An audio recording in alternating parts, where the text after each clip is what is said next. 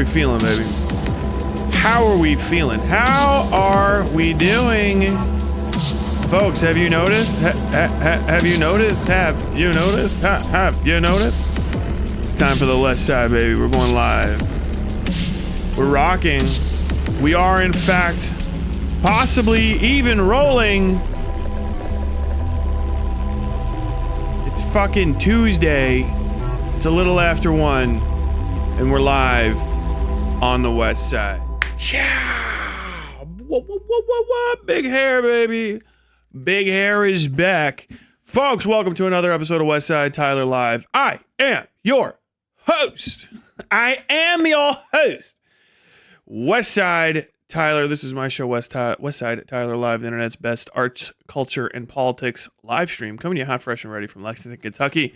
We're on live again. We've got a whole week, I think, of live streams this week. And I'm going to be working on some other stuff at nighttime. At nighttime, in the dark. In the dark. I know what your cat does in the dark. Whatever that fucking... Remember that song? My cat knows what you do in the dark. I have no idea what that fucking... Somebody did a cover of that once, and the lyrics completely changed in my mind. Folks, we got a good show coming up for you today. I'm going to be reviewing... What's that? The first time in a while? Maybe ever? I've done a review of a debate I already put up. Or I already... experienced, I guess, at all. I'm making a video about Hutchinson, right? I don't know how big it'll be or how like involved it'll be, but I have to go back through that fucking debate because it highlights a lot of stuff. And I was like, oh man, I'm gonna have to fucking rewatch that thing again. And then I went, you know what I could do? I could fucking torture you dipshits and just do all my note taking and shit while I'm on stream, because this is what I do is I read stuff, watch stuff, whatever, and then I take notes as I go through it, including like time codes and stuff. So that's probably what I'm going to be doing. Well, it is what I'm going to be doing. It's not even a probability aspect. It's just what the fuck is going to be happening today at a certain point as well. We're also going to be talking about a missed item from yesterday, the New York City attempted New York City terror bombing by not Hassan Piker. I swear to God, when we get into this, it's going to be shocking. I don't know if you guys have been following it, but it's actually pretty fucking incredible. Are you tripping, or did I change the camera angle again? I changed the camera angle again. But like I said, this is West Side Tyler Live. I'm West Side Tyler. If you guys like this show, or you know, even if you don't, do me a favor, hop down there real quick, hit the like button. I always forget to do that when I start. Hit the like button. Make sure that this stream starts reaching some other people. And you know, if you want to, go ahead, clip chunks of this, share it wherever, and talk about what I am. Talk about what I am and what I am not. Speak of the rain and the river moon and the shining of the sun on the trees in Everdale. For no long saw that sun shine on them evermore, burning as they do beneath the flames of Cantil. Burning, burning still, burning. Join the Discord. It's the best way to keep track of what's going on with the show, of reaching out and talking to other people that are here. If you're like, oh, I like talking to these chatters, hey, join the fucking Discord and talk to it, all right? We got a pretty chill community. I just ask the mods to actually start moderating some other additional stuff.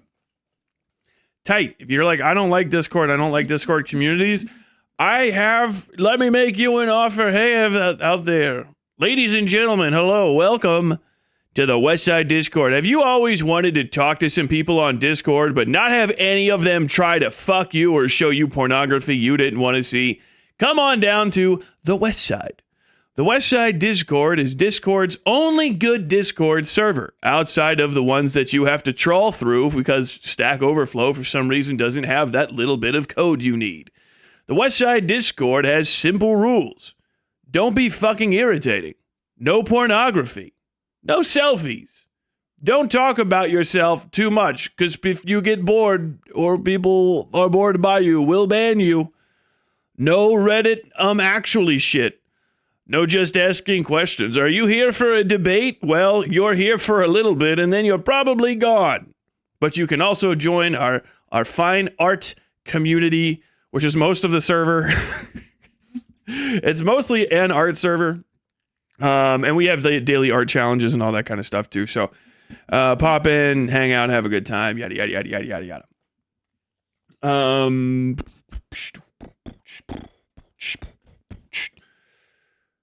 Why did I take that down? AP. You know, it should just be in my history, right?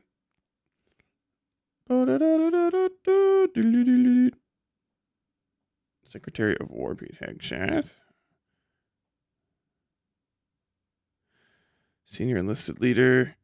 Jesus, I just did one little bit of research. I shouldn't have bothered.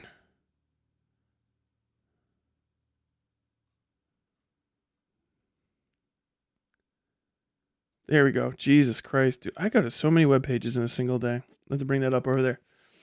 What in the fuck was I saying?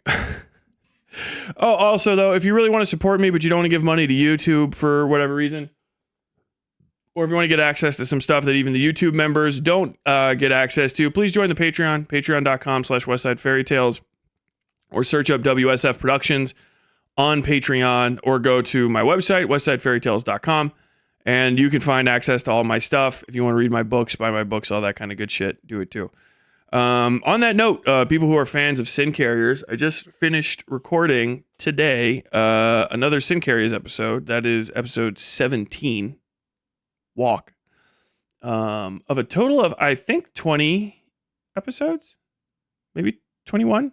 And the last one's long, but that means that we're wrapping it up. We're wrapping it up, finally. I like I said, I don't know if I'm going to be putting any sound effects and stuff on there, because I kind of want to just move on to other projects, but I also want to get the rest of the story out. So, I guess for West Side Fairy Tales fans and fans of my fiction writing, what I'm planning on doing is actually still releasing West Side Fairy Tales episodes, but they're going to be like as produced and stuff, because doing all the extra production didn't get like a gigantic extra bit of people to start watching it, because fucking COVID hit, and then once COVID hit, nobody was listening to fucking podcasts, and everyone works from home anymore. So the podcast market dried up if you were not like a hardcore person. So really, just there's no fucking return on dolling those up super hard, and people just want to hear the story anyway. I've heard they'll still have some music. That's nice, because I made it all. But me going in there and fucking panning an hour's worth of episode for, 5 or 6 days is probably not going to happen. However, other stories that I've written, I do still kind of want to put out. So I'm considering putting them out there, or at least reading them for the Patreon. So go ahead, hop on the Patreon and get there. Patreon people, by the way, I'm sorry. I have just been busy as fuck the last 2 Mondays, and I completely forgot to do my updates twice in a row. I forgot to do my update today as well, because I had to deal with like a bunch of other shit. So yes, I am finished with that announcement. Join the Patreon, patreon.com/WestsideTyler, Westside Fairy Tales. Whatever it is. Go to westsidefairytales.com for anything. If you want to know anything about me at all, westsidefairytales.com. It's very funny. Someone tried to make a hit piece video on me. And like one of my favorite things I've ever seen, that actually like I was giggling my fucking ass off about it. You can watch this. This is the DGen Lolcals made a hit piece on me video. They included, well, they're trying to crazy make me, right? And for my for my like Patreon video, I think it was, or whatever, but I'm pretty sure it's on my website as well. Sweet cheeks, what are you up to right now? Here, you trying to get out of there? Wow. I made like I tried to do a Jacob's Ladder style, like, you move your head and it kind of smears across the screen type deal. It's like a fun camera trick that you can do. And I was doing it, and then they put it in there like they found footage of me in the raw. Like, oh, we just found, he forgot to delete this Instagram post. It's me being like possessed by a demon. It's fucking awesome. Oh my God. Patreon kicks ass, tons of great stuff. Yeah, the Patreon's been around too. So even if you are just in here for the West Side Tyler stuff, the West Side Fairy Tale shit goes back for a minute. And it's also the first place I'm going to be putting music that I make for stuff, which is what the last two posts were supposed to be, were the songs from the most recent video. So Hutch vid when. I'm shockingly busy this week. I lost a bunch of hours. It was, I had to go do DMV shit 2 days in a row, and I lost like fucking 8 hours over that. I swear to God. Oh my God. But hopefully soon. I don't intend to put a great deal of like effort into it. I say that being me, it's me not putting a great deal of effort into it, which is other people's. This is the hardest thing they worked on all year for whatever reason. That's not a flex. That's me talking about how quick I am to waste my own time. But yeah, and I might actually drop a different video before that because there's something that's just like, something just hit me yesterday. Like a ton of quaaludes that I want to talk about. Where in the fuck?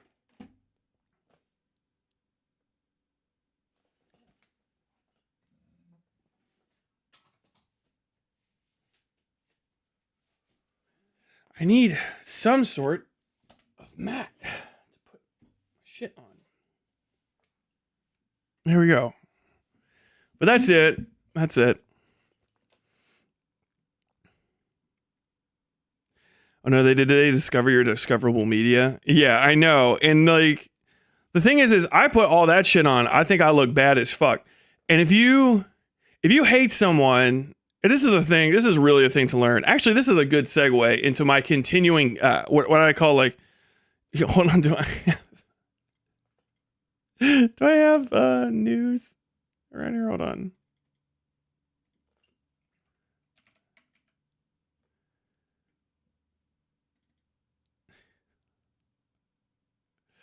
Come on, play.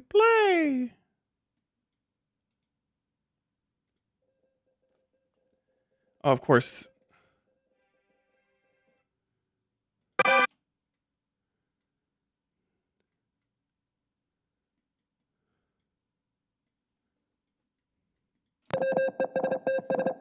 Ladies and gentlemen, Iran Cuckwatch continues.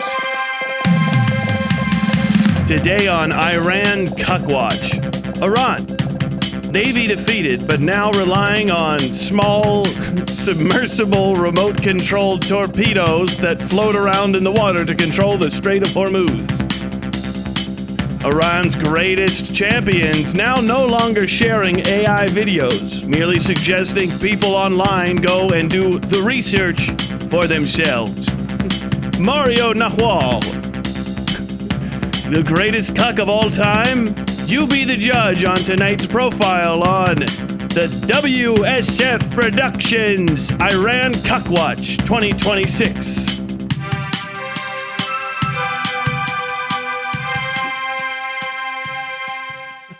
I swear to God, bro. It's gotta be a fucking segment. Oh, I gotta start fucking making enough money on this channel to get a fucking editor back. I cannot, it's fucking awesome and like depressing at the same time. I keep doing this. It's every day. I wake up. It's every day, bro. I wake up, whatever, do some stuff, and then I don't have Twitter on my phone. So I don't see Twitter until I like open my laptop or I get on my desktop or whatever, because you know, I don't, it's a fucking time sink, that thing.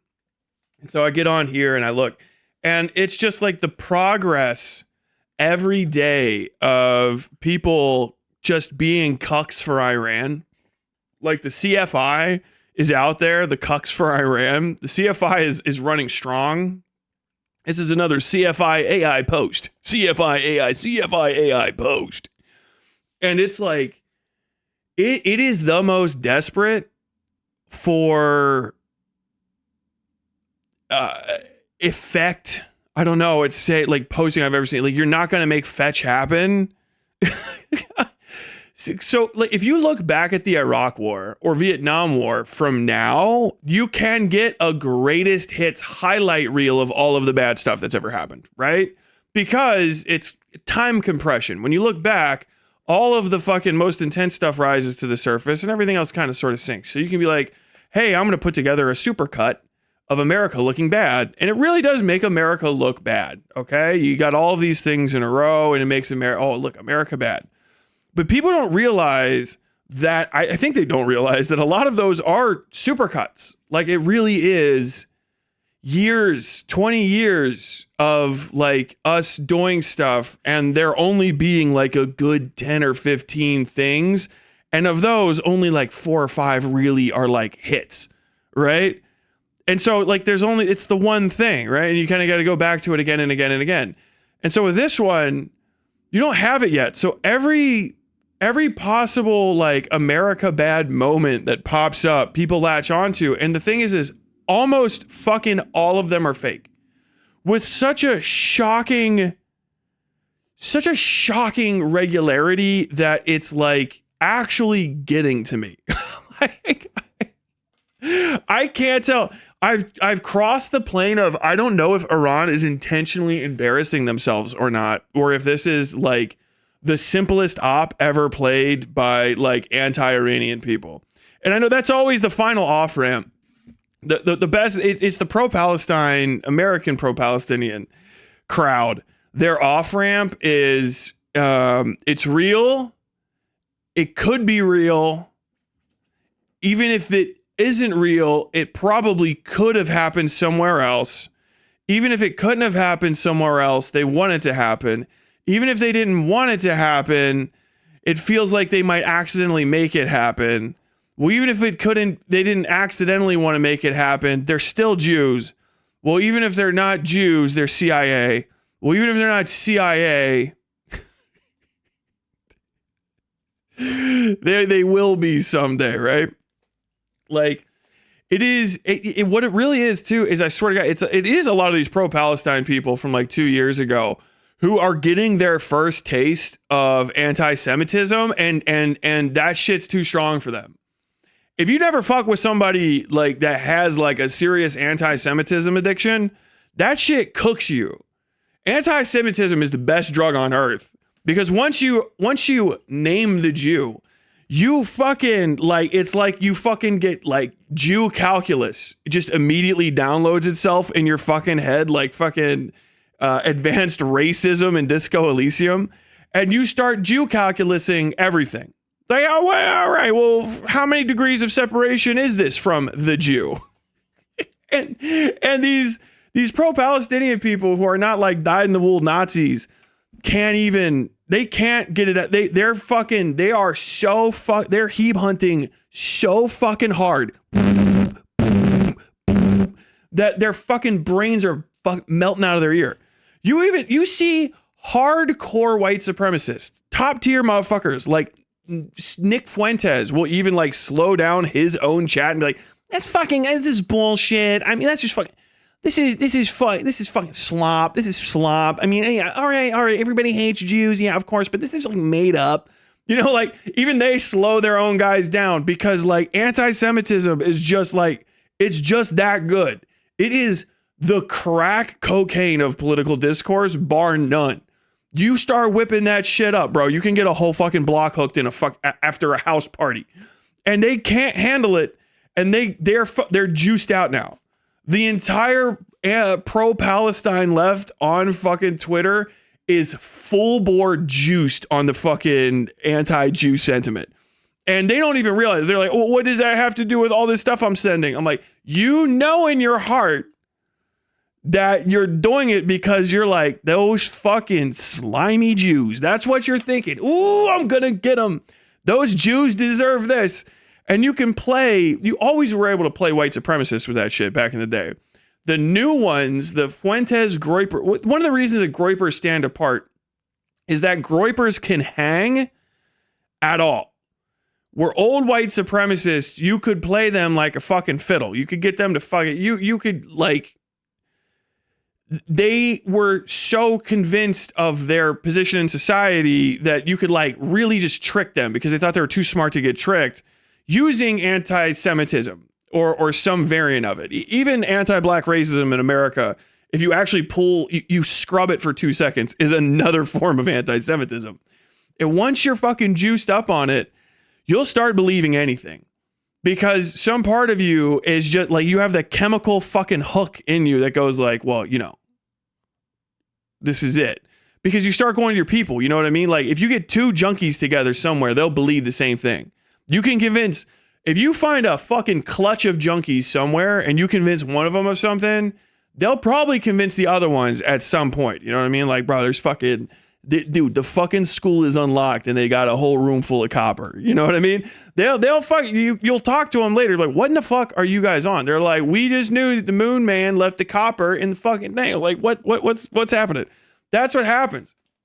Once you start getting that fucking, once you're hooked on juice, once you're hooked on that fucking anti-Jew juice, you will start fucking believing anything. And that's what this entire Iran thing is people fucking hate Israel. Can't stop talking about Israel. They can't. That's the fucking best part about it. Is America is doing everything. Israel literally had Big Bro come in and take the fucking controller. Like raw. That's what happened. Donald Trump's like, move over, loser. If you never played 2K before, watch this. Scottie Pippen. Thump. You know what I mean? Like, that's what's going on. We have 3 fucking, the whole fucking strike force is there. We have 2 carriers now. A third one's, I think, heading back for refit and refuel. We're doing rotative pummeling of fucking Iran to soften it up for a land force invasion that for people to go underneath what the bombs can't penetrate and destroy anything that's underground. Not necessarily go in there very deep. Well, you guys got the nuke material. We don't have to take it out with us. We actually know exactly how to collapse this tunnel using a few fun items we found on hand. That's probably what's going to happen. But like, people are so fucking jacked out of their fucking mind. Eyes boggled on anti-Semitism. Hey man, have you ever tried Zog? Fucking, they can't. Benjamin Netanyahu is a ghost everywhere. They're seeing fucking flashes of him on the side of their fucking eyes. Bum, bum, bum, bum, bum, bum, bum, slurring their words and shit. Fucking, it'll be like America shot a fucking bomb at a missile launcher. And then their people are like going out of their minds trying to figure like, what did Bibi Netanyahu do now? What did the Jew have to do with it? Why didn't you mention the Jew? Why did you remove the Jew from this statement?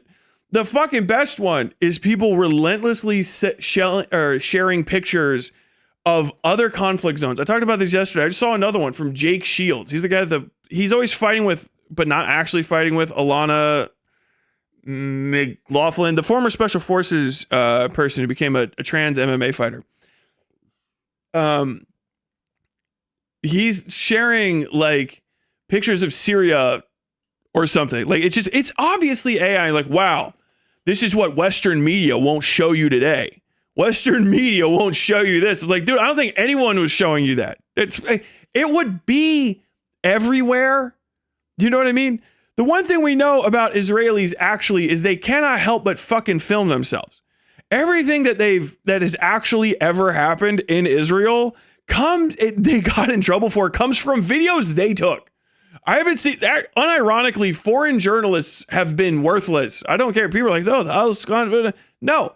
Everything I've seen where I'm like, damn, Palestine really be, or fucking Israel really be fucking up here in Palestine, comes from Israel photographing themselves doing stuff and going like, we did this. Like, you're an idiot. You fucking moron. They cannot stop filming themselves. Israelis are known even by themselves to be one of the most vain, camera hungry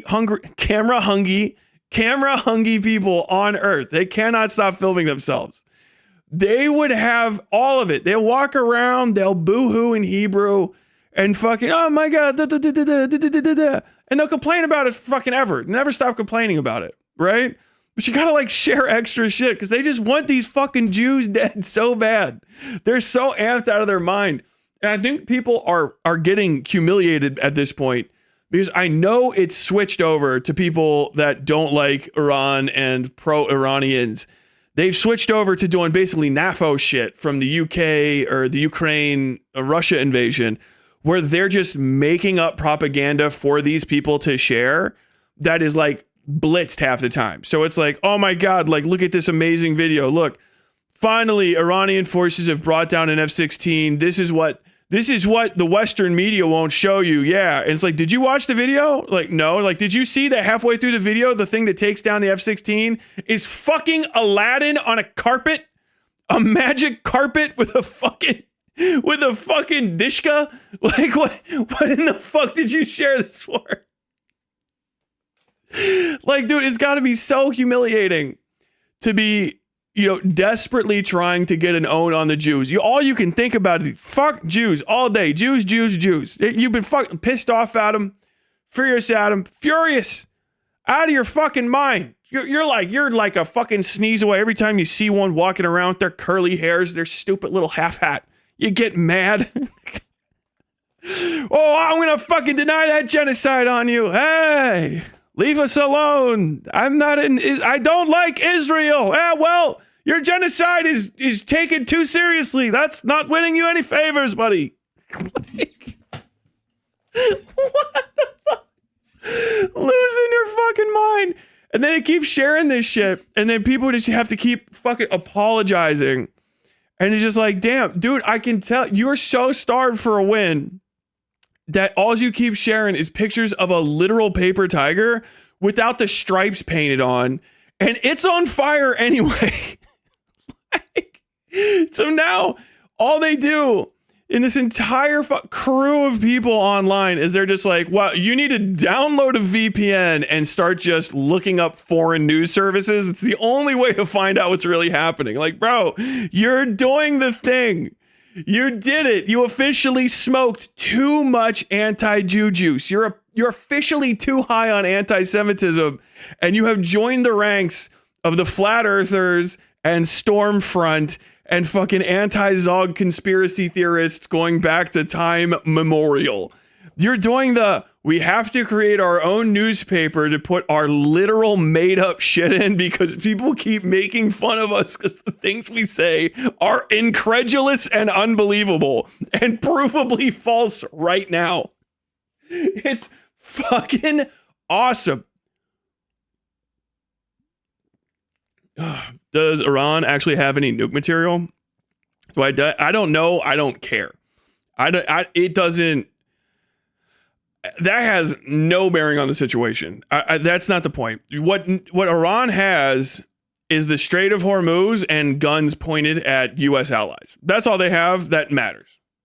That's it.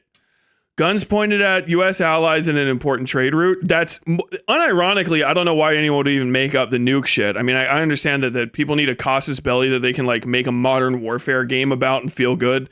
But like in terms of risk to America that we reasonably could use the military to avoid, yeah, our allies being shot with your missiles that you keep making. You're never going to stop shooting them because they're never going to stop doing what they're doing. So when we fucking wheel the math out, the two natural forces here still have to result in you getting fucking clapped. And we need that strait. We need that Strait of Hormuz. So you got to go. That is the most simple cause for war ever. That's what all of the old wars used to be fought about. People don't follow enough history. Before Europeans started inbreeding and deciding that they lived at the center of the world, and you had to start fighting constantly because some inbreeder signed a contract with some other inbreeder about like, if anybody ever walks across the 38th parallel, I have to give you my watercress sandwich and you have to attack Austria. Like, whatever the fuck. A series of contracts made by people with one blackened ball and a shriveled fucking eye or whatever the hell. Before that, you just fought wars over whatever the fuck made sense to kill people for, right? Like, there's like land and shit, and I know people are like, land, right? But like, once upon a time, it's like there's two places, nation states especially, it's like, We want unfettered travel, and we're not paying you any fucking taxes because we don't want to, and you don't provide anything for taxes. We want unfettered travel and no taxes to travel through the attic. Okay, the attic as in like a place. It's some Greece shit. Okay, yeah, well, no, and fuck you, and we're here, so if you want to travel through that area, you have to pay us taxes. All right, well, we're gonna fucking wage war against you. No, you're not. Yeah, we fucking are. Who the fuck did you just say that to? Oh, I was pretending the UN exists. And then you go and you beat that motherfucker's ass, or you lose. Oh, fuck, I guess you are paying us taxes. Also, but all of your oracles are our oracles, and 50 slaves from your noble class. We're going to remember this in 25 years. Yeah, I bet you are, but I'm going to be dead of the plague, and I don't give a fuck, okay? Thank you. My name is now Greg the Magnificent, because I won.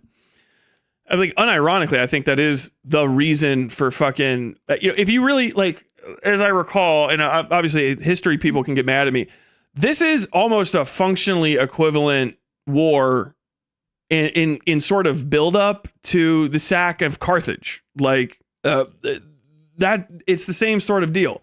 Like Carthage is a motherfucker. Fuck Carthage. If you're Rome, fuck Carthage is Carthage, right? Once upon a time, maybe, yeah, they scrapped with you and it was like, oh, fuck, look at you guys. Yeah, but you still lost. And fuck you. And then Carthage is like getting heirs and you're like, well, if we let Carthage is peaceful now, but like, obviously, if we were in their situation, we would be peaceful too, because we don't have enough money. But if we wait until we're weak and they keep getting stronger, then we're going to be in a position where one day they can challenge us again. And so you have like, no, Carthage delenda est, Carthage delenda est, Carthage delenda est. We can't pretend for a second that Carthage must be permitted to continue to exist because they're friendly. They will one day not be. Memories of men are long. Thus, Carthage must be brought to ruin, and the memory of that city wiped from the earth. And like, yeah, that's actually a pretty good fucking reason. It doesn't sound like a great reason, especially if you don't like war. You're like, oh, killing people is bad. Like, yeah, but if you don't get them now and just put a fucking whole quash to that, just right now, they will eventually turn into something that's a pain in the ass, right? And like all of the people are like, I don't like that. It's like, do you like it when Goku gives fucking Cell sensu beans, or was it Boo? Do you like it when Goku shows up after everybody's been getting their fucking shit thrashed in the area? Hey, now I'm gonna give you a sensu bean before I fight you. No, you show up like Vegeta, you land on the back of that motherfucker's neck, and then you do a fucking whop, and you fucking hit him with the whole goddamn caboozle. Kakarot, why are you giving him a sensu bean? I wanted to fight him at his full strength. You're a fucking idiot. You know what I mean? Like, those are the most common reasons to go to war. If you're like, oh yeah, the UN General Council, like the UN General Council can suck a whole dick because of a series of reasons. First off, obviously you have no power here. You guys have not been putting yourselves in a position where the UN is going to do anything about anything. The UN has already failed to act valuably almost ever. I think the one person we were talking to recently was like from Sarajevo or something, Bosnia and shit. Obviously, like something to some degree there. Yeah. Okay, the UN's like great. But when it comes to, Ukraine and shit, modern stuff, especially large scale entities, the UN doesn't do shit. The UN's a great place for people to talk on neutral ground, and hopefully nobody's going to get poisoned or shot. As a that sort of thing, it's great. As a like, hey, we're going to pull together resources and have some assholes in blue hats sit on Darfur or some shit. Oh, okay.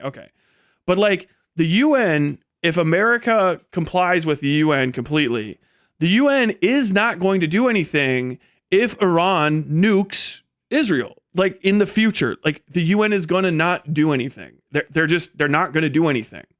There is no argument to it. They're going to do nothing. And if you're just like, well, they'll do continuing, whatever the gibberish is, I don't follow the UN because it doesn't matter. It's like weird. It's like paying attention to somebody else's postage stamp collection. Like, okay, the International Criminal Courts put out a warrant for, I don't give a fuck. They don't have arresting authority. When the International Criminal Courts hit a hard site, strike it, abduct whoever's in there, take them back, try that person fairly, and then hang them, I will give a fuck about what the International Criminal whatever it does. But like right now, Kentucky State Police has more fucking power to do anything about anything than they do. So my respect and my attention goes to the KSP before it ever goes to the International Criminal Court. I always find it very funny when someone's like, oh yeah, I worked my entire life to work there. Like, what? You got a whole degree? Why do you need an entire degree to go work at the International Criminal Court? You guys don't, it's like, you could physically replace every single person there with a fucking 8th grader that can kind of read and write, and you will have the same outcomes. The literal same outcomes. People actually might pay a little bit more attention because they'll go like, oh, you're adorable. Like, what? You got a whole law degree in international law to go work for the ICC? Why? And there's no response to that either, because the only response is like, well, we take it very seriously. Okay. You know what I mean?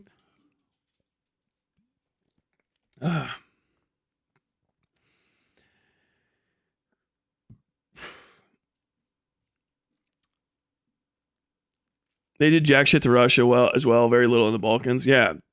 And so that's the kind of thing. People are like, why are you ignoring international law? And it's like, it's not just that it has no bearing on us because we can break it. It also would do nothing for us. That's sort of the point. International law is highly impotent. The whole purpose of it, to explain why it exists and anybody fucks with it at all, is to essentially help as an accounting aid in terms of international political capital. So you can do stuff like, say, like, you know, we abided by this, you abided by that. For countries that are not in a position to wield the largest military in the history of mankind. If you have some small fucking, you know, some dinky fucks, right? You know, it's Belgium and fucking Portugal get into it for whatever reason, right? And they're both pissed at each other about some fucking island in the middle of the ocean. They should follow international law, because even though, you know, Belgium and Portugal probably have their pride and their national fucking esprit, they are next to a bunch of other people who are relatively the same size, who would benefit from them weakening themselves if they wanted to take them over, so to say, or would be irritated by them fucking up transit and commerce, et cetera, et cetera, et cetera, in the area. So in that case, yeah, you should follow international law and stuff, because if, for instance, you're Belgium and you want to go to war with Portugal for some reason, and you bomb Portugal, but on Portugal's ship fucking had like 15 Germans on it, and those Germans were important, and the stuff that was in the hull was important. Now Germany's mad at you. Germany has a reason to like ask for reparations and alleviate the circumstances of the issue in a court that everyone has decided actively to pay heed and homage to, and settle their differences without resulting to conflicts that could spiral into a world war, because Europe is a fucking seedy shithole filled of sweaty people led by inbreeders. You know what I mean? When it comes to the United States, there is not as much value in it, because if we have any issue with any of our neighbors, those neighbors are Mexico and Canada, who are our hat and our jockstrap respectively. I'm just kidding. But like, we're on extremely good terms with them, regardless of the racism towards Mexicans and the border wall and stuff. That's really not just for Mexico, but for the entirety of fucking Latin America, many of whom are treated extraordinarily badly by Mexicans. Trust me, there is a very good reason that people do not stop walking once they start trying to get to America, and it's because nobody in those other countries is fucking particularly nice. They'll put you up for a bit, but they're like, you fucking stay there. Mean as fuck, dude. It's a really scary thing that those people go through. But like, we can just talk it out. Really, we can, right?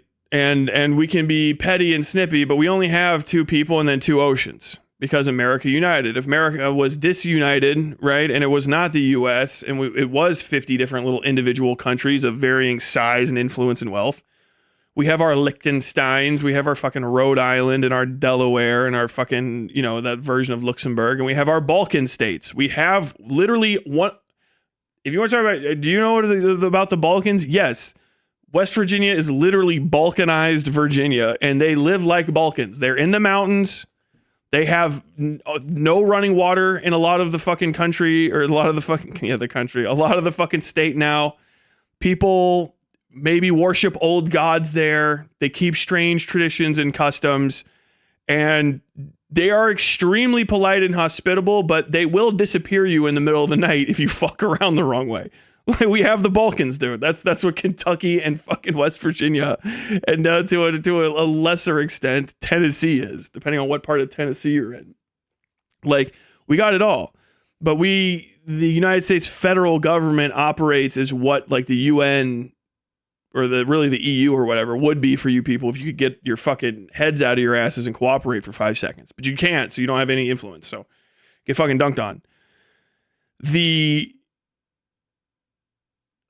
issues with America acting out of fucking school is like, yeah, we can bother the Middle East a little bit, but Iran is already clearly not friendly in the Middle East. They fucking shot everybody immediately after going. Yeah, those other countries would be like, yeah, America bad, because you got to fucking watch out for Al Qaeda going and doing additional fucking bombings. But nobody gives a fuck about them. If anyone cared about Iran, they would attack us immediately. The best way to attack the American fleet is for all of the Middle East to attack us at once. You know what I mean? Get all those places that got bombed that are actually deeply upset with us. They could just attack us, and we'd probably have to take a serious defensive posture and move offshore. They don't give a fuck. We're still living there. We still have bases there, and there's a reason for it. And it's because people don't like they fucking do not like Iran. They don't. The whole Middle East has a fucking generally negative opinion of that fucking state because it is run by a dictator. It's run by the kind of person who's going to shut down, or the kind of people, the group of people who are going to shut down the fucking Strait of Hormuz and try to fill it with fucking bombs and fuck up the world economy just so that they can keep fucking tanning women up and maintaining this aggressive posture towards providing funding for terrorism and their generally bad for business anti-American sentiment. That's really just sentiment. That's it. It's just a grudge. They just are holding a grudge and refusing to get rid of it. So they have to be disarmed. There's no reason not to do it. That's the thing too, is like, you can say peacenik shit. You can say America bad. You can say it's expensive, da da da da da. But honestly, when you look at the long-term ramifications, especially once the bear was poked, so to say, and you saw what they would resort to within moments of conflict beginning, that they would not fixate on the people attacking them, and they would in fact attack the people that are around them with enough indiscriminate aiming that they would just gladly welcome civilians from other countries into collateral damage fucking escalation against the US. You can say, okay, yeah, it's in everybody's best interest to keep America at bay with a stick and a nice big fucking chunk of fucking meat on the end of it, a can of dog food or whatever. But Iran probably has to go. There's every country that's over there that has issues with Al Qaeda, with ISIS, with any of these number of fucking terror agencies. If they're not the ones specifically supporting them, those terror agencies get their funding and they get their support and their supply from Iran. So as long as Iran has a functioning economic engine, because they're basically China's one inroad into that area, and they can sell oil that way and all that nonsense. As long as they have a functioning economic engine, some chunk of their GDP can go to weapons production, and it can go to funding, supporting, even training terrorists who leave Iran and go and do terrorism wherever the fuck they want. And those terrorists are cellular. They cannot be argued with. They can't be bargained with or even bartered with, because you can't make deals with Al Qaeda. It's not because you can't negotiate with terrorists. You can do stuff that's one time only. Like, I can usually just buy back a hostage. That's it. But you can't pay Al Qaeda to stay off a block because Al Qaeda is cellular. It's 4 guys, 10 guys, 2 guys, a guy who has decided to engage in jihad against fucking whatever the fuck they're thinking about at the moment. Maybe they're actually criminals and they have some sort of code and are like money focused, but they can use Al Qaeda to make their fucking dosh, or maybe they're actually just a legitimate religious extremist. They can't be talked to in a valuable way because first off, they're hard to find until they've done something. And second, even if you cut a deal with one Al Qaeda cell, you know what I mean? That doesn't mean that that deal is honored or even known by other Al Qaeda cells. That's kind of the point of it. That's why Al Qaeda is pernicious and ongoing. I don't know if there's even a unified leader of Al Qaeda that's recognized by a lot of it right now. That kind of comes and goes. But it's not a thing like the United States government where you have a leader that is operating and telling people to do stuff. They're around. People just declare themselves members of it, right? You swear, and like ISIS has a somewhat of a leadership, or at least they did, because they're supposed to be a caliphate, so they should have a caliph. But, you know, they operate cellularly as well. So you say like, you know, alhamdulillah, fucking, there's a word for it. It's not fatwa, it's jiber. I can't remember, but basically you swear allegiance. Damn it. Okay, almost knocked my contact on my eye. Ugh. You swear allegiance to the current leader of like Al Qaeda or a certain group, right? Zarqawi did this for Osama bin Laden, even though Osama bin Laden was, you know, hanging with the Talibs at that point. And it's like, yeah, we're going to throw in with your mission, but we still operate independently of you. We'll do things that you ask of us, but we obviously have our operation zone, but also like there is no way to penalize them or control them otherwise. Like, it's not like, you know, a member of the United States military is going to be like, hey, do what I tell you. And if you say no, it's not like they're, you know, we have to send someone in like fucking Colonel Kurtz to go get you, like you're Colonel Kurtz from fucking Apocalypse Now. You more than likely everyone knows where you are and who you are, and your pay is connected to your good behavior. So kind of you try to fucking go AWOL, we'll cut your fucking pay off and stuff. It'd be like, it would be insane. It's counterproductive. But yeah, for somebody that's in a terror group, you got to go find them and shit. You have to like, oh, okay, what's happened? Well, we have one rogue terror cell. What are we gonna do about it? Like we're gonna fucking ignore it and hope that the fucking Americans, really, you might just rat on them to the fucking French because the French will come and kill that motherfucker in a night. So it's like a whole deal. It's a whole thing, right? And so like right now, America's a known awful thing on this earth that has pros as well. All of the cons generally, and this is the issue with America that bugs people, and it's one of the things that the fucking pro-Palestine people are always simultaneously hyper-fixated on and also don't understand, is that people aren't mad at America because while America does bad things, it probably doesn't do them to you.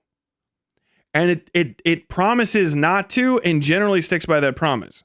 Like, it's rare that anyone on earth has actually been fucked by America permanently. There's a lot of people that you're like, what about these millions upon millions? Like there's like 6, 7, 8, 9 billion people on earth.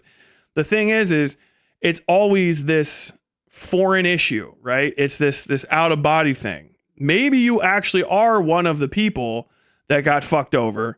And then in that case, it's like, okay, well, what did you get out of it? Well, they did kind of rebuild shit after they left, but they killed my fucking brother. So like, fuck them. Okay, well, what are you going to do about it? Well, I'm going to make it everybody's problem. Anyone that fought with them, I'm going to attack. Okay, so you're going to go from fighting America to fighting anyone who is friendly with America because they're the only ones you can get at? Yes. All right, well, you're our problem. Pop, pop, pop, pop, pop.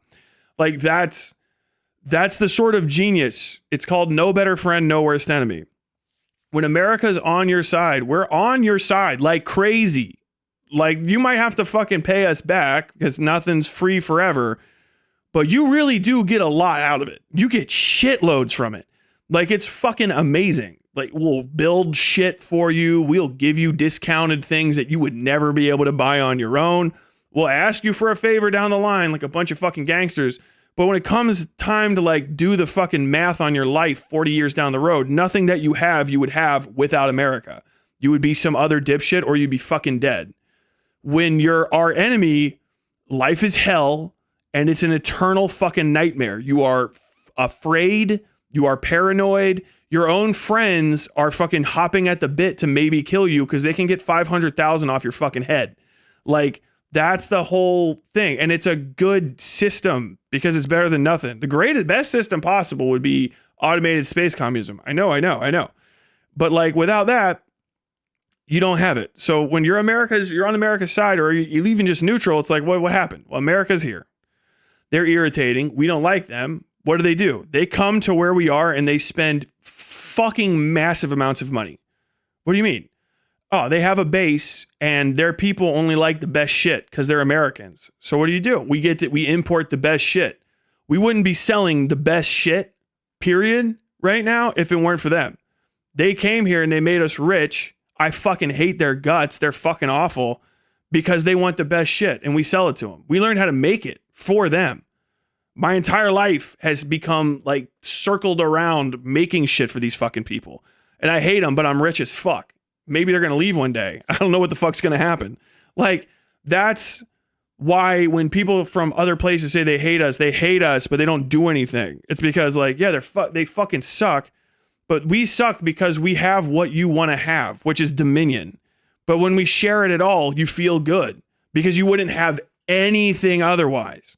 Like all of your money comes from and your conflict comes from just trying to bargain with us about how much of your shit you want to sell us. And we're going to buy it from you and we're going to make you filthy fucking rich. Richer than fucking God and Jesus. We're going to sell other people's shit that they need to buy shit from you to use, and it's going to make you fucking rich. There's going to be people in your country that are going to say not to do business with us, and they're going to become poor and irrelevant and fucking bitter and small and sad, and you're going to look at them and go like, damn, I was listening to you, and I don't like them, but fuck, I have so much shit. I have so much fucking shit right now. This is fucking awesome. And you will not want to fucking fuck with that. It's basic crime shit, man. And people don't realize it's like, oh, you wouldn't give things up to make life a little bit better for other people across the world? No, no one does. No one does that. No one wants to do that. And your only recourse is to try to make people's lives worse directly because of it. And when you do it, you always make them more mad than they ever could be at us. You're getting fucking outplayed by chess. It's big bank. It's house takes all shit. And people just don't understand it as just a function of what you can observe in history and what's happening now. People just got, this is the end of America. How? Dude, Russia has been taking a fucking limitless L to Ukraine for longer than World War I has lasted, is the current talking point about it. They've been fighting in Ukraine for longer than World War I. They have more than decimated. They've almost fucking completely eliminated their fighting age male population for like the better part of like a decade. Same with Ukraine. And their economy is fucking shit. Their reputation on the world stage is gone. And they're still fighting. They're still fighting. That's Russia. They don't have anything compared to us. We haven't even had a single moment of anything worse than gas prices. Do you understand how bad that is for y'all? If you're like, America's going to fall. America is going to fall at any point. The American experiment is going to be over. America cannot withstand this. Like, bro, the gas went back down already. You're not even observing the situation. Like, your wins are, we lost a 7th guy. The military has over 1 million people in it. The dude we just lost was in the Space Force. He's not one of the scary ones at all. You guys haven't even started having to trade with Marines yet. Not in a good, not really, as far as we know. They would tell us immediately, oh, the casualty numbers have to be high. They have to be unignorable. Dude, if the casualty numbers moved past into the second digit too quick, we would see force mobilization throughout America. We would all know the fucking bases are where we live. People in North Carolina will tell you tomorrow if people are deploying from Cherry Point. You'll see it happen. It's not a fucking black box like other countries. We love it when you watch. We're going to sell you video games about killing these Iranians. You know that, right? Do you understand that? Those fucking Iranian nuclear silos are going to be a level in modern warfare that people complain about. That's your legacy on Earth. That, like, you trained for it, you fought for it, you complain about it, you waited your whole life for this moment, and you're just you're not even a side character in our story. You're a side character in a story we're going to make up for you so that you're a little bit more threatening than you actually were. Like, that's this is crazy. I don't ever give myself the best outcome for stuff, right? I always think, like, it's probably going to be as bad as it can be because that's how I want it. That's what I want to plan for. I want to plan for the worst stuff. And this is this is insane. This is crazy.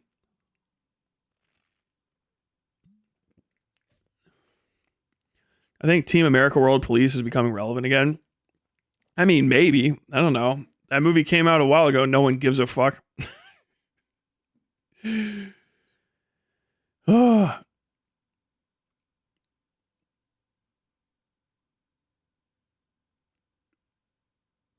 Tyler Stream jump scare. Welcome. But I don't know. That should probably be the end of it. People are generally convinced that Americans lost like 4,000 soldiers because Iran shot a bunch of drones on American bases that had been mostly empty days before. I mean, yes. Like, I don't know what to tell you, man. I've been mortared. I made it. Fucking drones, whatever. Okay. All right. They moved you into a hard site. All right. Yeah, we're gonna move out of the soft site into a hard site. If there was thousands of guys dead, it would be everywhere. Like, a lot of these people, the ships are loose. There's rules of notifying people that are injured, and especially if they're backline people. Like, you won't find out if, like, maybe like a Navy SEAL gets cracked. Delta Force, like a SOG guy, right? There's probably some of those guys that will be marked as MIA and never marked otherwise for like reasons. Even maybe in a conflict like this that's just open and not like, fucking secret war shit. But like, once you get down past like SEALs and maybe some MARSOG shit, if it's Marines, naval personnel on ships, it's gonna come out because they have to notify the next of kin. They have to. It's one of the rules. People get more pissed off about that than the people dying and shit. Like, they're gonna go tell you, and people are gonna know. You're gonna write back home and shit. Like, they're not supposed to. Tyler, I don't know if you know this, but they're not supposed to. It's a secret. Like, I know. Yeah, trust me. I know. I was there. People do it anyway. Everybody fucking knows. I remember constantly hearing the Rome collapsed because of internal strife, just like the U.S. version of that claim the entire time I was in college. It was just as stupid then as it is now. Yeah, it's praying. Like you're literally just, God, please let America fall. Like, okay. All right, any second, man. Any second. Doubt it's 4,000, but it's definitely higher than they're letting on. A bunch of those videos around of drones hitting the hotels and those soldiers moved to. You are a fucking idiot. Bro, have you seen Twitter though?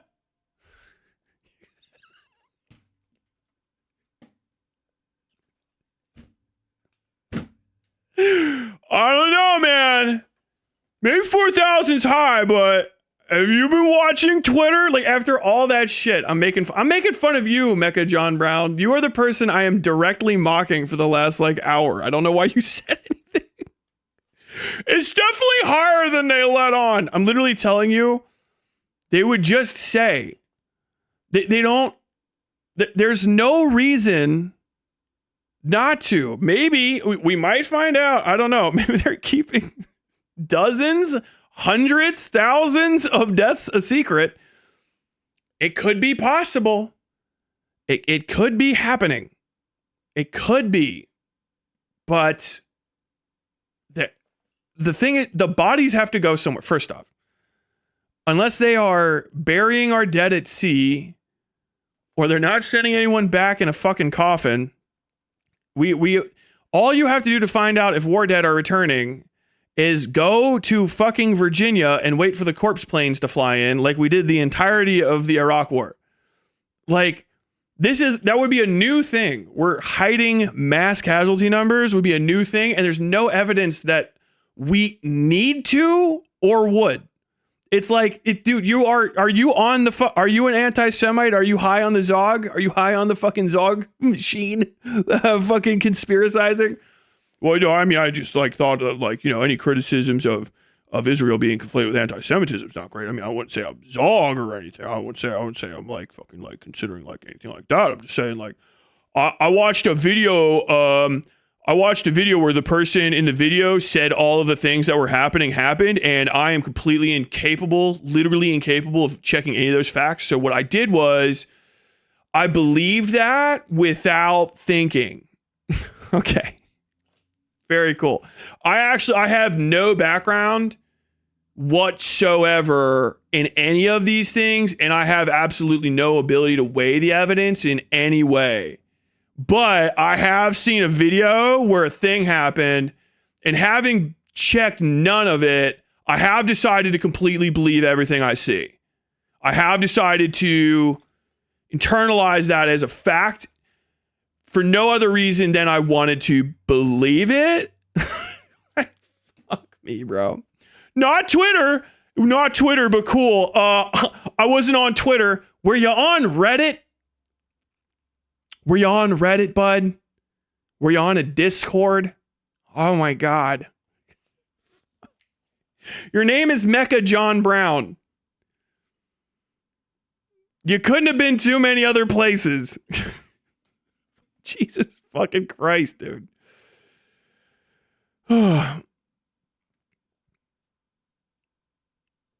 No reason. They're so sensitive about seeing Americans in coffins that Fox News had to use old footage from a previous dignified transfer because Trump was wearing a campaign hat.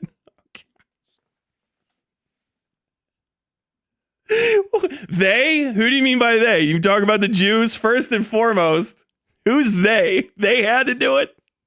If you just say Fox News did it one time, okay, I don't. I believed the thing I saw because, I don't know if you know this, but Fox News is untrustworthy. Fox News was not reporting these facts, actually. Fox News has nothing to do with this, but the existence of Fox News, and further, the existence of the Jew conspiracy, the Zion-operated government, leads me to believe that they are lying. So you tell me, my friend, the Jew is shifty and untrustworthy. He hid the dead body of American. Very clever. You are aware of the Jew, my friend. You have knowledge of their shifty ways.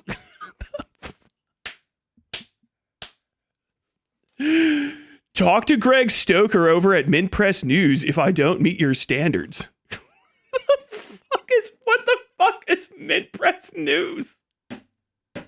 Let's see. Mint Press News, but you don't, by the way. Greg Stoker.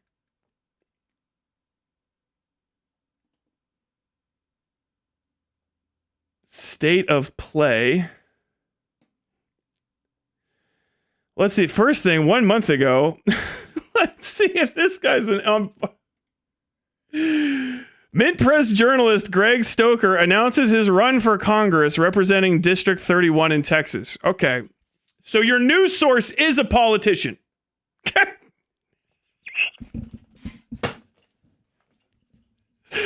I know you're not going to just go take advantage of a rope sale at Home Depot anytime soon. So I just want to hammer this home. Your guy, Mint Press journalist Greg Stoker, announces his run for Congress representing District 31 in Texas. Your best news source is a politician currently running for office. How do you live on a day-to-day basis without wanting to just fucking put your own eyes out with a ballpoint pen? What? Fuck, it's so hard not to tell you to neck, bro. You should feel humiliated. If you don't, that is a fucking stain against you. Holy fuck, look at this. If you don't believe me, you should go check out Greg Stoker. Okay, what's Greg Stoker doing? Let's check him out. Mint Press. Here I am doing it. We're currently in Chandler Creek outside of Round Rock, where Texas District 31 starts and goes all the way up north past Fort Hood. So this is a highly controversial site of a potential skybox data center. Incredibly wealthy corporations. This is Mint Press News. He's using Mint Press News, his investigative journalism, exposing the architects of the U.S. war machine. He's using his own fucking newspaper to announce his run for office. Like, that is not what I would call unbiased reporting. Who is this guy? Who's your guy? Who's your source? Who's your source on this news? Smart fuck. Who's teaching you the things that you know? Oh, he's just fucking one of those. He's the fucking Lieutenant Dan character, but with legs. He runs an Instagram news channel that he's currently using to run for office on an anti-war platform. I get my anti-war news from him. Okay. You did your fucking... You did it, man. You showed me what for. I turned it on. It's the first result when you look up for him. Hey, man, from a month ago, I'm going to be running for office. I couldn't imagine for a moment, as a matter of fact, fuck me. I couldn't imagine for a moment an ounce of bias that source might present. After all the things I said, all the points I made, I would bring that up immediately. I would stand tall and proud on Tyler. Go look at this fucking disheveled little fucking dork. He's running an Instagram channel, okay? It's Mint Press News. He's running for office.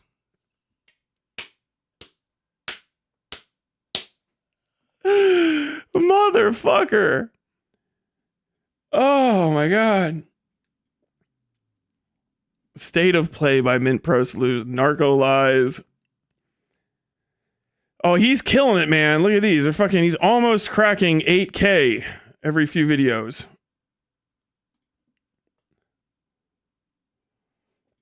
$103 subscribers. Iran goes max. Marines deployed to LA. That's from forever ago. Sham Trump, Maduro on trial, and Trump's Don Roe doctrine. Weapon, every death is a weapon. Okay, this is what we got going on. All right. Hello. Welcome to State of Play on Mint Press News. I'm currently traveling in the great city of Boston right now. So the hotel internet's been kind of... Why is this guy phenotypically Dylan Burns? Spotty. So we'll see if this live stream goes through. Hope y'all are doing well. Assess the order, consult the legal authorities to ensure that it was a lawful order, and I would to pay continents, expanding U.S. strategic dominion. It's also the crossroads between the defense sector, energy sector, real estate development. All right, my man's popping off. Good for him. That's not journalism either. That's just fucking that's the same thing I'm doing. Explanatory at best. John Brown was just Greg doing a fucking promo. That would be even better. Literally half an hour after you make we're gonna make our own newspaper joke. I mean, goddamn, dude. Oh my fucking God. Hey, whatever, dude. There's no hate against Greg Stoker. I bet whatever you're doing is perfectly fine. Or at least I hope it is. But Jesus, man. Your fans set you up. Your fans set you the fuck up. Where's the responses? Come on, get back in here. Get back in here, John.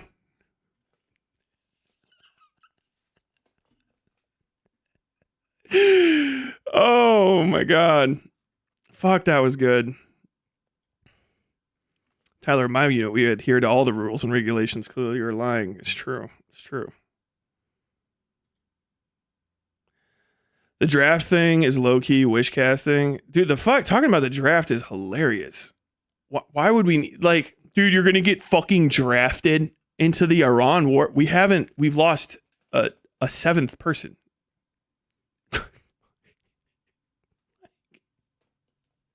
What the fuck are you talking about? You know how many people in Iraq, we lost what, like pushing 4,000 or 5,000 or something over the course of 8 years. I mean, that might have been both. It might have been all of Guat was like 5 or 6K people, right? Like, you know, every death is a tragedy, but it's still just like 3 or 4 per unit, maybe up to like 10 or 15 if it's like especially bad and especially hot time. We only did a surge because we needed additional people to fill space on the fucking ground. We didn't even need to refill the ranks that we were naturally replenishing our fighting force. We were just doing dual occupations over the entirety of 2 different countries. So we needed a few more people. The last time we needed a draft, Vietnam, we lost 60,000 some odd people, and who the fuck, that's for KIA and an ungodly amount of fucking casualties, and still needed massive amounts of people to try to fill territory in there too. It was just a mismanaged war effort, whatever the fuck you want to call that overall. And then you have like World War II, in which we're fighting a technologically at times superior and numerically functionally equivalent for what you could push front to front. So you had to have an unbelievably massive amount of people to do fucking grunt shit, and then also just fill back spots so that more fucking seasoned people could get to the front anyway. What about Iran requires a draft? Do you know what I mean? Like what on earth would require a draft? We could probably just put out fucking, Camaro bonuses and get everybody that we fucking need. Hey, y'all little motherfuckers want to play Fortnite for real? The joke we were talking about, but people will. Like, I don't know. The shit ass economy is definitely going to be a fucking driver. People talking about the poverty draft and getting upset about that. If I was fucking 18 right now and they were like, hey man, you know what? Actually, fuck it. I was 18 and the economy sucked then too. I was actually 17. Fucking, yo, you want fucking $20,000 to fucking drive Humvees? Well, you don't have to fight. I mean, you might have to fight if you have to fight, but you can be a bitch. You can be a backliner. Okay. You know what I mean? What the fuck? Carl Swindon would continuously bang the America will fall drum a long time along as racist. You know what's funny too is the reason America's falling on the left and the right is still Jews. It's like you're like, America is falling, its morals and standards are disintegrating. America's falling, its imperialism is getting the better of itself. Well, thank you, leftist and rightist. But what would you guys say is the reason that these things are happening? And together they go, the Jews.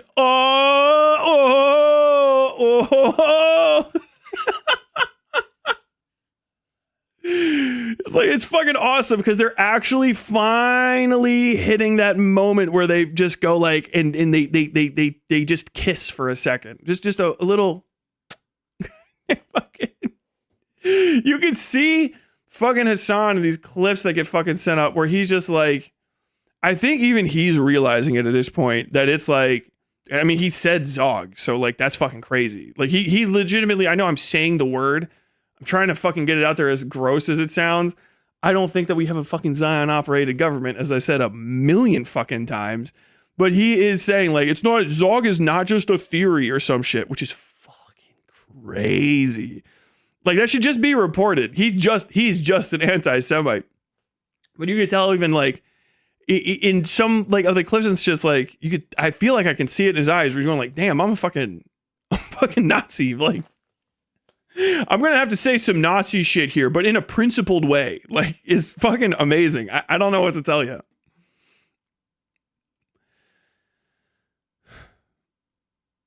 There's been a video game about the U.S. doing military operations in basically every Middle Eastern country by this point. I mean, we had to start making them up at some point. Wadistan. Ukraine and Russia have room to embellish. They're losing men in the tens of thousands. How do you hide orders of magnitude more dead than you reported?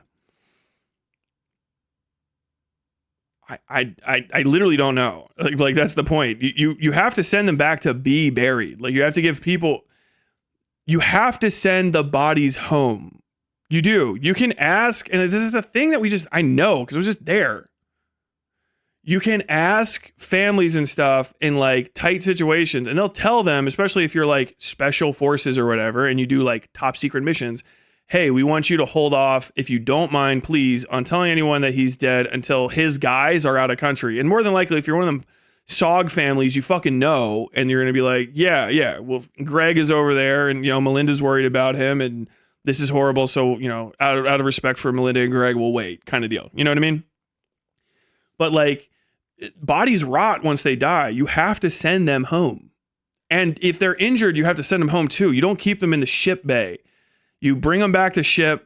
Ships have full medical bays to the degree that a ship can. I mean, it's a fucking, I think they have surgical suites and stuff on carriers, but then you have to take them from there back to the medical hospitals on a med flight. Like you will take the injured back. You have to. The injured and the dead have to go back. And that doesn't stay secret. People will be pissed. People will be proud. They're going to be all over it. You're not going to be able to keep it. It's an impossible secret to keep is the thing. It's like, how would you do it? Like, is my thing. How would you, where do you put the body? Do you throw it in the fucking Strait of Hormuz? Are they just, how much sailcloth do they need for the 3,000 dead? Like, it's fucking absurd.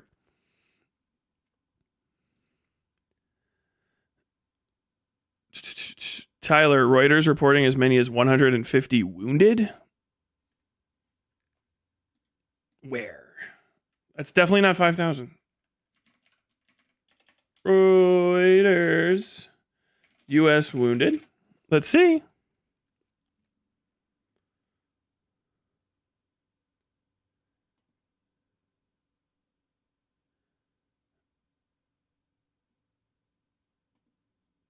What are you talking about?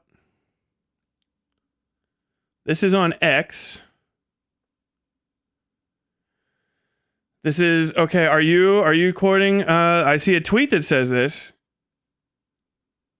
Reuters national security correspondent covering the Pentagon. Okay.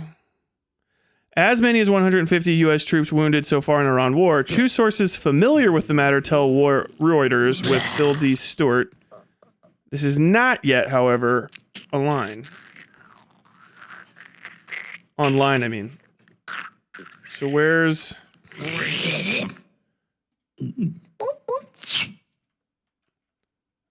Reuters 150 wounded. U.S. News and World Report 20 minutes ago.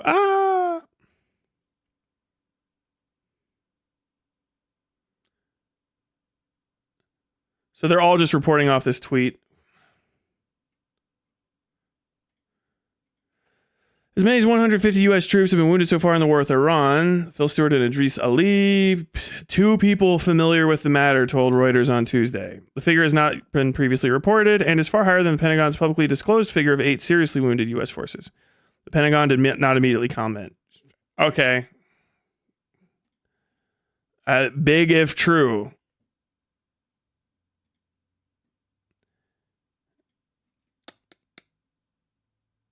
Subscribe to Reuters to continue reading. I think not.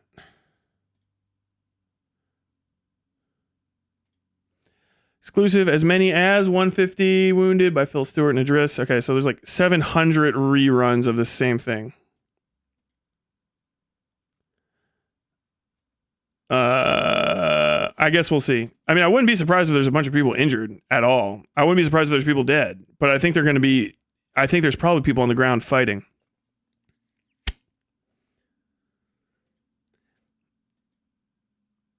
U.S. announces its first casualties. Oh, this is from March 1st. This is 9 days old. Fuck that. Yeah, that's... Who knows? Those numbers are always dog shit, because who the fuck... Okay, how do you figure out casualty figures? How do you figure out casualty figures? Tyler, explain this. All right, so you have to have somebody injured, brought back to the BAS, treated, and then like that gets put in as a casualty figure, right? And wounded means a lot.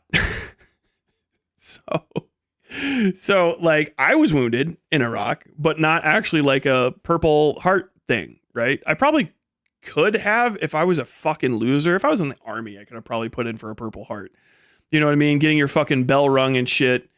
We got mortared, all that sort of stuff. I fucking got my head smashed, falling off a fucking Humvee. They're unfathomably fucking slippery on top. And you know, that's the thing. That's a wound. So like one bomb exploding near people, even if nobody's like out of action, can cause like 150 wounded. Okay. For 9 days? How long has this been going on? Of sustained combat operations, 150 wounded is pretty fucking solid. I mean, we'll see when we see. But like whoever's taking that number either has to be a leak from the top of the DOD, or it essentially doesn't matter at this point. There's too many people doing stuff at the same time to coalesce those numbers. Those always come kind of like way at the end. So I guess we'll see. I wouldn't be surprised. My figure at the end of this is probably going to be somewhere in the ballpark. If how I think it's going to pop off pops off, my like median bad estimation would be probably like 250 wounded, 250 dead, sorry. 250 dead and probably like 2,500 wounded. Just to do a magnitude spread. All right, 2,500 wounded, varying levels, 250 dead would be my guesstimate. Right? Depending. I think the reason you're not hearing a lot about it right now is we're pushing inland. If there was anything, any kill capture, any of that kind of stuff, it would be completely different. I think we're pushing in, and I think we're going to be putting boots on the ground, not for long-term occupation reasons, but to just do hunter-killer under the dirt. And that's going to be, you know, dangerous. I mean, you're tunnel fighting and shit, so who knows how that's going to fucking go. I wouldn't be surprised if people die during that, because that's just how you get killed, is doing any sort of breach and clear, because you have to have the least amount of armor on you to do that kind of activity, because you just can't fit it in. So I'll see it. That's the first of any of that I've ever seen. Usually when those come out, we hear some sort of clarification in the next little bit, but the fact that the Trump admin has been mum on this. Mum is the fucking word, but also Donald Trump he's traveling. Donald Trump the president himself is not watching this in the ready room. He's in Cincinnati as of tomorrow. That tells me things are probably going okay. Okay to very good. If they don't need him to be in there to sign off on anything extreme, essentially. Hegseth's got the wheel. Maybe, I don't know where the fuck Vance is. But this isn't like a ready night. More than likely, this fucking operation is on autopilot for a while. And that's it. But like the figures of like 2,000 dead, I don't know what the fuck you're talking about or why that hasn't been reported yet. 150 doesn't seem unreasonable at all. Your son has been redeployed to a farm upstate, based. Also in Russia, the military can just permanently list you as missing and thus cheating you out of your kin of next of subscription, based. Russia is not even giving your fucking dead pay. people have been joking like, "Who let my blood Hassan on the team?" But I think it'd be more apt at this point to say, to go, "Who let my blood Hassan read the Daily Stormer?" It's for real, dude. He's got some professional grade anti-Jewish stuff like saved in. Like I've always been around racists because I'm fucking white. You know what I mean? And like I fucked with 4chan and shit. I know all this stuff because I've been around these people, and I fucking, I dig it up. Like I see what's going on. I hate anti-Semitism. I hate racism. I really despise it, which is why I know stuff about it. I make myself learn. I don't think that's ever really been the case for him, and he's never going to be the victim of pretty much either of those two things to any reasonable way. But he knows how to spit it. Is nuts, right? Like he's been dropping, and I was saying this before. I've been saying that they were anti-Semites, his crew in general, for a while. But then, like, when it came to this moment, it was like, hey, yo, he's kind of like he sounds seasoned in it, you know? Not like he's like always been a racist type deal, but like if you hear somebody who says the N-word for the first time, you know, in a fit of a racist passion, and you go like, damn, you just kind of maybe fucked your life up. But I could tell that was your moment. And then you hear like a 1960s like segregationist say the N-word. It just kind of like flows. It's a way you don't even hear the N-word pronounced anymore because like you can't say it that way almost like legally. Like it just sounds different. You know, like he's got that second type of vibe. Like, oh, he says that shit. He says that shit off the record all the time. Like that. He's comfy with it. He's comfy with it. 50 Cent, Blood and Sand, bro. Please put me in the 50 Cent game. Jack Old Pirate, super chat, $10. Thank you. This fresh print news dude looks like a soft version of John Mellencamp. Also, there's a Battlefield campaign about invading Iran and multiplayer maps in Tehran. There is, isn't there? It's the Gulf of Oman? I can't remember.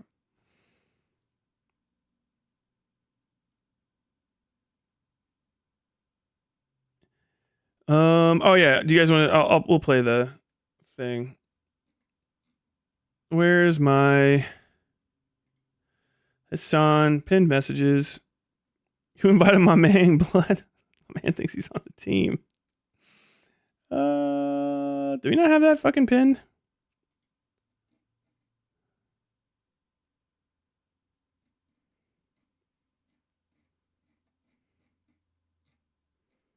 Or did I put that on something else? It's in... Okay, hold on. I know. Son. There we go.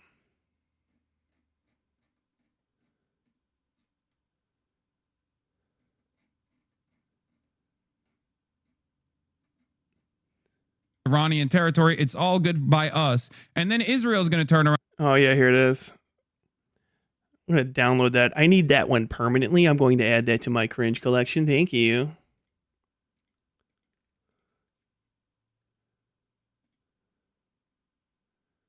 Where's that? Downloads, videos.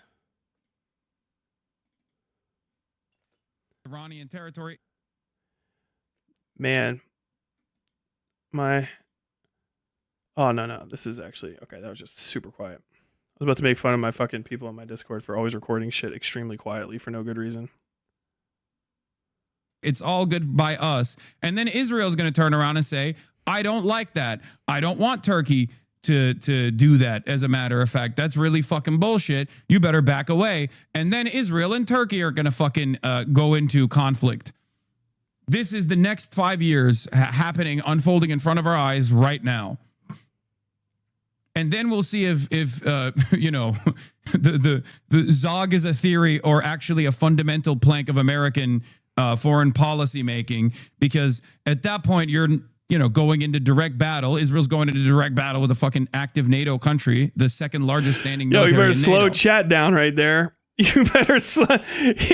I like he Iranian says territory it. Is, at that point you're.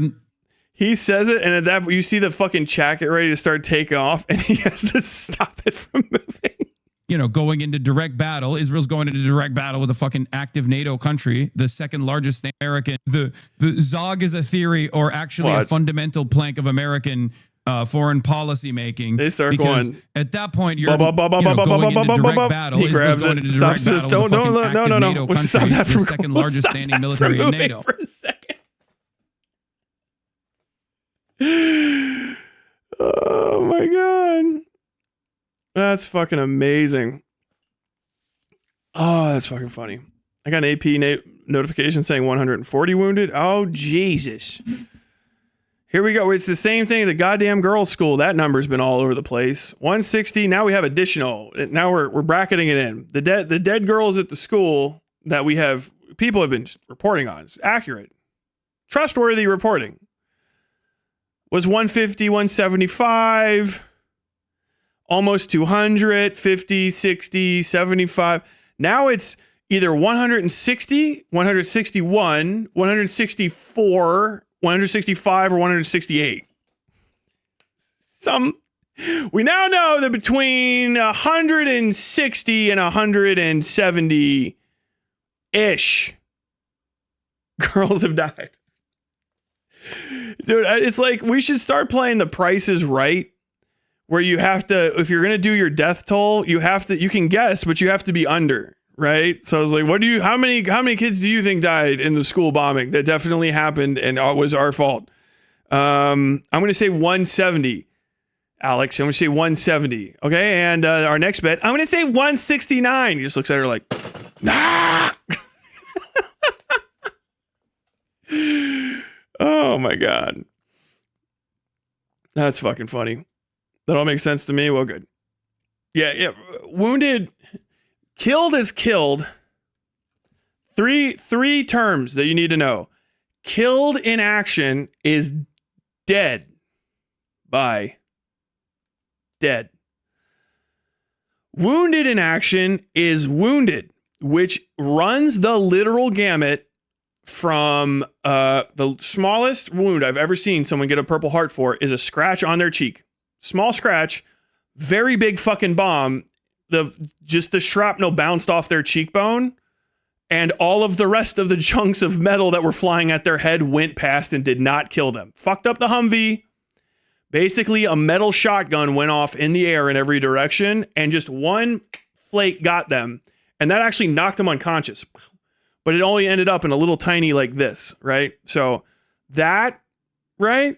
A concussion, all of your skin gone, a missing leg, shot once, twice, 15 times aplenty, fucking blind from a flash going off, like temporary blindness, which can happen. Any sort of incapacitate, that's wounded. All right. Casualties means wounded and dead together. So casualties makes no distinction. All casualties are supposed to be combat non-operative. In a technical sense, a casualty is somebody who has been rendered unable to continue to fight in the immediate aftermath of what the context of why the casualty is occurring. Nowadays, it really is just all wounded and dead together. So if you see 150 casualties, that's not 150 dead. If you see 150 casualties, that's not just 150 wounded. Okay? If you see like there's 150 casualties, 10 wounded, or 10 dead, then that means there's 10 of those 150 are dead. The rest are wounded. Okay. And those numbers can go. The reason for the casualty figure is because it gives a good understanding of serious or just war related injuries and will not fluctuate as much because the dead are included in it as people maybe do or don't die.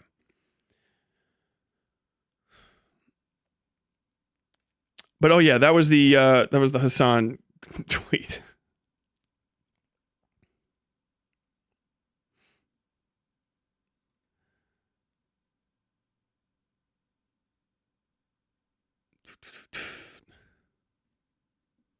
Now I'm lost because people are talking about Now Triptych says 150 people died. Is it 150 dead? All right. 201. Yes. Yes. Does it not include missing as well? No. Missing is MIA POW, right? Really just MIA. So it's almost never happens that you go MIA in the modern American military. Maybe back in the day or during like World War I, because they had, there was ordnance that was so saturating and so consistent that it would kill people, but no one would know if you were dead. And it was actually better to mark you as MIA so that people kept knowing to look for you because they couldn't find a body. And the pieces that were around on the ground could not be assembled into enough people to say, okay, you're definitely gone. Because sometimes you would find the person that you might have otherwise thought was dead, like somewhere else, shell shocked, or like they had to run. There's stories basically from like World War II and other major conflicts where people thought a guy was dead, but it was a large, push, and got separated from his unit and just joined up with a completely different unit and fought with the rest of the war, and then came back with everybody else later. Like, what happened? Like, dude, during the Battle of X, I got separated from y'all. I fell in with them, and we just had no time to stop fighting, and we got removed. And then, it's just until the day the war ended 3 years after that, there's no way for me to get back to y'all. I thought you guys were dead. Like, we thought you were dead. It's like that kind of stuff. That happens way less now because we have digital communication. You don't have to send a rider to go and like on horseback carry casualty figures, up the chain of command. Are you talking about the girls in Iran or a bomb that killed people in New York? I'm getting to the bomb soon. Iran claimed 104 dead in the fucking school, or our guys? Jesus fucking God. That fucking school, man. That is gonna, people are gonna be talking about that for the rest of my life. I knew the second I heard about it, it would be. I knew two things: that it would be badly reported on, terribly reported on, and that it would be just speculation until the fucking end of days. All kinds of MIA and Nam. They made all those Chuck Norris movies about it. Yeah. Nam was bad too, and it wasn't necessarily like the NVA fault. In Nam, especially in Vietnam, the terrain is such that you could go missing without ever getting hurt. Like, because you just you went into a swamp and vanished, right? So they got to keep looking for you. But like NVA is like, we're not fucking with you. We didn't take him. Bro fucking probably he caught a bullet or got sick or something and just went under the water and just decomposed. He's just one with Vietnam now.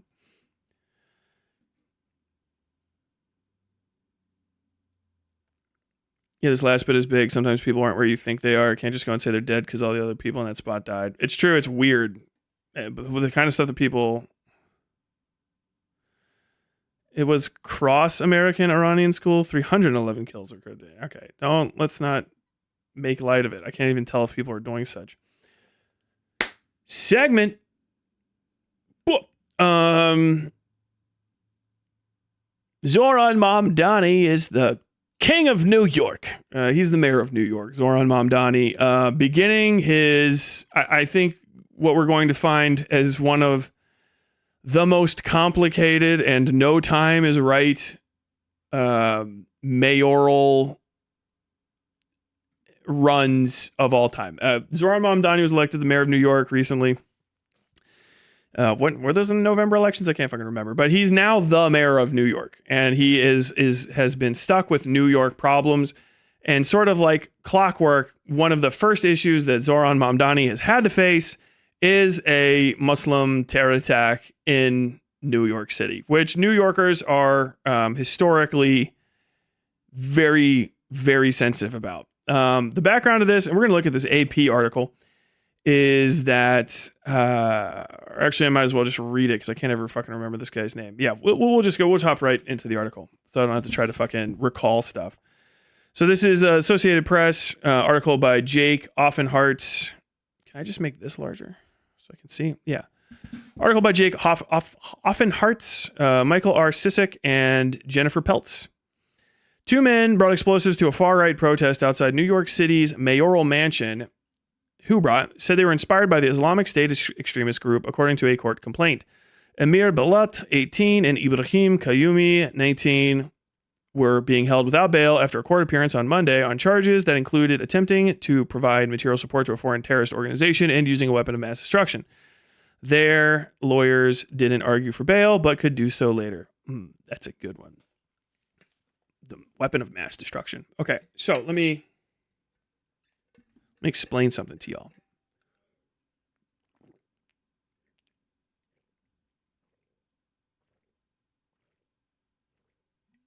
That's good.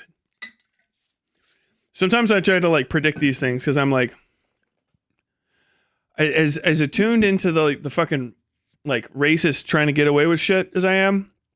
More recently, I've been trying to get myself more attuned into the self-proclaimed anti-racist and what they're going to try to say, because they end up coming off almost the same way sometimes.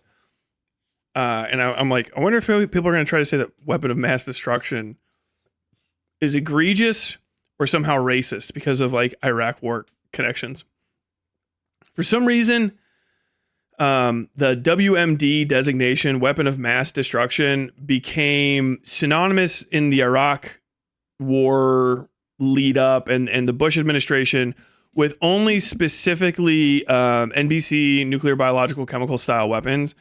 However, many weapons are weapons of mass destruction because they're not weapons of singular destruction. Is how this is.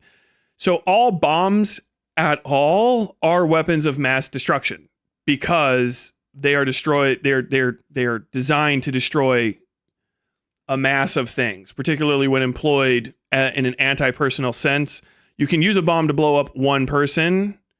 However, you cannot use a bomb to only blow up one person if there are other people around. Thus, mass destruction, as opposed to something like a gun where you could use, if there's a lot of people around, a gun to kill one person because they are singularly there and it has the one bullet. Now, obviously there's, you could mess up. This is why the qualifying semi-autos and automatic rifles as weapons of mass destruction is like this, like, what do you mean? What does that mean? What, like a fucking nuclear bomb? It's because we mutated the meaning of things. So most, and this is like one of those shocking things you find out when you start looking at laws, most municipalities in the entirety of America have laws against owning weapons of mass destruction. They do not just mean like fucking, nuclear, biological, chemical, intercontinental ballistic missile type systems, or like a Tomahawk cruise missile with a mini nuke attached. What they mean is anything that could cause mass destruction and is intended for the purpose of doing so. So purchasing, like you can own dynamite, but you cannot rig dynamite to explode into a crowd of people. So any misuse of an explosive like that would be possession of and intent to use a weapon of mass destruction. You can own like tannerite, which people love. Tannerite's that stuff. It's like a powder and a thing. You can shoot it with a gun and it makes a big explosion. You've probably seen it if you watch any gun tube videos.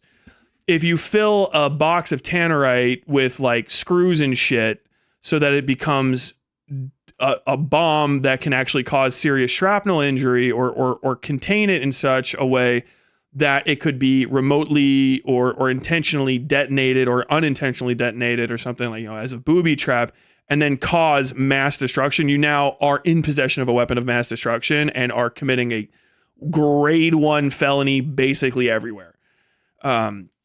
It's a distinction that has to be maintained because you're like, well, who owns dynamite? Like a lot of people, I think most people can purchase dynamite with reason and a permit because it'll kill you if you're a fucking moron well before it kills anyone else, and no one's going to let you go to where they have the dynamite and not sniff out immediately if you can even just walk safely out of the building, much less if you're going to do something with it. That shit's all pretty monitored, but people need it for a lot of different types of construction projects, both private and public, blasting, testing, all sorts of stuff. You know what I mean? And so they don't want to completely make it so that you have to go and talk to the federal government and borrow every ounce of explosive that you need, because people just need explosives. They really just actually do need them for their jobs. Cleaning out concrete out of furnaces and shit, or whatever the fuck it is people do, cleaning slag off of furnaces, big ass shotguns and all this sort of stuff. There's all sorts of reasons to have these things. But if you modify devices or modify a substance in order that it could be reasonably assumed, or it was your intent, that that object now can cause mass destruction, you are now committing a felony. Even if your plan is to just go make a bomb yourself and then blow it up in the woods, you are committing a felony. Because, well, I mean, maybe not where you live specifically, maybe, but that's what you should assume is a felony, because you cannot make those, because you cannot create it and then have it, because someone else could maybe take it away from you, even if you have good intentions. And it may be, you may want to try to sell it or something stupid, or you may just like decide to use it. Because they're so fucking dangerous, and because they can cause so many different knock-on effects, you cannot have a weapon of mass destruction. That's why there are also attempts to reclassify, machine guns and stuff as such, but it's a little bit harder to do because it's about responsible operation. A bomb can never not be a weapon of mass destruction. A gun reasonably and provably can be not that. So that's kind of the argument, is explain why that term is used. If you're like, well, that's not a fucking, I won't go over it again, but we'll hop in here. Their lawyers didn't argue for bail, but could do so later. It's fucking awesome. The homemade devices which did not explode were hurled Saturday during raucous counter-protests against an anti-Islam demonstration led by Jake Lang, a far-right activist and critic of New York Mayor Zohran Mamdani, a Democrat and the first Muslim to hold office. Jake Lang is the guy that was kicking over the Stop ICE statue or whatever the fuck, somewhere. I can't even remember where that was. It might have been in the Capitol, and got arrested for it. He's one of these new generation of post Charlie Kirk white guys. I don't know what the fuck to call him other than like Kirk-likes. He's a Kirk-like, where they want to fill the spot that Charlie Kirk had. But like I said in my video on Charlie Kirk, none of them have the sauce. They just don't have it. He is built like a chubby little keg, right? He's got a little fat face. He's a stubby little short guy. So he tries to go out and do more like, I think the guy's name is Alex Stone or whatever. The guy that sexually harassed AOC on the fucking White House steps or whatever, or the steps of Congress. And he tries to go out and be like provocative and stuff. Nick Sorter is in this class of people. Cam Higby that Squid Tips is always getting into fucking altercations with out in Seattle. It's this like white Kirk-like, the white Kirk-likes. They go outside, they do outside shit, and they basically cause some sort of commotion to get attention, right? So this is like the best thing that could be done. Understand, he played these two fucking idiots like a fiddle and probably made his career off of this. So understand, not only did these guys fail, and if you're ever considering terrorism, understand, you are never going to beat the America with terrorism. You're doing it because you're a piss baby. That's really just the case. If you can't even at least do a fucking 9/11, it's not worth it. All you're going to do is at best kill some fucking schlubs. No one's going to give a fuck after a little while. Probably their families are going to get a bunch of GoFundMe money. And then if you fail, someone like Jake Lang's career is going to get made off of it, because Jake Lang did a protest saying Muslims are ignorant, violent, backward, and Zohran Mamdani should not be the mayor of New York. What with what Muslims did in 9/11, which is just a thing that did happen. And then two idiot Muslims showed up and proved him right. Doesn't matter if all Muslims aren't like that, or any Muslims except for those two are like that. Those two guys proved him right. They just proved him correct. That's all that anyone is going to see. That is all that is going to be perceived. That is the only conversation that's going to be had. And that is going to be the fucking line that gets pushed. Whoops. And that's the problem with this, like,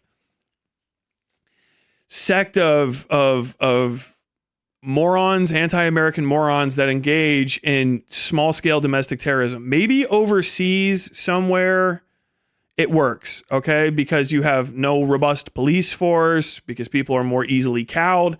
But America is millions upon hundreds of millions of people. You can't actually hurt enough of us with these small-scale attacks to cause a dent, right? And you're really not going to make us scared. And Americans are not like a lot of other people on earth, as far as I have perceived it.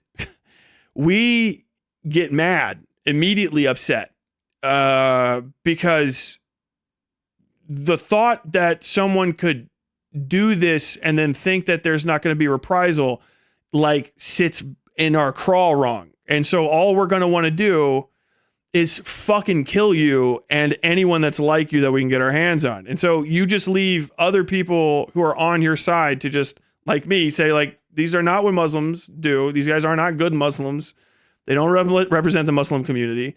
And I have to argue against people who are going to say, well, they did do it. And it's like, yes, they did. And they did do it because they're Muslim. Yes, they did use their Muslim identity as a key deciding factor in doing this. And the reason the group that is doing it and that they modeled is a Muslim group. Yes. And that Muslim group considers themselves the most Muslim. Yes, they do, as anyone would. And so you have to walk through this entire thing. And it just turns into an entire series of having to try to talk other people out of murdering the people you thought you were doing this on the behest of. And it might not work. Like, and I don't know what you thought was going to happen. You know what I mean? Because here's the thing is, if you wanted to kill Jake Lang, you just get a gun and just do it. This is America. If you build a bomb and throw it at him, you want to hurt him and indiscriminately anyone that's around him, which even includes other counter protesters. It's ignorant. It's backward. It's not in comportment with any sense of, like, tactic that would accomplish a goal for you. It's just stupid as fuck. And that's pretty much the end of it for now. Let me keep going back into the story, and I'll talk to y'all here in a second. Homemade devices, which did not were hurled Saturday in Arrakis. Yeah. Balat and Kayumi sought to incite fear and mass suffering through this alleged attempted terror attack in the backyard of an elected city official. James Barnacle, well, there's a name, who runs the FBI's New York field office, said at a news conference after a brief court session. The defendant said nothing in court, but Kayumi smirked and looked over at Balat as the judge read part of the complaint, alleging they acted in support of the Islamic State group. Balat stared ahead at the defense table. If they get sent to Rikers, they're going to have to get put in seg. I don't know. Maybe the sentiment in New York has changed on fucking after 9/11 in the criminal world. But I would assume that if you just try to blow up New Yorkers with a bomb and you get sent to Rikers fucking Island, the most dangerous, I think still, I don't know, somebody can correct me on this. Rikers Island is the holding pen jail / prison for New York City. Well, they might go to the Tombs too, which is downtown, but Rikers Island is the long stay bit that usually they stick motherfuckers out in. The Tombs, they should be fine because I think that's pretty individual. But if they get sent to Rikers Island, it's one of the most dangerous prisons in America, notoriously. And it is also full of New Yorkers who I don't think are going to see eye to eye with these guys, especially the deeper that you get into this. According to the complaint, Kayumi blurted out as he was being arrested Saturday that ISIS was the reason for his conduct. Balat later told authorities that he had pledged allegiance to the extremists. Actually, just read up on the screen.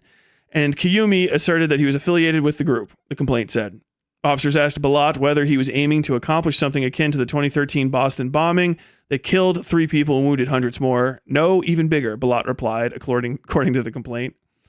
Lawyer says he doesn't believe the suspects knew each other. Amir Balat's lawyer, Mehdi Ismidi, that guy's going to have a fucking rough life, said outside court that his client is a Philadelphia area high school senior with complicated stuff going on in his personal life. There's a lot to figure out, the attorney added.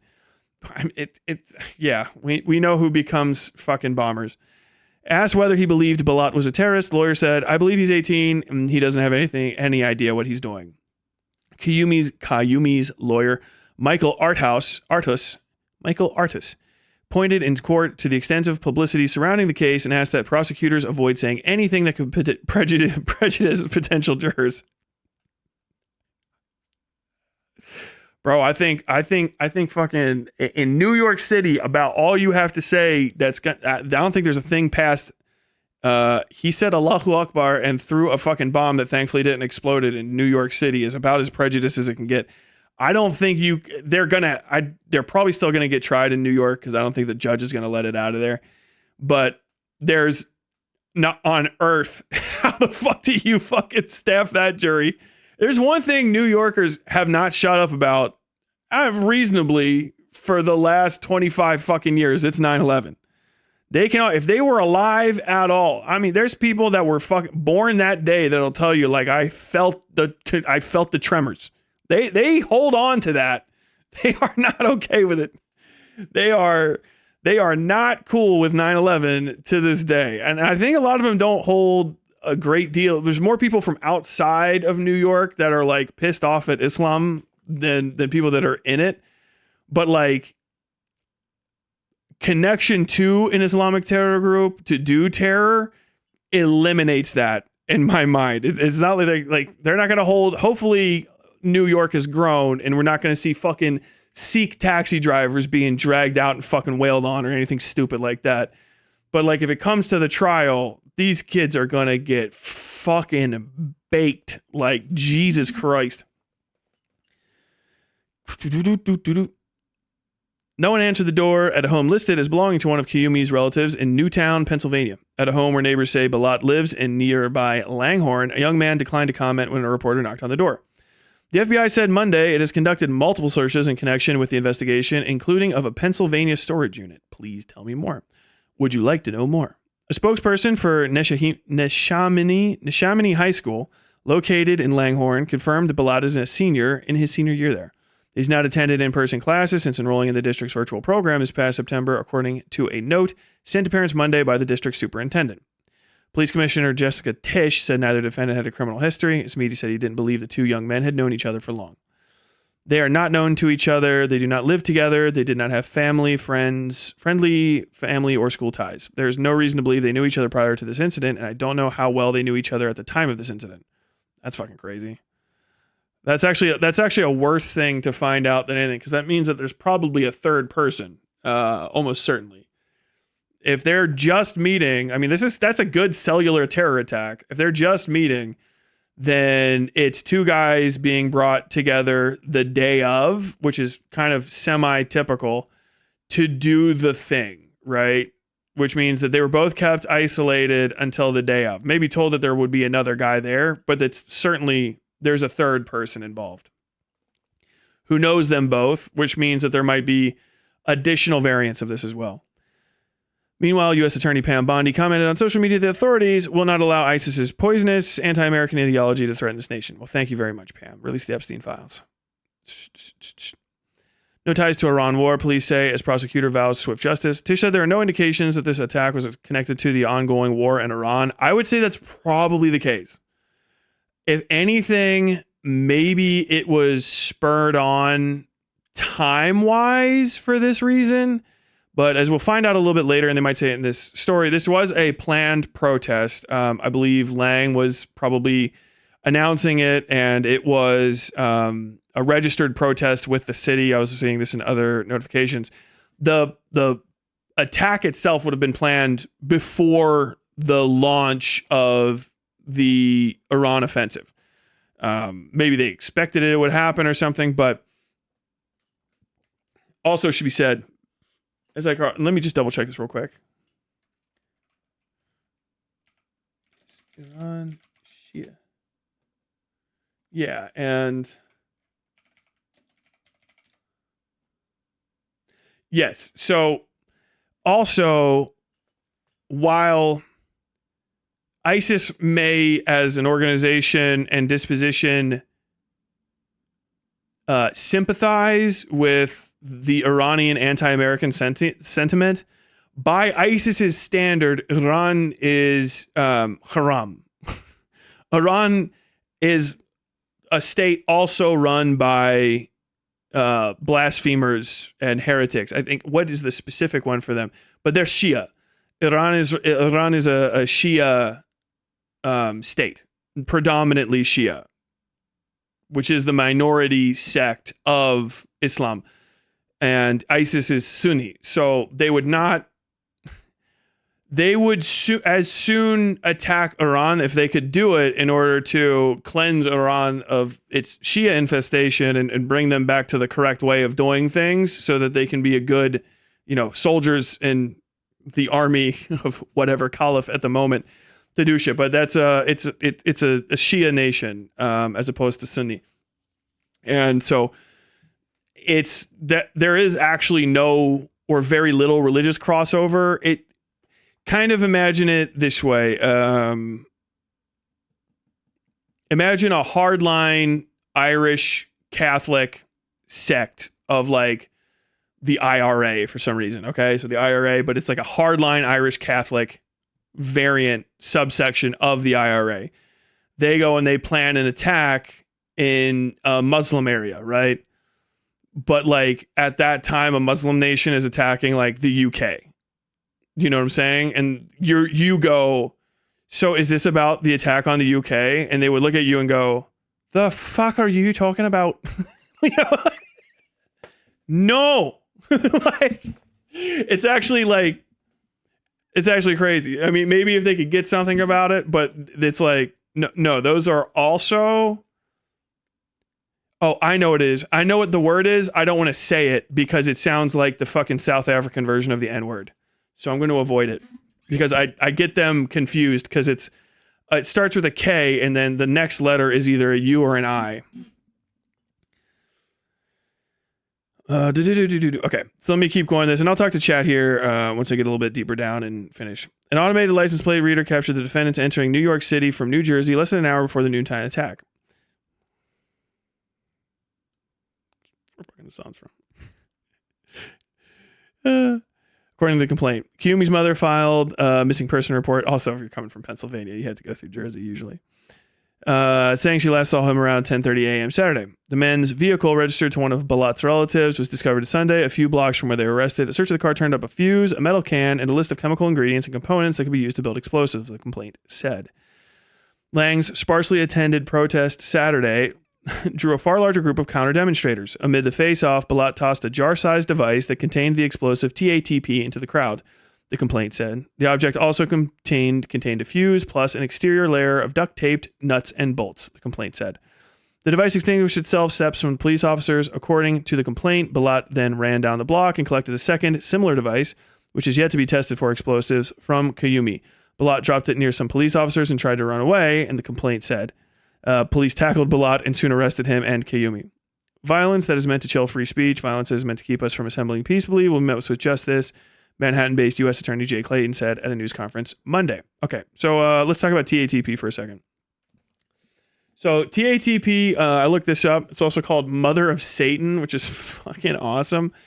Is an extremely unstable, essentially terrorist-specific explosive compound because nobody else wants to make it. The recipe is simple. Don't look it up and do not try to make it at home. It's highly likely you'll kill yourself making it. It kind of answered some questions for me. So basically, it's like acetone, right? Which is like a printer shit. It's acetone. It's everywhere and also nowhere. It's that plus some other stuff. The resulting compound that you get is 70-ish% equivalent to dynamite. I think I was looking this up on FBI or CIA fact book, one of those two. But it's about 70% pound for pound the strength of TNT, which makes it a subgrade explosive. It is pressure sensitive and it is heat sensitive to explosion. And I don't mean like heat sensitive as in like, but aren't all explosions heat sensitive at a certain point? Yes, they are. Those are called ignition points, and they need to be very, very high. The ignition point for the mother of Satan TATP is like 50 Celsius or something. It's like 100 and like 50-ish degrees, right? Which is hot for the world, but like not hot for the tailpipe of a car, the oven where you're heating something up, a cigarette butt, ash, anything. So basically any lightly hot source of anything, you know what I mean? An extremely hot cup of coffee too, this doesn't have to be fire, could set it off, okay? Along with impact, pressure, et cetera, et cetera. The chemical energy that's stored in it wants to get out super bad, which is why I think it's actually called Mother of Satan, if I remember correctly. And its ease of creation and the fact that no one would ever fucking make it ever for a normal reason is the reason why it's a terror substance. If someone is making TATP outside of a lab for experimentation, it's highly, highly, highly likely that they're going to engage in some kind of terrorism at some point. When we were in the military, we were always wondering why these guys, we kept finding them blown across like streets and no one had killed them. We're like it would happen frequently. I never found one, but we would hear them called in all the time. And it's like, what happened? Like, yeah, well, there was a boom, or we'd hear the boom actually, and we would call it, but then it would take people sometimes days to find it. Cause we were like, there was an explosion over there. Like, yeah, all right, well, we heard it. Like, no one's in that region, right? No, nope. And then like an hour or even a couple days later, you go by and there's fucking pieces of a guy fucking smeared across some random fucking road that we take once in a while, and just gone. Like literally his knees are there where he was kneeling next to something, and then everything above that is a fucking smear behind him. And we're like, what? Why the fuck does this keep happening? And it was because of like, it was obviously that they were fucking dying from misadventure from trying to plant explosives, which is a fucking win for us because we don't have to spend any fucking ammunition taking care of that problem. Just takes care of itself. Get fucking dunked on. But I was just like, why in the fuck are these idiots blowing themselves up? So like for years, even after we got back, I would always just think of all of the possible ways to fail safe against accidentally triggering an explosive before you leave. Because the way that you do it in the military is you first off use good explosives, and then you have multi-stage triggering to set them off. The best explosives have a really high yield and are next to impossible to blow up. Like C4 is hard as fuck to make explode. And even if you can make it explode through a shitty side means, it's actually not going to be as effective as if you blow it up the correct way. So like to blow up C4, you have to actually use fulminate triggers, which are basically like gigantic primers from like a gun, you know what I mean? From a bullet, and you jam those down after you crimp them onto the thing, and you don't do that until you have this like detonator and the det cap crimped onto what's actually going to set it off, which is like another stage down. So to set this thing off, this thing would have to go off, and you can't even set this off with this unless you fucking smash this the wrong way, and there's not enough in it to do much more than make that thing explode. So if and when you fuck it up, as long as you're wearing safety gear, you should be generally fine, right? Because you can crimp it wrong and blow it up. So you crimp it onto the thing, and then you stick it in afterwards, right before you leave, you know? And so like, that's a whole big safety deal. And so like all of these goofy ass fucking IEDs that these dipshits were making all the fucking time, dangerous as fuck. And so they had all these like fail safes to keep themselves from getting blown up because they're bypassing all of this, like, you know, all these trigger safety issues. and like hardwiring fucking small grenades or whatever the fuck to the back end of a South African 155 millimeter artillery shell or a stack of them. And they'll blow themselves up with this shit all the time. It's very funny. Always laugh at a bomber that blows themselves up. When they get to heaven, they get fucking absolutely rocked. It's got to be a pretty good way to go, actually, because you probably get vaporized. Tink! Like you're just gone immediately. But they would do stuff like, because one of the trigger devices themselves, they're so fucking unstable because they make them booby traps, was fairy lights, which actually have around Sweet Cheek's Christmas tree. So those tiny little copper wires with the little tiny LEDs, those can be kind of like reconfigured on the end to become a circuit that opens and closes when you smash one of those lights or roll over the whole thing. And so like they would string those out. That's actually the guy that I caught was stringing out fucking fairy lights across a highway. I saw him. I was looking at him through a fucking ITAS site that we had. And they would connect that to these, big ass fucking bombs. So, if they stumble and break this thing, they set off an unfathomably big fucking explosion right next to themselves. And so they would have all of these like, jury-rigged fucking explosive circuit prevention measures. And one of my favorite ones I'll never forget is a fucking egg timer. Like an old school fucking super villain. The stupidest thing you've ever that you've ever fucking seen. Because the egg timer winds up and then it connects a little circuit and fucking bling, ding, ding, ding, ding. And so as long as the literal dial is opened, the circuit is open, and you know how much time you have until it activates. So long as you don't do what I always do, which is bling, bling, and like mess with it. So they would set those and then like, I guess try to have it at where, and then walk away. And so from what I understand, and we never found one specifically, I saw this in Op4 training. We never found one, but there were demo guys and EOD guys who said they found the bombs before they got reported because they were just obvious. And they found the bombs before the fucking egg timer had actually like clicked shut, and they just disarmed it. Like, because the thing it wasn't even armed. Like people had walked through it and all sorts of shit. It was crazy. They had all sorts of stuff to set these fucking IEDs off.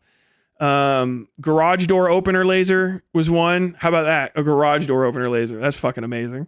Actually, garage door opening devices was one of the most common activators because it's a shortwave, really hard to block frequency for whatever reason. So they put me next to the old fucking Brain Scrambler 5000, the Chameleon unit. The fairy lights was what they switched to after we started using radio waves to block all of those other radio wave activated deals. But they were using the squawk button on old on old fucking handheld walkie-talkies, which is one of the reasons we weren't allowed to use walkie-talkies anymore, because they send out a constant signal apparently. And so the walkie-talkie, if it gets within like X amount of distance of those, could set off a thing that's waiting for a walkie-talkie signal at all. I don't know why that's the case. So we weren't allowed to use those anymore. There's those, lasers, and of course like actual real military style detonators, but we didn't have a lot of them in country. A lot of pressure plate activation shit. Shout out anyone who was in OIF, 05 TAC 7.2. If you guys remember the old Stingrays, shout out. My favorite IED, the Stingray. I have respect for it. I think of it every time I see an odd shaped mat with wires near it. They didn't use the old cell phone trick. Cell phones were not often used. I cannot remember why. Not like they were never used, but I think I was in the fucking sticks, first off. So we were in Fallujah, or outside the outskirts of Fallujah in the middle of fucking Ambar. And so maybe in like Fallujah and Baghdad and shit, they would have them. But if you're using a cell phone where I am, and if we were like looking at, we would know where the fuck you are probably real quick, because cell phones can get triangulated and shit. and you see a guy on a fucking cell phone watching a fucking convoy, it's going to be like, all right, well, if that shit blows up, just fucking get him in the leg, which never fucking happened. Oh, here you go. Tyler and Marja, we watched on G-Boss. A dude blew himself and his boy up. Old boy functions, checked his pressure plate by stepping on it. No, he fucking didn't, because he didn't realize his boy connected the wire.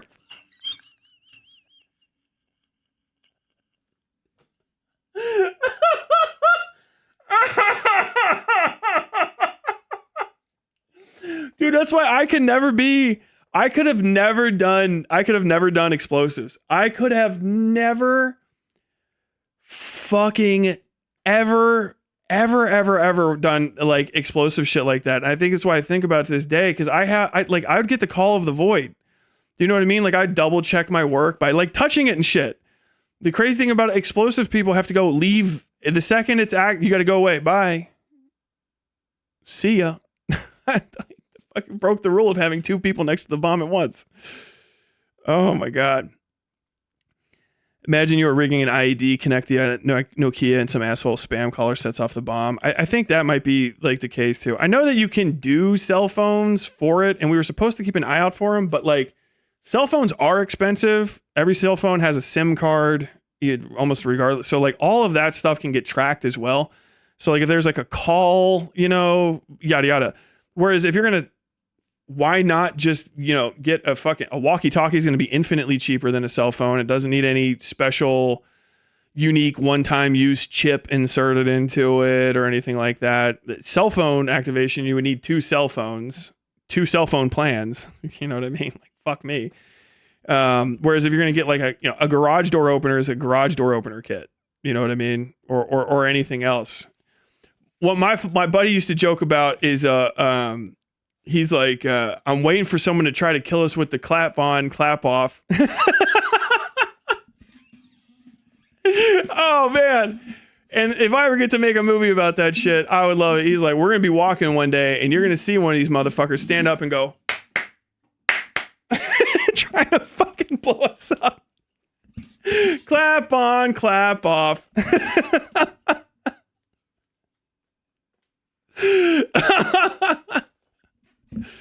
Oh man. Oh, that's so fucking funny. The Nokia, yeah, you get fired that somebody tries to use a Nokia to set it off. Everyone survives the bomb, but you have a Nokia buried in your fucking shoulder. Doesn't C4 burn without exploding? Most explosives can, as I recall. It's actually very common. For one of the subset types, whatever C4 is made out of, that entire subset type of explosive not only can be burned without exploding, but this is how you dispose of it. I think it's all of the glycerin based. Yes, I think it's all of the glycerin based explosives, which are like the TNT family, dynamite family onward, all can actually be disposed of through burning. So like they all become unstable, but like C4 is by far the most stable and the other ones are less. And impact, as the cheaper that they get, impact is more dangerous to them. Fire and impact will probably set them off, but to actually dispose of them, you set them somewhere safe and you set them on fire and they just burn away. Like very hot, but like they just burn away. Don't quote me on that and try to do ordnance disposal on your own like a fucking idiot. Oh my God. Inshallah, clap, clap, clap. I'd say Allahu Akbar. Bismillah. Okay, so back to this though. Lang sparsely attended protest, yada yada yada. Oh, I gotta click this. Device extinguished itself, steps from police officers, violence. Protester arrested on unrelated charges. Scene had grown chaotic even before the devices were thrown. Police said one person involved in the anti-Islam demonstration, Ian McGinnis, 21, was arrested after he pepper sprayed counter-protesters. McGinnis of Philly was released without bond after pleading not guilty Sunday to assault and aggravated harassment in New York court, records show. His attorney, Stephen Metcalf, said Monday that McGinnis was defending himself from counter-protesters. 3 others were arrested but released without charge. Lang, who's running for U.S. Senate in Florida, was charged with assaulting an officer and further offenses during the January 6th insurrection at the U.S. Capitol. He's later freed from prison as part of President Donald Trump's sweeping act of clemency. While Mamdani spoke to reporters Monday morning at the mayoral residence, Gracie Mansion, Lang heckled from outside the gates. The story has been corrected to reflect the police are now identifying one of the suspects by the name Ibrahim Kayumi instead of Ibrahim Nix.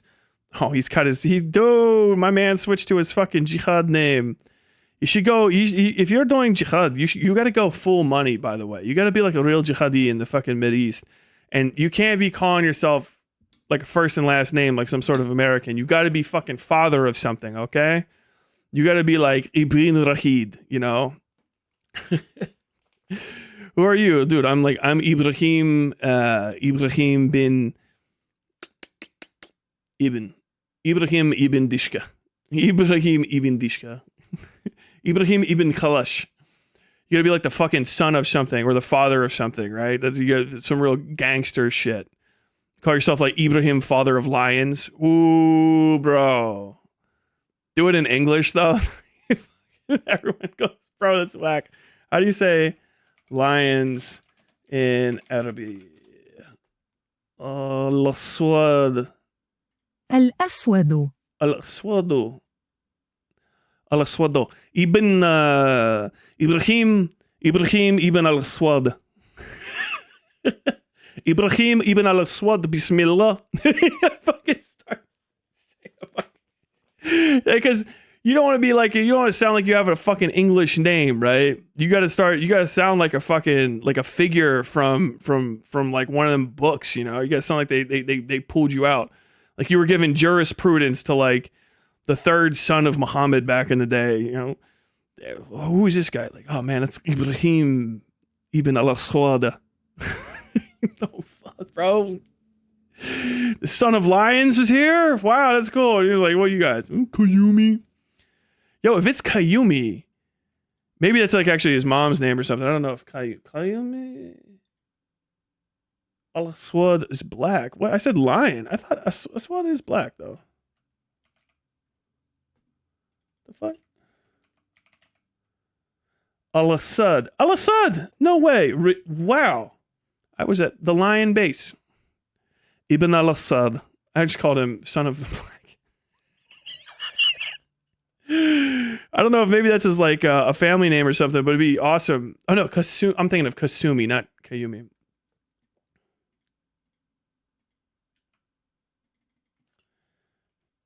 Kayumi. Kayumi name Arabic.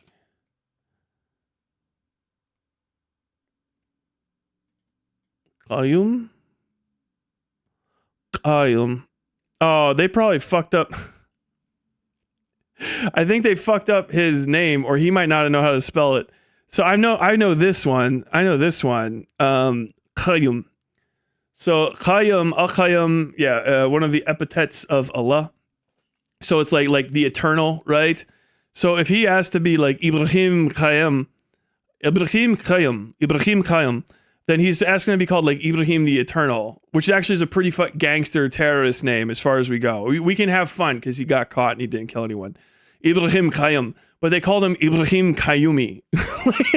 Would be awesome. Like he's got a fucking anime name, or he didn't know. Like he just got radicalized and he's still doing his like he's doing his starter Arabic because he's like, you know, he's American as fuck. Like, yeah. Oh, fuck, what was I gonna say? Dude, it's fucking 4 lions. Rubber Dingy Rapids, bro. Rubber Dingy Rapids, bro. Rubber Dingy Rapids. So, what's your name? My modern name is Ibrahim.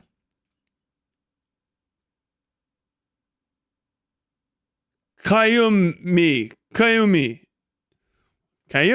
Ibrahim Kayumi. Yeah. He gets in there with some other, maybe there's some hard lines, some like fucking muftis in there, whatever the fuck. He's got his little fucking hat on. Brother, I heard that you were like engaged in jihad. What is your name? Ibrahim Kayumi. MashaAllah. You mean Ibrahim Qayyum? Ibrahim Qayyum. Ibrahim Qayyum? Ibrahim Qayyumi.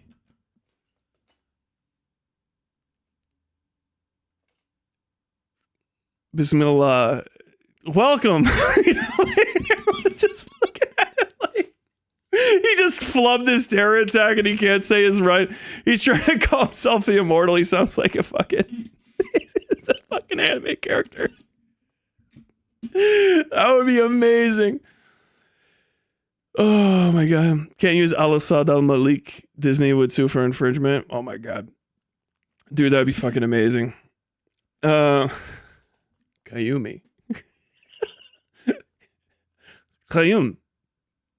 Kayumi. Okay, the story is not over, by the way. NYC terror suspects homes. What we know about the two men 17 hours ago. Is this the one that shows where they are from? Nope, that's the entire AP. Explosive material and storage unit.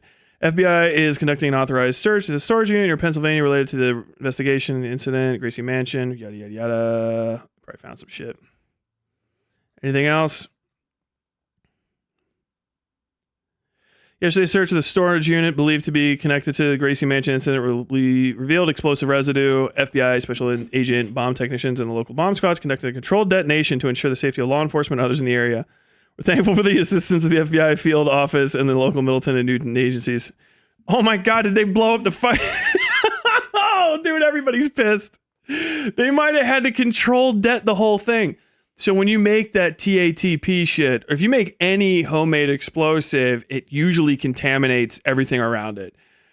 Explosives can and should only be made by qualified professionals in laboratory grade conditions. And I mean extremely specialized laboratories. It's similar to like, Breaking Bad, where he's like, this place is filthy. We can't cook here. That kind of, all that shit. But it's actually way worse than just methamphetamine. And methamphetamine is one of the worst things to cook in houses. When you cook up explosives, the explosive matter needs to be kept in an area or it can and will saturate what's around it, which is a major issue with nitroglycerin production back in the day. They would make nitro, which is glycerin's fat, dude. Like it's not hard to make nitroglycerin at all. The reason people don't do it is because you will very likely fucking die for nothing to try to make it on your own. Like you do not want to try to fucking make dynamite or TNT on your own ever. Please, little spider that just fell from the ceiling, do not crawl on the lens. I love you and I respect your existence. So this stuff, TATP, I don't know anything about TAT production other than the few spec sheets I read. If there's residue there, the residue is bomb. It is explosive. And if it's the kind of explosive that gets made and has like a cook area, the vapors that come out of it, if they contain the TATP, whatever they rest on now has that explosive potential attached to it. Not like it turns the whole roof into a bomb, but an indeterminate amount of the fucking area could be explosive. Like if you've never seen nitro either, like it's clear waxy substance. Like nitro, you could slather it over a wall, and this is a thing that happened all the time, and it would look like the wall but greasy. That grease is all fucking the same explosive as it would be if it was in a lump like this, and even spread out like that, it has a different explosive potential and a different type of explosive, or what would you call that? Specific point. Whatever. There's a specific point, which means the amount of pressure that actually gets put into something and then sends it somewhere. So like your overpressure and then the other one. That specific index is now attached to all of that wood, which could just turn into shrapnel because the explosion goes in every different direction, right? So like the air becomes pressure. It's a whole thing. Like if that space got coated in TATP fumes and shit from these guys, there could be a potential that the walls are bombs now. All of your wall is covered in bomb paper, basically. And so they probably had to fucking blow up the entire storage unit. They might have had to blow up everybody's shit next to them. This almost happened, by the way, in Louisville, Kentucky. In Louisville, a few years back, there was a guy who had been keeping his amateur chemistry set, we'll say, in his home for decades and collecting chemicals of a novel and unsettling nature. I can't remember what all was in there, but it was an extremely serious issue. At the end of it, the guy had, and I can't say the specific numbers, but let's just say a few bathtubs worth of shit that no one's supposed to have, right? Improperly stored throughout his home in the suburbs. And he had it in a high density area. And they were like, we're going to have to blow the whole house. The fucking neighbors were like, what is that? Will it affect our homes? They're like, your homes are probably going to be leveled, or if they are not knocked down, probably so significantly damaged, they'll have to be knocked down. And everyone's like, you need to figure out something the fuck else to do. They're like, well, we're afraid that if it catches fire, it'll create a chemical cloud that will make the neighborhood unlivable for months or years or some shit. It was this doomsday scenario. So eventually they had to go in with like special federal hazmat operatives who were like specialists in cleaning up like that kind of, and it took them fucking forever. And it cost the city, I think, millions of dollars to clean this guy's fucking amateur chemistry set out of his house. YouTube Automod getting so good at auto ethering my Fed posting, it's wild. Every time you fuck up, can we see? No, you can't see. Every time you guys fuck up, the YouTube remembers, okay? YouTube doesn't forget.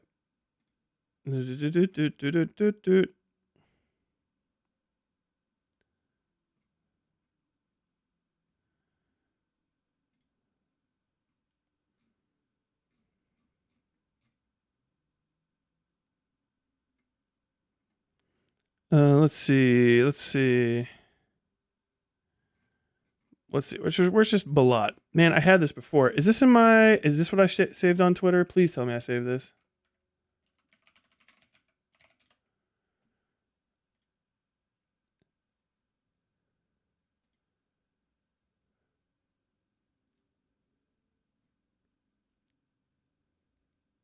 Oh, he's sharing that at me. You a bitch. Leaked texts. Oh yeah, fucking I gotta get this. This is gonna be my Jake Lang parting shot. Racism, capital hunters from yesterday. Okay, I do not have it. Where in the fuck? What's this guy's name? What's this kid's name again? Balat.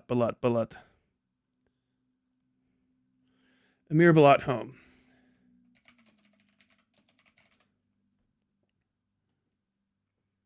Philly Burbs.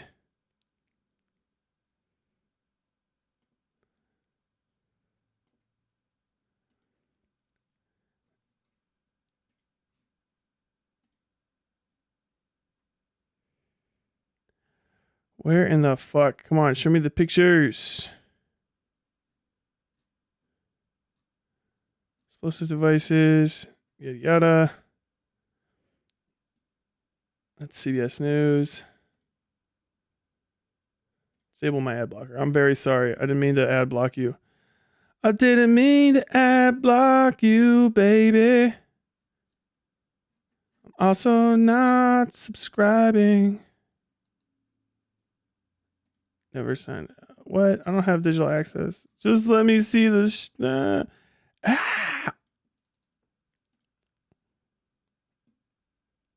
damn it. New York Times.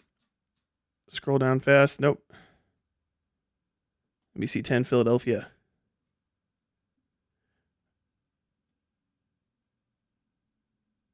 What the fuck is that?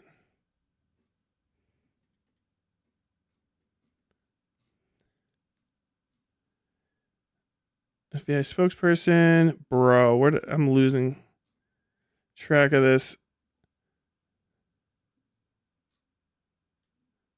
There we go. Ah, New York Post. You pieces of shit. Of course it's you.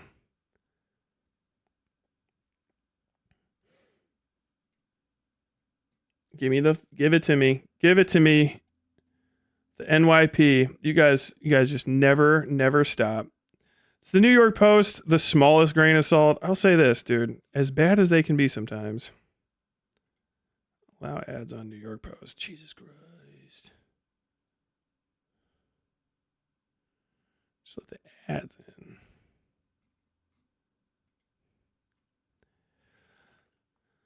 Suspected terrorist defiantly flashes ISIS salute. Dismiss. God damn, look at it go. Last seen ISIS fighters have often used the index. Oh, okay, so just to explain this.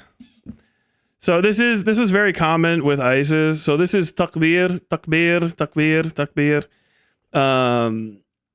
Which is like fuck, I used to know this. My buddy's gonna make fun of me when I say this later. He's like, oh, what, you forgot about Dash? You forgot about Dash al-Islam? Dash al-Islam, takbir, takbir, takbir. It just basically means like goal or whatever the fuck. It's I'll look it up. Takbir. Yeah. So it is the other way of saying Allahu Akbar. It is the Allahu Akbar phrase, and you say it like this. Basically, God is number one, right? Takbir, takbir, takbir, and that's the thing. So that's what this is. He's not actually flipping the camera off. It just looks like that. ISIS fighters have used it. Okay, so here we go. Balat, whose parents are reportedly from Turkey, but who became naturalized citizens in 2017, was arrested Saturday along with 19-year-old Ibrahim Kayumi after a homemade Mother of Satan bomb was thrown at protesters outside New York Mayor Zohran Mamdani's Upper East Side residence. Law enforcement sources told the Post that Balat used the Arabic phrase Allahu Akbar, God is good, after his police interview. It means God is great. Let me just explain Allahu Akbar for a second. And understand, I'm saying this as a fucking like vet, right? People get upsetty spaghetti with me because I served in OIF, but I have respect for those people that are over there and ones that are over here as well. So Allahu Akbar is like, God is great, but it's just, oh my God, is what people are saying, right? Like the equivalent to Allahu Akbar is Jesus Christ and also, oh my God. Like we don't say a similar thing really in Christianity in the same way. Hell yes, Jesus Christ. And like amen, you know what I mean? Like, oh, hallelujah. Hallelujah is probably the closest, but people don't use it. You know what I mean? It changes. It is very similar. I guess I shouldn't make that statement, but I will anyway, to like a level of utility as the F word.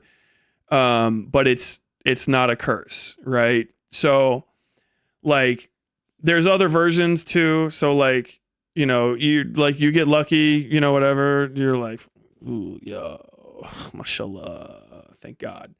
Or like, you know, you stop on the side of the road and someone pulls over to help you, like Allahu Akbar, like thank you, Jesus Christ, thank you, God, thank you, right?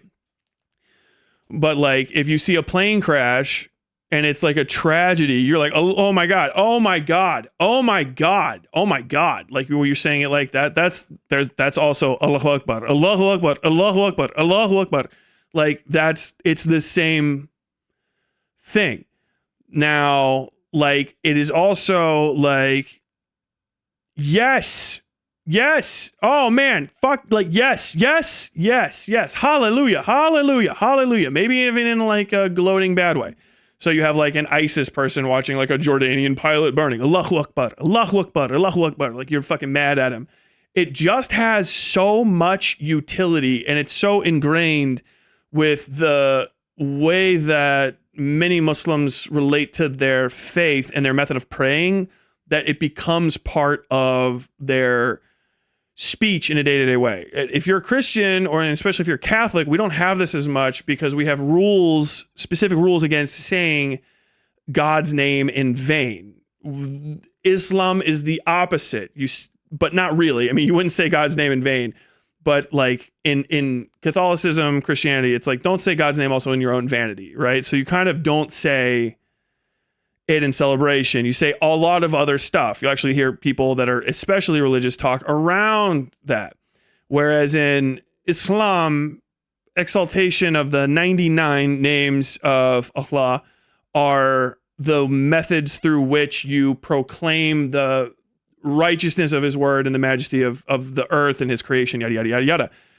It's just a different way of actually doing very much the same thing. So when you hear Muslims say something like Allahu Akbar, it's because they don't do or need another word specifically, but or they if it's a different type of situation, you have mashallah or like wallahi or like bismillah or inshallah, which is actually starting to enter, common phrasing, right? So like inshallah is like, man, I don't know.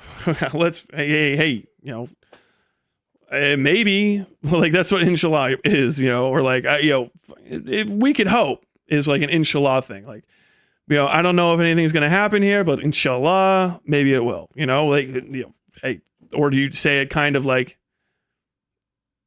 sarcastically, but not, like, Dad, I'm going to go out and find a great guy tonight. Inshallah, fucking dickhead. And then there's a bunch of them too. And it keeps going for like even deeper stuff, but those are some of the basic ones. So like, just know that when you hear it, it's not like what it sounds like. It's not God is great is what they're specifically saying in the context that you feel like you're hearing it.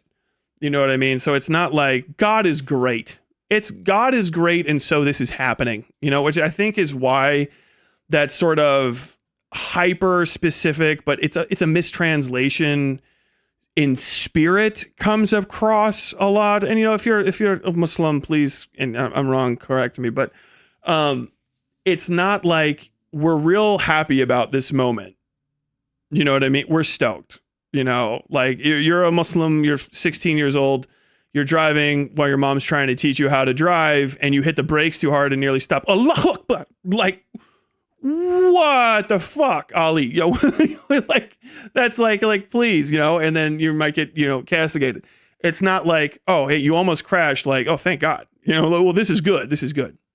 There was a lot of push towards that to the point where in post 9/11 America, it was like insinuated that Allahu Akbar is essentially like almost on the same plane, is like a evil spell. It's something that Muslims say when they're in some sort of religious fervor about a negative event, but it's just not the case. And as I was just looking up, the takbir is the word for those words. So that's like it's when you say takbir, it's the reason if I had to guess that Daesh is saying that is like, hey, takbir, Allahu Akbar, takbir, Allahu Akbar, takbir, Allahu Akbar. Like, what do we say? That's what we say. What do we say? That's what we say. Like that's it. It's just that sort of thing. Yeah, I think one of my biggest things with this is trying to get people to understand that like it's not like, oh, Muslims are people too. It's that Muslims have always been just assholes, like assholes. Every single dickhead you've ever known as a Christian or a Jew is represented in the Muslim faith as well. And so imagine when you see somebody saying something, imagine if they're kind of like someone else how they might be saying words in that moment, and it'll start making sense because you're like, that guy looks like my fucking scrawny cigarette chain smoking Uncle Tony, in this video. And you hear some guy going, Allahu Akbar, Allahu Akbar, Allahu Akbar. And you're like, what the fuck is this guy doing? And you think about it, oh, it's like Tony's like, oh my God, oh my God, oh my God. Like that's what you're actually hearing. But people hyper fixate on the negative relationship between the Christian West and the non-Christian West and parts eastward when it comes to that phrase specifically. And it's not like I care because oh my God, Muslims have to be like coddled and shit. You can still hate Muslims if you want. I don't suggest it because it's just a waste of your fucking time. Don't be evil. But also, even if you don't like, you're anti-terrorism, you're you think you're anti-Salafism or anti-Wahhabism whatever, if you know those words or don't, you're anti-hardline Islam. Just because you don't like the results of what these people are doing doesn't mean that you can't benefit from as a person, and as a person who wants to advocate against terrorism or the results of terrorist thought in Islam. If you want to, you're trying to do something about that, knowing what these things are and why they're said and how they're said and when and where is only going to benefit you. The ignorance only helps the fucking Wahhabists and the white supremacists, and it does not help anyone in between. The extremists are the only ones who benefit from our ignorance of each other, and there's no reason to feed into it, in my opinion. That's my speech on my speech on the takbir.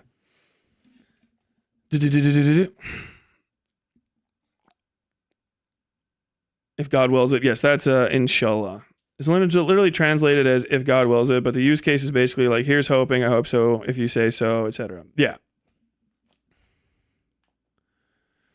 Call of Duty training. La. Oh my God. La. That's one of the ones that's hard for me to say. That's part of the law. How do you say it? How do you say it? Hold on. What is it? The fuck?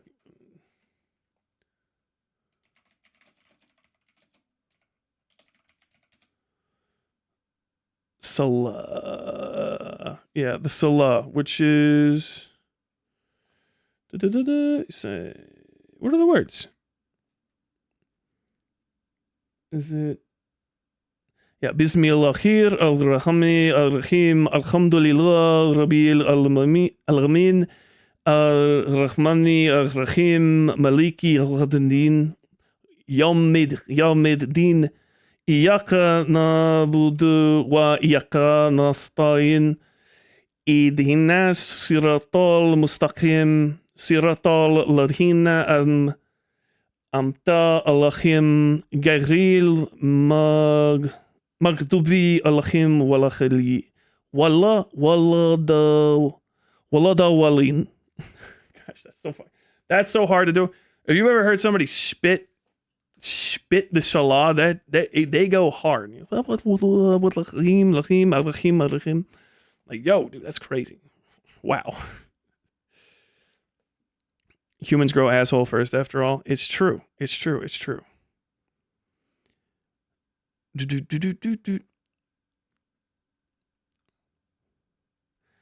it's like, oh Lord, but in the southern way. I mean, yeah, that's a pretty decent one. Arabic dude winning the jackpot at slots be like Allahu Akbar. I mean, they would say that. He's definitely gonna get. He shouldn't be. Muslims are really not supposed to gamble. Okay, let me continue with this, and then I'm gonna have to hit the head real quick. I still got to do that fucking review. This took way too long. Balat, a student at the Nishimi School District in Pennsylvania, was allegedly recorded on police body camera after his arrest, saying that when someone insults the name of the Prophet Muhammad, we take action. A law enforcement source said. Oh, look at him. Hey, there's Daesh al-Islam, ISIS. ISIS is the Islamic State in Iraq and in the Levant, or the Islamic State in something. ISIS is weird as a acronym in that no one relative to the actual situation used it. The actual name of ISIS is Daesh al-Islam, which is the state of Islam, right? The Daesh is what people would call it. The Daesh. He's Daesh, whatever. The operating group reference for ISIS was ISIL, which is Islamic State in the Levant. I guess ISIS, I can't remember what the hell that S was for. And so now you have ISIL K and stuff. So ISIS, Islamic State in the Levant, Kandahar, for the ones that were operating out of Afghanistan and et cetera, et cetera. So it's actually kind of interesting that when it comes to ISIS is almost specifically a non-combatant, non-Arab, or not non-Arab, non-combatant, non-Arabic, non-ISIS, non-anti-ISIS way of speaking about ISIS. It's almost specifically for civilians and the news. And I guess it's because it caught on early. But like no one actually relative to those calls it that unless they have to make the reference to somebody else. So anybody that knows it in Arabic or is talking to an Arabic speaker is Daesh al-Islam. The Daesh al-Islam stands on its own because it's Daesh al-Islam is like basically calling somebody a LARPer.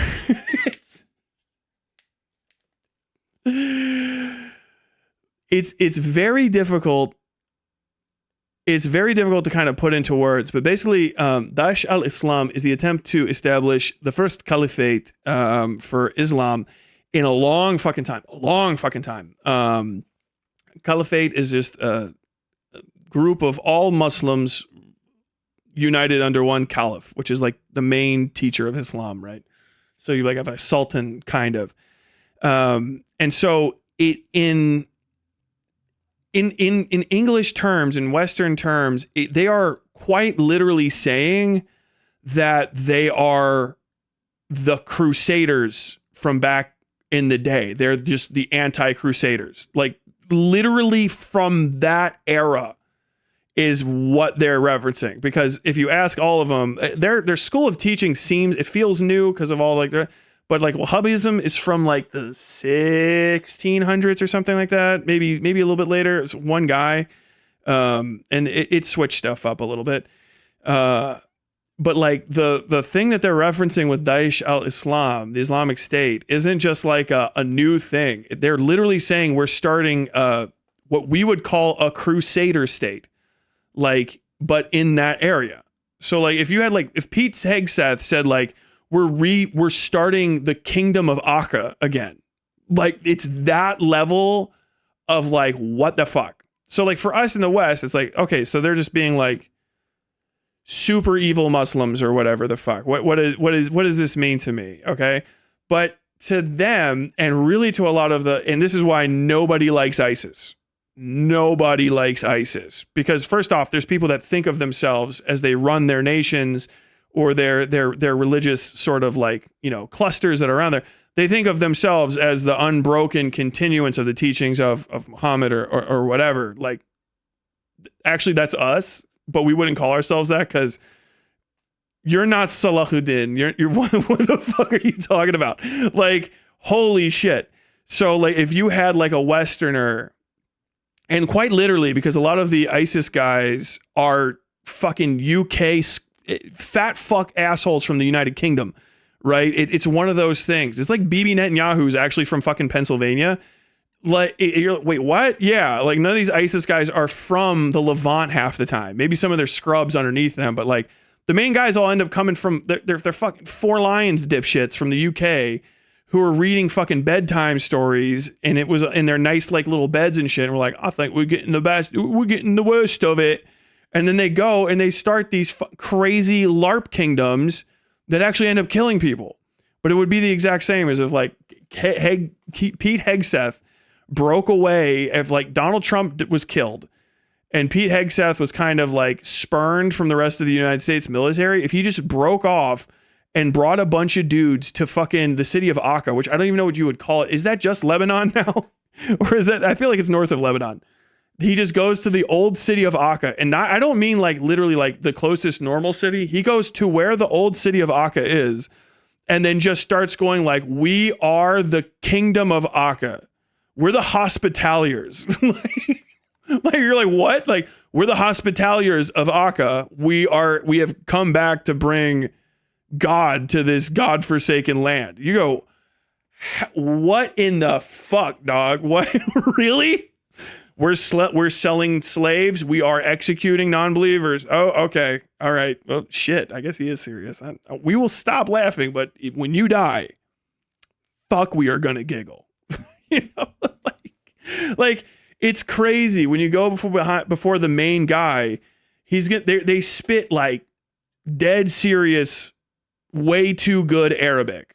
Like, you know, like imagine a guy from, I couldn't even, Sweden. Imagine a Swedish guy, right? Who decides that he is going to become like some sort of American version of this. And he goes to America and he starts speaking like old English, right?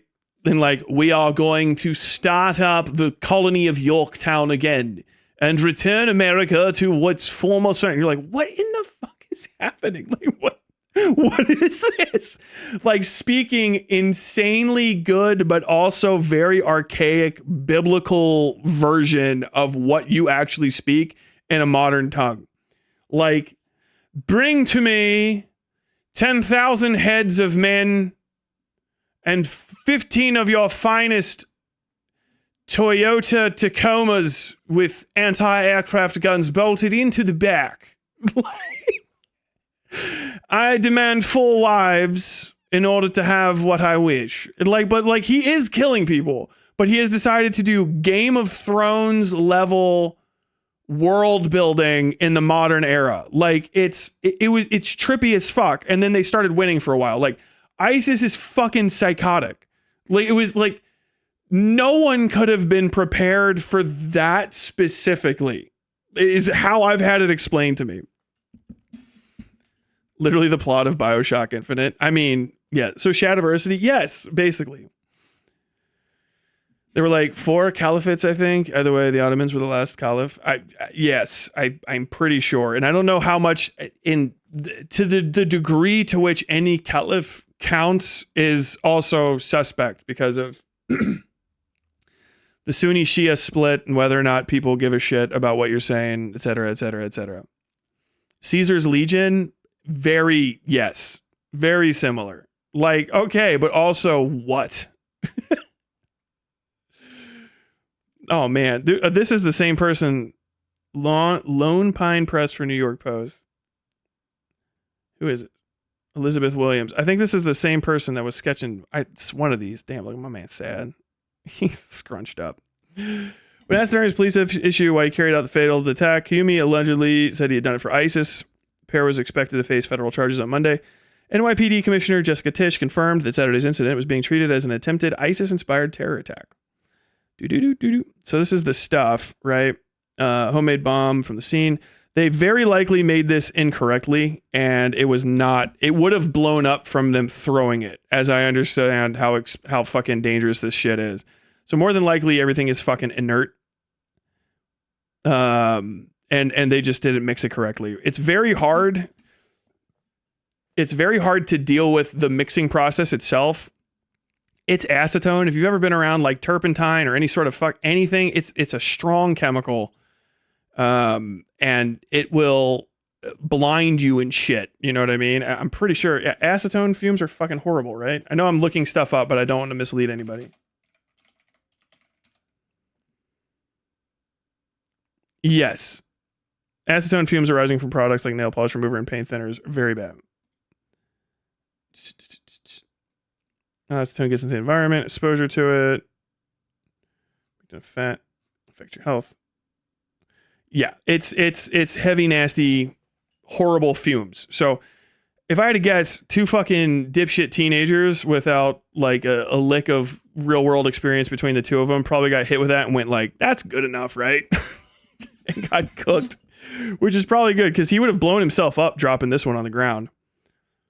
I mean, if you think about it, it has 70% the strength of dynamite. So a pound of dynamite dropped 5 or 6 feet away from your leg when it would have hurt the cops, and it would have probably seriously injured or killed him. But this is kind of the funniest part. Blatt reportedly grew up in a 4-bed, 2-bath home in the leafy Pennsylvania suburb of Langhorne, worth an estimated $653,000, while his alleged sidekick lived in a $2.25 million 6-bedroom house near the New Jersey border.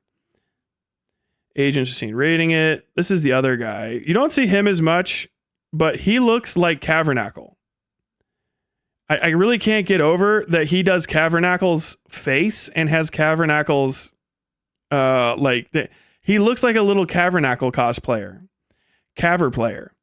The two teenagers reportedly made pro-ISIS statements while in police custody and admitted to watching Islamic terror propaganda videos. Federal law enforcement sources told Fox News correspondent CB Cotton. They're watching an old ISIS fucking... Dude, I'm telling you, man. Those old ISIS videos kind of fucking cracked. Like,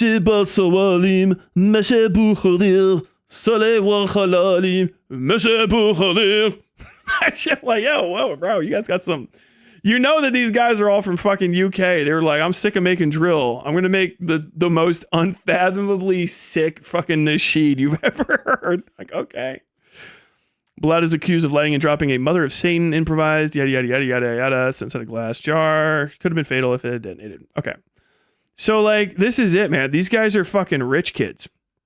Rich kids, and our main dude is basically the same fucking origin story as fucking Hassan Piker, which is crazy to me. Like, he's from Turkey, or his parents are from Turkey, immigrant kid, every fucking opportunity in life, rich as fuck, and decides to get like involved in this stupid anti-American sentiment. It's very, very comical. Did they put out a plea? Oh, that's a fraud. That's a fraud case. It just happens to be from the same field office. And it's like monumentally pathetic. Kind of just how it went, how it ended up. You know what I'm saying? Like, what should happen to these guys? Should their families get booted out? I mean, I'm not sure. I feel like that might happen.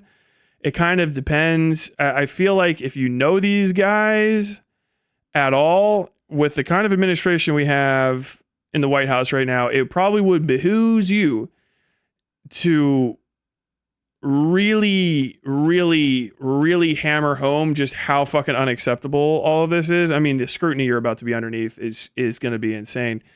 Maybe with Iran happening, this will get brushed under as far as fucking with the families go, because I know that they're going to have about 1 billion people parked outside of their house for a while, and they're going to have to go to New York City and see their kids arraigned. Maybe they won't go. I have no idea. That might happen or might not. Hot as fuck in this room all of a sudden. But I would say, like, in the current situation,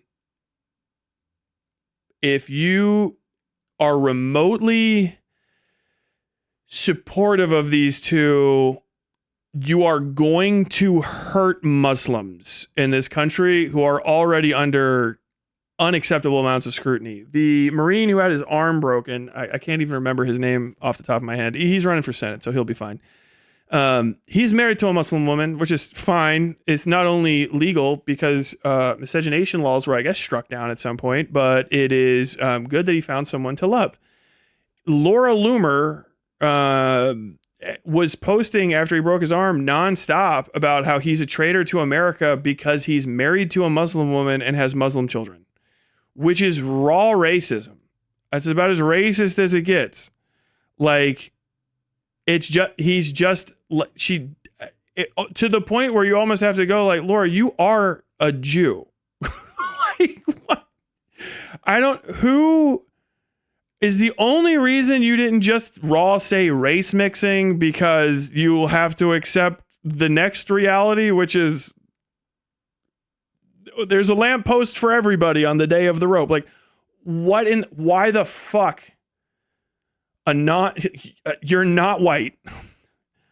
You shouldn't be saying that shit. Not just because it's bad. It's bad to say, so don't say it. You shouldn't be saying it because you don't benefit from you saying. There's no, like, goddamn. Jewish people are not like that.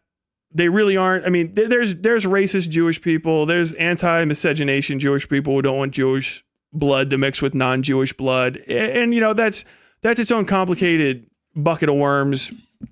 But I don't think I've met many Jewish people in my life, and I've especially never met many high-level Jewish folks in my life who are not distinctly aware of the fact that their whiteness is implied and not a fact. You know what I mean? And there's not much to gain from empowering white supremacists. I know that maybe, like, if you're like, well, what's going to happen is white supremacists are going to lose and I'm still going to make bank. Okay, sure, fine.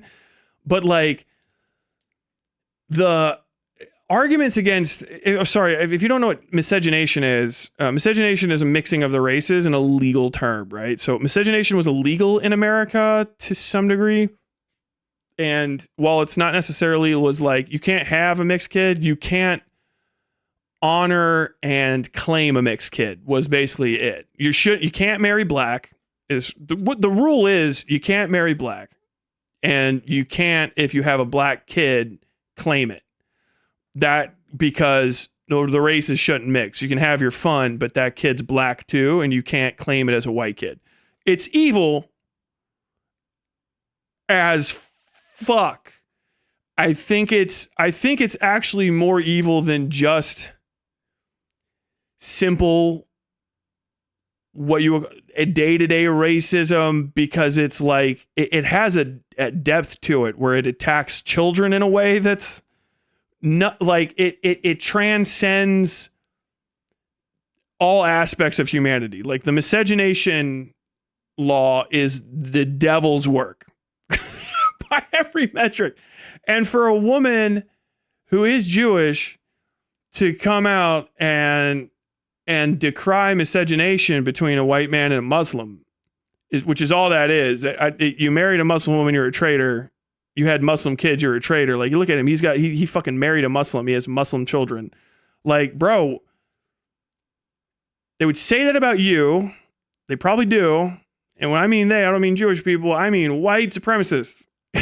And like, you are not going to tap dance your way away from that fucking light post ever.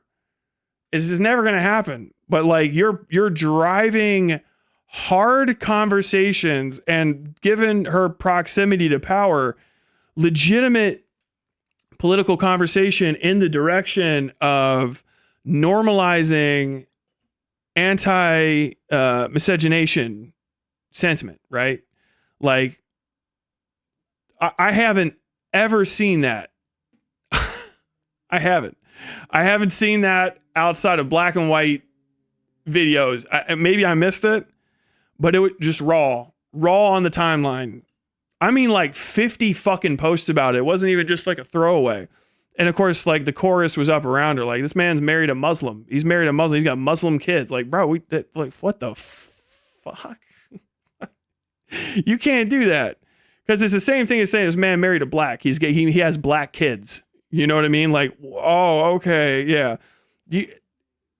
That comes from racists only. Like, obviously, but like it's on a whole new plane. I think I say all this to say, like, good luck this Ramadan Mubarak, man. Good luck. This shit's gonna be bad, but like, please, if you're a white person, especially, don't be a fucking moron and be remotely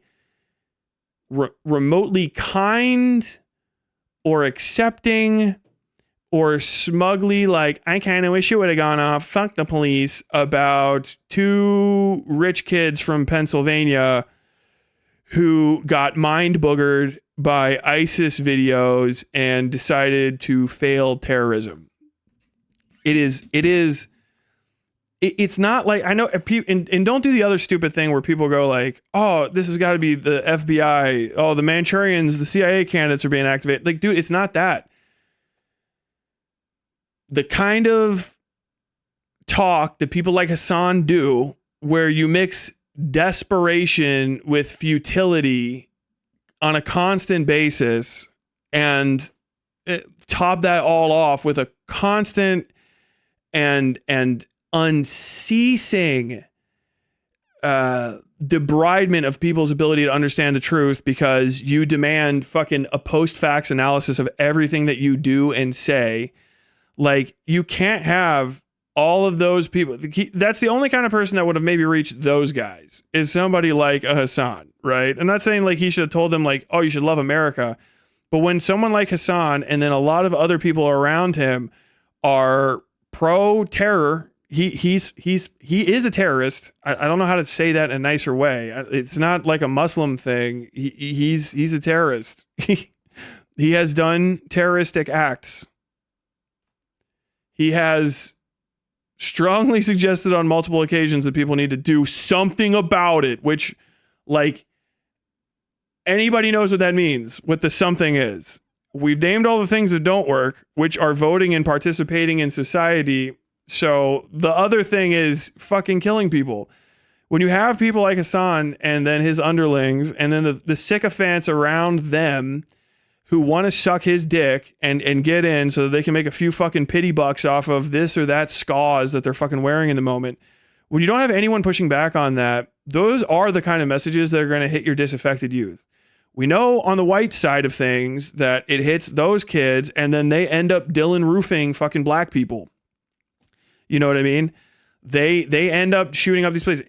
Non-white kids are going to do the non-white kid version of it if they get dragged into it. Maybe they'll do a white supremacist shooting. You know, it's been known to happen that someone kind of decides they're not the same kind of crayon they were born as and goes for white supremacist shit and vice versa. But like when you have these other kids out there, they're going to do it. And the thing is when a white supremacist does terror like that, it's a win for white supremacists. It is, because it's their country. It really is.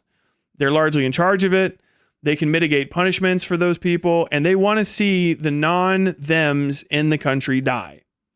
When non-white people do it in America, all it does is justify the white side of things that has the power and has the authority and has the access into stripping more from the non-white side of things. You're not in a position where you have the privilege to be an ignorant, murderous cunt, because all you'll do is say it's time for ignorant, murderous cunt activities, and the other side has you by fucking pound, force, access, and money.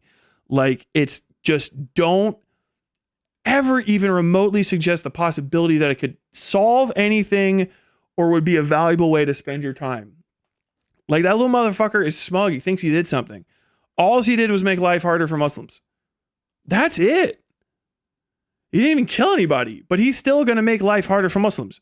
Starting with just Zohran Mamdani. Zohran Mamdani is trying to improve things for everybody in New York. That's what he said.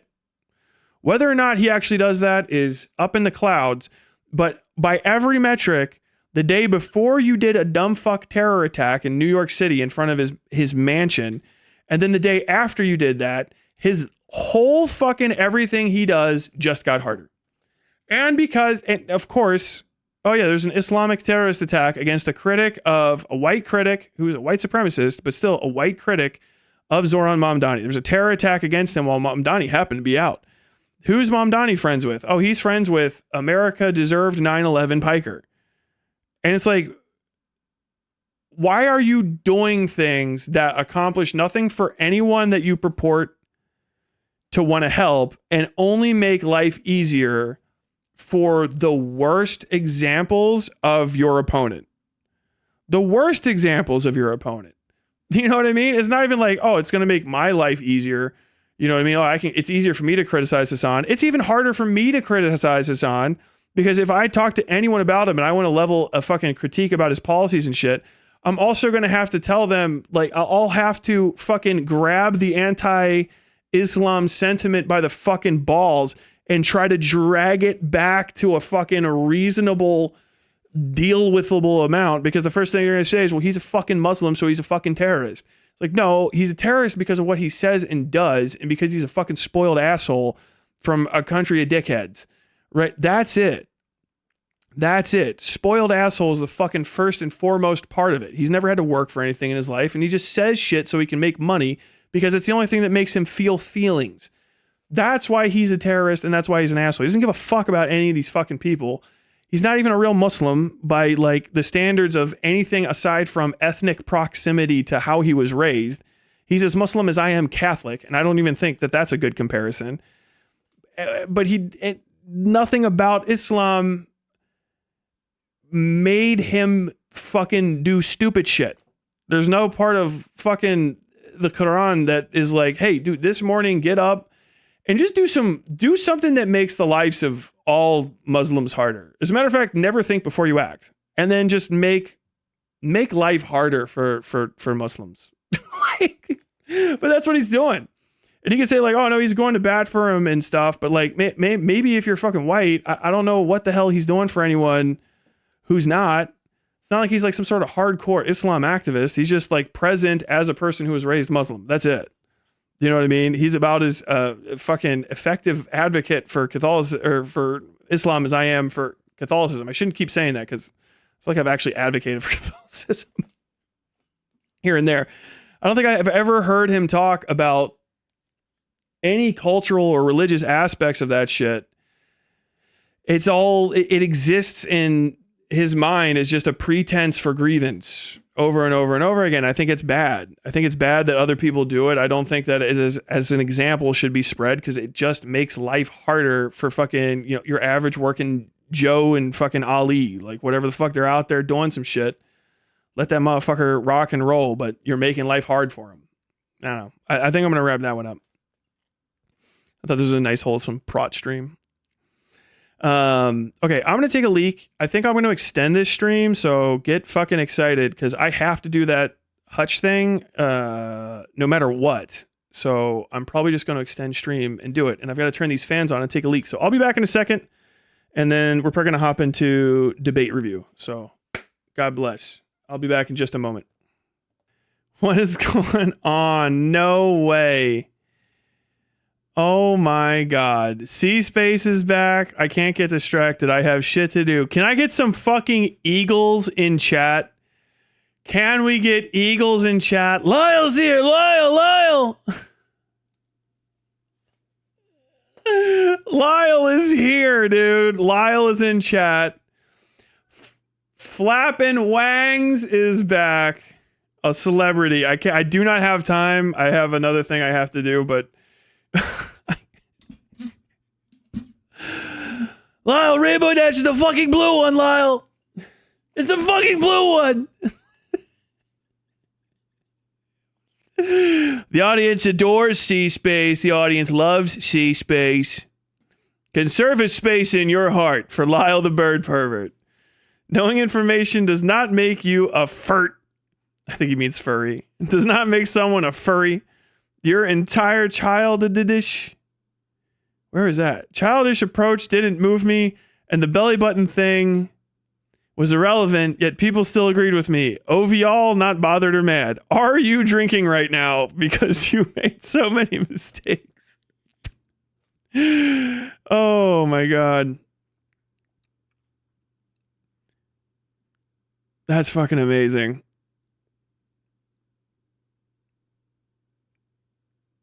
What is going on here?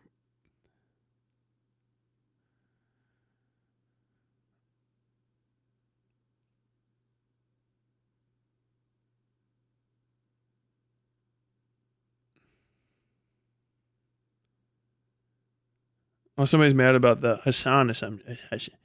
Cut it out with the Hassan. Watch time 10 hours. Have you been hate watching me as a Hassan person for 10 hours? What the fuck, bro? Get a job, Chonders. Chonders, go get a hobby. Learn to draw, dork.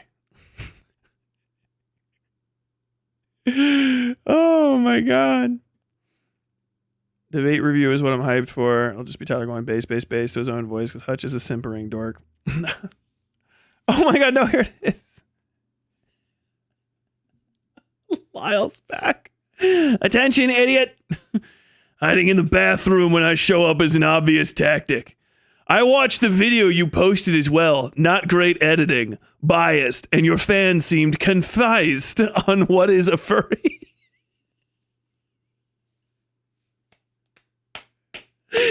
And I'm here to set them straight.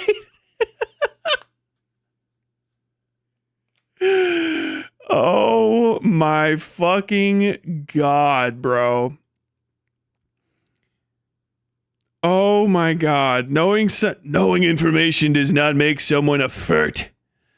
Your entire childish approach didn't move me, and the belly button thing was irrelevant. Yet people still agreed with me. Overall, not bothered or mad. Bro, the best thing, dude, tell everybody I'm not mad. I'm not mad. I didn't get owned. I'm not mad. Tell everyone. Tell everyone.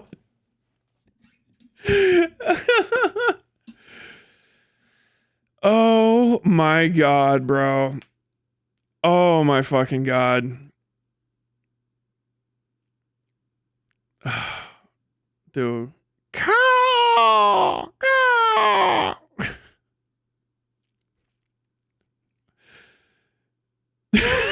Dude, welcome back. Did your wife ask about the shirtless eagle? Rematch, please. Not today. I have to do something, but I'm not opposed to it. I have conserved a space in my heart for Harvey Birdman, permanent law based. Hutch sent him to distract me. Oh my God. Conserve a space. Are you Hutch's strongest warrior? I bet Conserve a space is a serious Hutch fan. I bet he's a fucking diehard Hutchite. Is it true? Is it true, Billy? Okay, so how the fuck should I watch this? Recording capture? What if I'm not recording any of these? That would be bad. God, I've got so many of these things to upload. Also, I'm sorry I haven't been uploading everything. Just literally busy for the last couple days. Today is the 10th. Yesterday, so it would have been like what? Last fucking Monday, the 27th, maybe?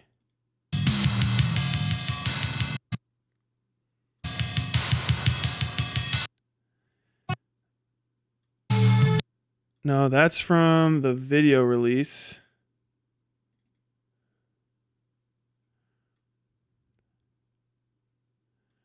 Bro, what is going on? VLC, can you just... Oh my God in heaven, I'm going to lose my mind.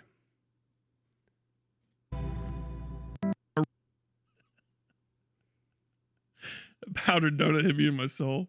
Dude, you lose by like 6 to 7% tops. Tops.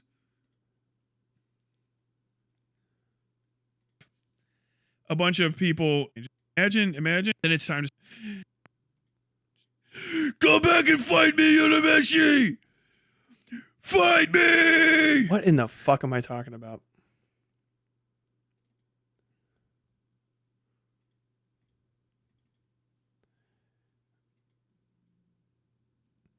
This is my own tweet, which is fine. I'll bring him over. I know.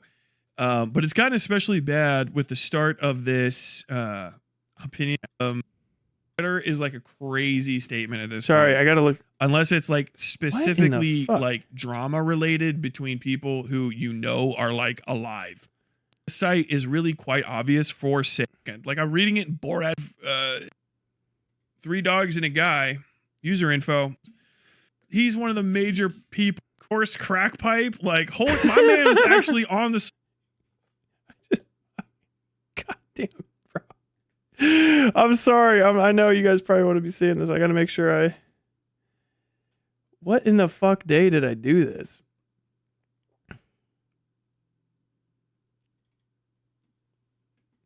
Watch, I didn't. This is the only one I didn't fucking record. I should just look. What are you talking about? Hold on. What? I was roughing the passer. Aghead. Oh, fuck, I hate this. I hate these conversations. That's coming up. Consider if you can actually get concessions first and foremost. Okay, fine. I gotta fucking watch it on my YouTube because I have no idea where the fucking actual video is.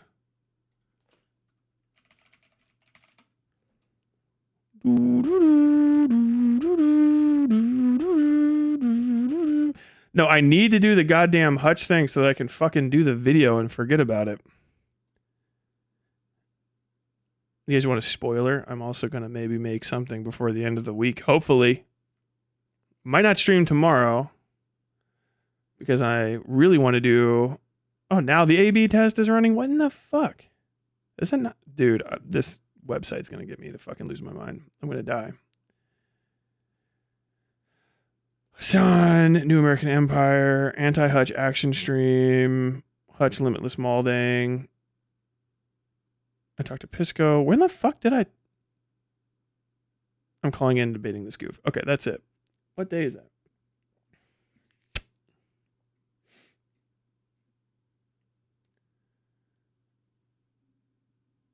V.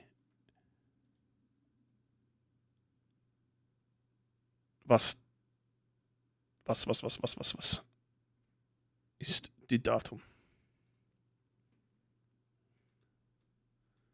They're just really making my life hard.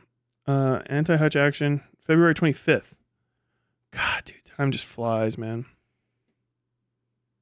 Where were those videos? Open file location. Oh, it was that day. Yeah. Is Okay. You have to go. all they want me to do is run ag. They want me on agriculture. They want me on agriculture right the fuck now. Now there's two ways I To fill out with going this on? crony judges, right? Me in. But for the things we support instead. Okay, yeah, this is it. Have you considered that, Hutch? You know what? I'm starting to. How are we doing on volume here? I'm starting. You know what? I'm starting to. It's starting to make sense to me. Oh shit. I'll be right. Bear in mind that the Emancipation Proclamation was passed in the middle of Is losing. fuck Take the black pill. incarceration. Kyler is in my Hey. chat. Yes. Yes. So it begins. Okay, so I need to do a few other additional things. I'll press this so that you guys can see it. Hit that F button. The audio mixing on this is not great. Sorry for anybody who was trying to hear that shit while I was doing it. I'm going to open up my notes so I can write some shit down. There's no way for me to do this so that you guys can also see my notes app. So I don't know why I'm saying notes app. It's fucking LibreOffice is what I'm using. So I'll stick this here. Chat, you got to go live somewhere else. Bye, chat. Say goodbye to yourselves. You don't know. You don't know. You're just going to go one window over right here. Okay. There we go. All right. So shrink that up. Hutch, vid, notes, smiley face. First and foremost, most important. God, I can see that better on here. What in the fuck, VLC?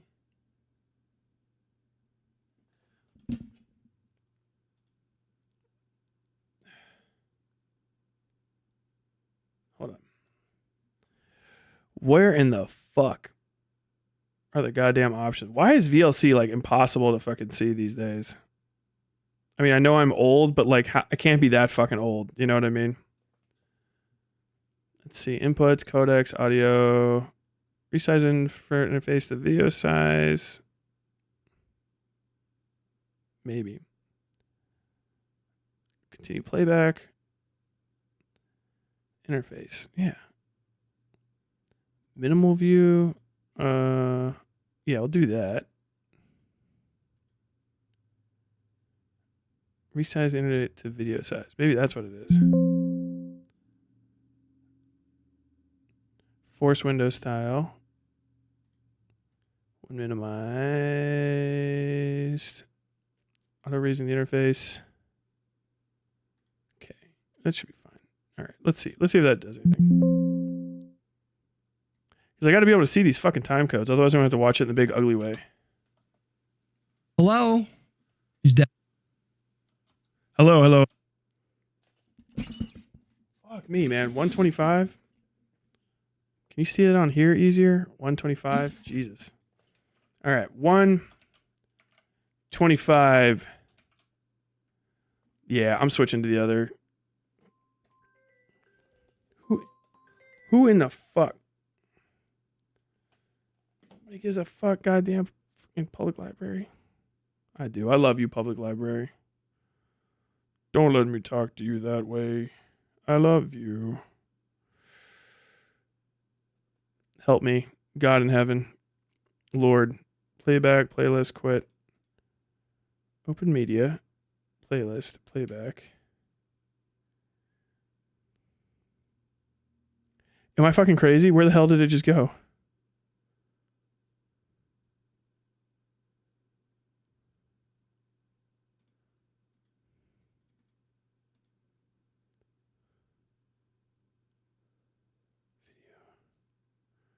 Snapshot, fit wallpaper, full screen video track, subtitle, playback, custom, renderer, speed, play, stop, next record, view. There we go. No, not minimal. There, that's way better. Way better. Can we make that just huge?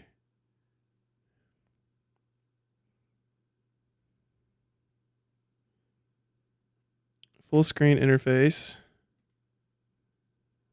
Okay, that's better. I guess I just have to get by with the fact that the time code is unbelievably small. Hutch is doing call-ins? Dude, fucking C-Space, call Hutch. Absolutely. Hello. Hello there. All right. Hold on just a second. I'm live too. Can you just say just words? Chickadee, check yourself before you riggedy wreck yourself. Based. Thank you. Fucking other millennials, bro. I think you're good. Okay, cool. Hello. What's up? Hey, man. You want to talk about urine streams? I made a promise. All right, I'll pull it back on my screen. There you go. Some part of me thought that it actually took longer to get to that. Some part of me thought it actually did take longer to get to that section than it did, but it was instantaneously. We just instantaneously start talking about piss. I don't know. Does he not know that it's very obvious, like crushingly fucking obvious, that he is sensitive about that? He's my age, which is crazy. He's actually older than me. I think Hutch is fucking like 86, 85. I'm 87, late 87. So like he's older than me. You know what I mean? But it does feel like I'm talking to a way younger guy. Mentally. Visually, I'm clearly younger and hotter. Indistinguishable from 20-year-old me. Absolutely the case. But like, what? It's so weird. Like, most people that age hit a point where they realize that they're falling into a trap by letting people know they're mad. It's like, don't let people know that something pissed you off, or don't bring up something, because if you do, it's conversationally relevant, right? You know what I mean? And if you want to talk about that, like more than one time, like you made a whole video responding to like your own piss comments mostly, and me going, this is really weird that he talked about his dick as a guy that pretends to be a super serious political commentator with something to say for this fucking long, inexpertly. And it kind of seems like he fumbled, and ChatGPT told him he has a small dick and it's filthy, which is funny to me. That's just like, oh, that's comical. What an unforced error. And to constantly return back to it when it is, anyone will tell you like, oh yeah, you sounded bad there. I've by the way, like I know people have watched the video outside of his community of cock watchers, I guess. And they're like, damn, I can't believe he said that. That's pretty embarrassing. Maybe wasn't worth an entire video, but you seem to think it's fucking hilarious. Yes, I do. That's like a moderate response to it. Other people are like, that's fucking hilarious. He's disgusting. I know. So like, there's no reason to bring it back up unless you're the best possible sport about it. You know what I mean? Like maybe I would, if someone made a video that was like tremendous, I couldn't ignore it because it had like, they'd roasted me. I'd be like, dude, that was, yeah, you gonna fucking get me on the piss thing again? Okay. Like, fuck, got my ass there. But I feel like you have to go into it knowing that you got. And I think maybe some part of him deeply believes that was shouldn't have been as embarrassing as it was, maybe, or like I'm somehow in the wrong for having watched his live stream where he talked about that and then made fun of him, which is even better. And given his behavior later on with like other people, I think that's pretty much the case. But I've got I made a promise to my wife that would be nice. So I'm going to be nice. No, but have you ever had like a urine like split stream? That's never happened to me. It's weird. Shut the fuck up. I have no idea why you talk about that. Why you don't? This is the That has first time never we've happened to talked. me ever. It's weird. It's weird that it happened to you. That's your medical malady is a thing. Hang on, chat, Twitch, YouTube. People with penises. Everybody else has had a split stream at some. This is the other. Okay, 126. 126. 26. Immediately goes to chat. 26.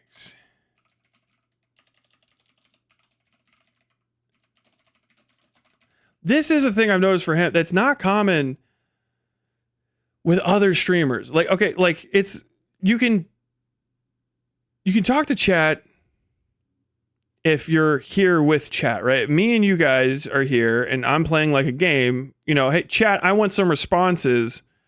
You want to get in here, right? But to jump to chat 2 seconds into a conversation with someone else is like, in my opinion, like a signifier that you're pretty fucking uncomfortable, right? Not like you couldn't ever do it. Like sometimes there's like, chat, am I crazy here type deal? Or like immediately like, yo, you telling me that you don't ever piss crooked? Like, no, chat, please help me. It seems like he goes to his and even other people's chats for like support very often. Like he relies on it heavily, which is a thing that's not necessarily his. When at no point when I debated Vosh was his chat involved. Do you know what I mean? I've watched a number of Destiny debates and chats almost never mentioned. I mean, most of the like higher level pro at this type people don't engage with or even view their chat in a general sense. You know what I mean? Maybe like some of the guys that wanted like and that was considered in like the sort of hippy dippy era to be like bad form, to be taking talking points from chat, not just because they might be fucking wrong, you know, but like you're not paying attention to the person that you're talking to in the moment. But like him and the like loner box sphere and like even a Pisco, when I talked to him just like in a conversation, like he was talking to chatters in the middle of a convo, which I mean, I guess it's not like, it doesn't throw me off at all. Like if you need, you know, companionship or assistance through this trying time, I mean, reach out. But it is just something I don't know. I've noticed literally chat, and you guys, other people that watch like a lot of debate streamers, is it growing? Is it becoming more common, or is it just something that like I just watched a few people that had the same habits and everybody else does just constantly refer to their chat? I don't know. Some point in their life, right? Also, I thought this didn't bother you. It doesn't. I'm not bothered. You're bothered. Let's stop talking about it. We can move on. Everybody's saying yes and I don't know what he looked like on the other side of that. I haven't watched his version of it because I'm eventually going to have to stitch these two together, and it's just work for me to even go towards his video. But he does not say that like in a way that doesn't sound like his feelings are hurt. Everybody else has had a split stream at some point. It's weird. Shut the fuck up. I have no idea why you talk about that. Why you don't? This is the that first has time never we've happened to talked. me ever. It's weird. It's weird that it happened to you. That's your medical malady is a thing. Hang on, chat, Twitch, YouTube. People with penises. I can't. Everybody else has had a split stream at some point in their life, right? Also, I thought this didn't bother you. Yeah. It doesn't. I'm not bothered. You're bothered. Let's stop talking about it. We can move on. I'm not bothered. You're bothered. Oh my God. You needed to have that. You needed to have me up on stream, man. You got to have me up on stream for that. I'm not bothered. You're bothered. Maybe he said that real clean, but like in my ears, because I'm not watching it. Like I'm not a fan. I feel like that has to be said. Like I know he's been on the internet the whole time for my adult working life. I'll put it that way. For my adult working life, he has been on the internet. and I guess that achieved him some level of success that's not replicated or evident in how large he is as a political streamer. But like I'm not a fan, so I'm not like invested in this. Like, oh, I'm going to see myself on his stream, or I get to hear myself while he reacts to me, or I get to see, like, I'm not, I didn't watch his chat or his stream this entire time, so I don't know what his face looks like. And I wonder if that I feel like it's a bit of a deficit to not be able to see the people that you're talking to when you're talking to them. I think that's a massive drawback of this, like, I guess Destiny style reach the throne variant of like call in, where you're like not both on the screen and you can't see each other to like, because I'm just going to end up like talking over you or vice versa, because you can't see physical cues, and what your read of something is audibly is what I'm going to be feeling, because I'm not watching the stream. You're not watching mine, what the fuck. Maybe I should be. Maybe he was. I should have been. Everybody's saying yes in my stream, so I think you're the one with the weird penis. I think you're the one with the weird stream. Yeah. That's true. I can't fight you on that one. Like begets like. I got a couple issues. I got a couple issues with you. Okay. I unironically, I know I'm stealing my own content. To get your attention. I really don't think that maybe you're the worst person ever. I don't know if you're being intentional or not, but I feel like you don't have a grounded knowledge of civics. Do you think it's the case that you do or don't? I mean, I'm not, this isn't a setup. I actually want to start this as a conversation. I've decided. I think I am, like I have a very rudimentary understanding of like what do you mean? Like just like the structure of government? What are we talking about? How? Okay. So, I'll make an example.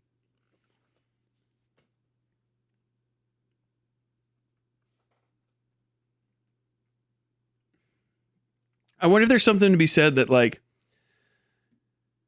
civics just has a definition. You know what I mean?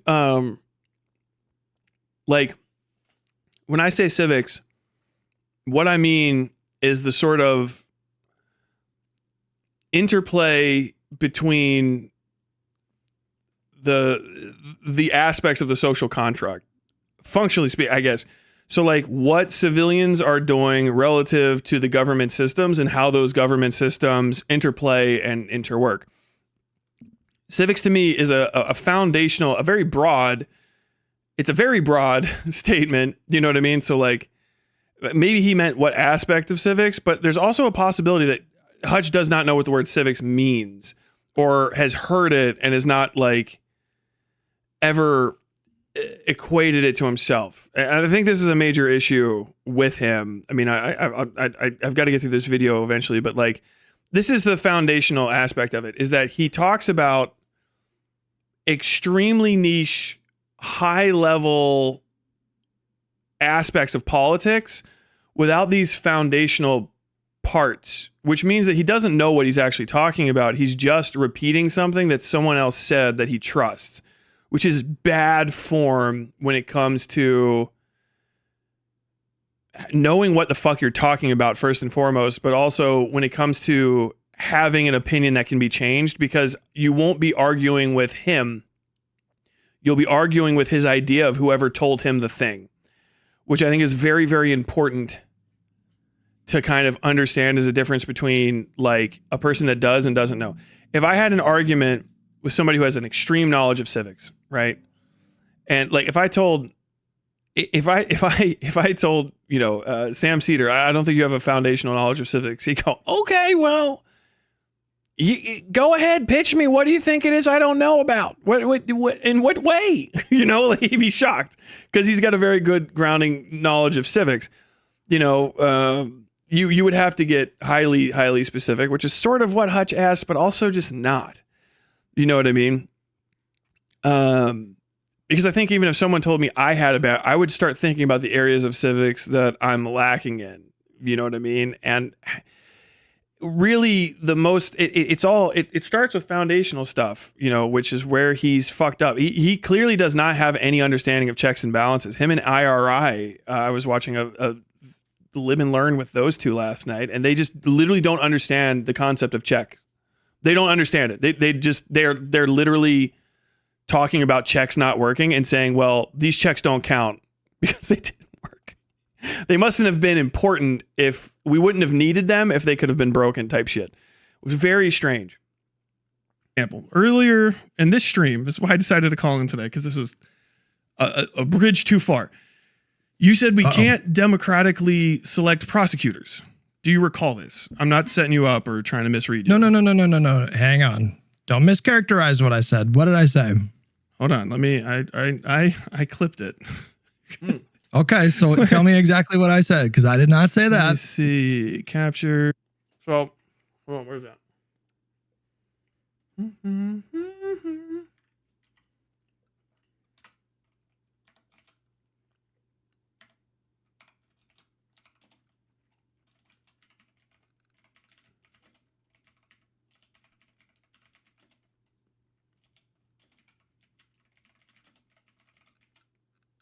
Okay, this is an important one.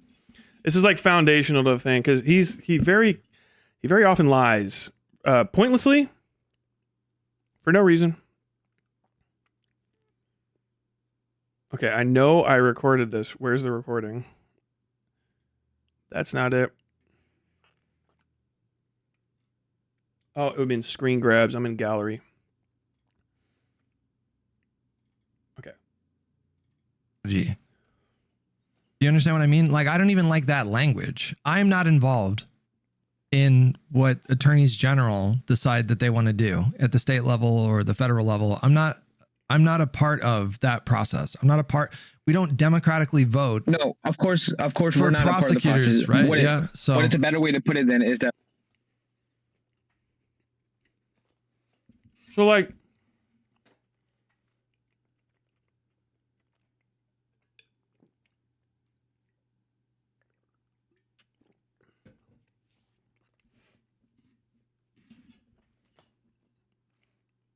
he just said that. You know what I mean? Like, if something like that is to happen. Do you understand what I mean? Like, I don't even like that language. I'm not involved in what attorneys general decide that they want to do at the state level or the federal level. I'm not a part of that process. I'm not a part. We don't democratically vote. No, of course, for we're not prosecutors, a part of the process. right? So what it's a better way to put it then is that we do. That entire statement is incorrect and just based on his lack of a foundational knowledge of civics. That's it. You do vote for attorney generals. I don't know how this guy claims to be following elections and why he has opinions on point spreads and electability and voter turnout. And he just said, we don't vote on prosecutors, right? Like, he lived in San Francisco Bay. Like, I know he'll probably try to flip this or whatever. Like, keep playing it. He talks about something else. That was his statement. I don't have any control over prosecutors at the state and local level. We don't vote for prosecutors. You do, and we do. You do, and we do. You do, and we do. You do, and we do. So, like, that's just the case. Kamala Harris. This is a thing that I wrote down for some of my notes for an eventual video. It was the prosecutor for where he lived, San Francisco, and then was the prosecutor, the AG, the attorney general of fucking California. She explained what her prosecutorial goals would be. I only have this amount of time. This is what I'm going to pursue, and this is what I'm not going to pursue as much. And then people voted for her based on that. It bears next to no explanation because it's a foundational part of voting. There's not much more to say than that. It's just it's foundationally untrue to the point where his core argument he's having with this guy is also foundationally untrue. We don't have any say over it. We do. As voters, we vote for it. You can protest your attorney general. You can call your attorney general and say, we want you to push for stuff. We just do. Why would he say that? Like, why would he say that otherwise? Would Sam Cedar have said that? No. Sam Cedar's probably followed the better part of 1,000 fucking attorney general elections in his life. Chat, do I have the right to be shocked? You know what I mean?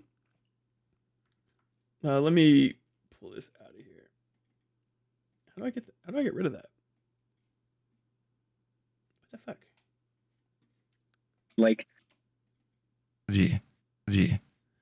Oh God. Do you understand what I mean? Oh, Like, I is don't it even up like the that screen? language. I'm not involved. I don't even like that language. Oh, I'm not my God. involved. Oh my God. Why the fuck? Why is this happening? Dude, Microsoft is so fucking cooked.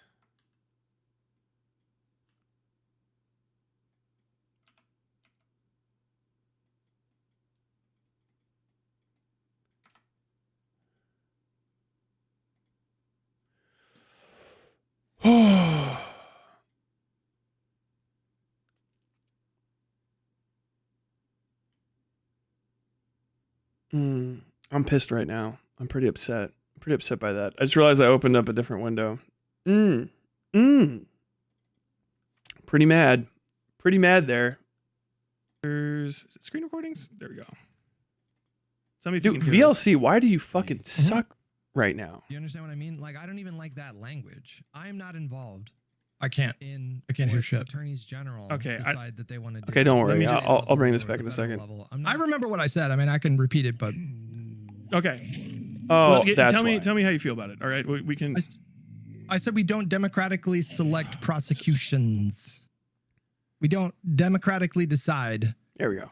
That like we're gonna make a prosecutorial decision to charge someone with crimes. So when people say like we should prosecute, Your medical malady is a thing. hang on, chat. All right, hold on. Also, I thought about it. All right, we can.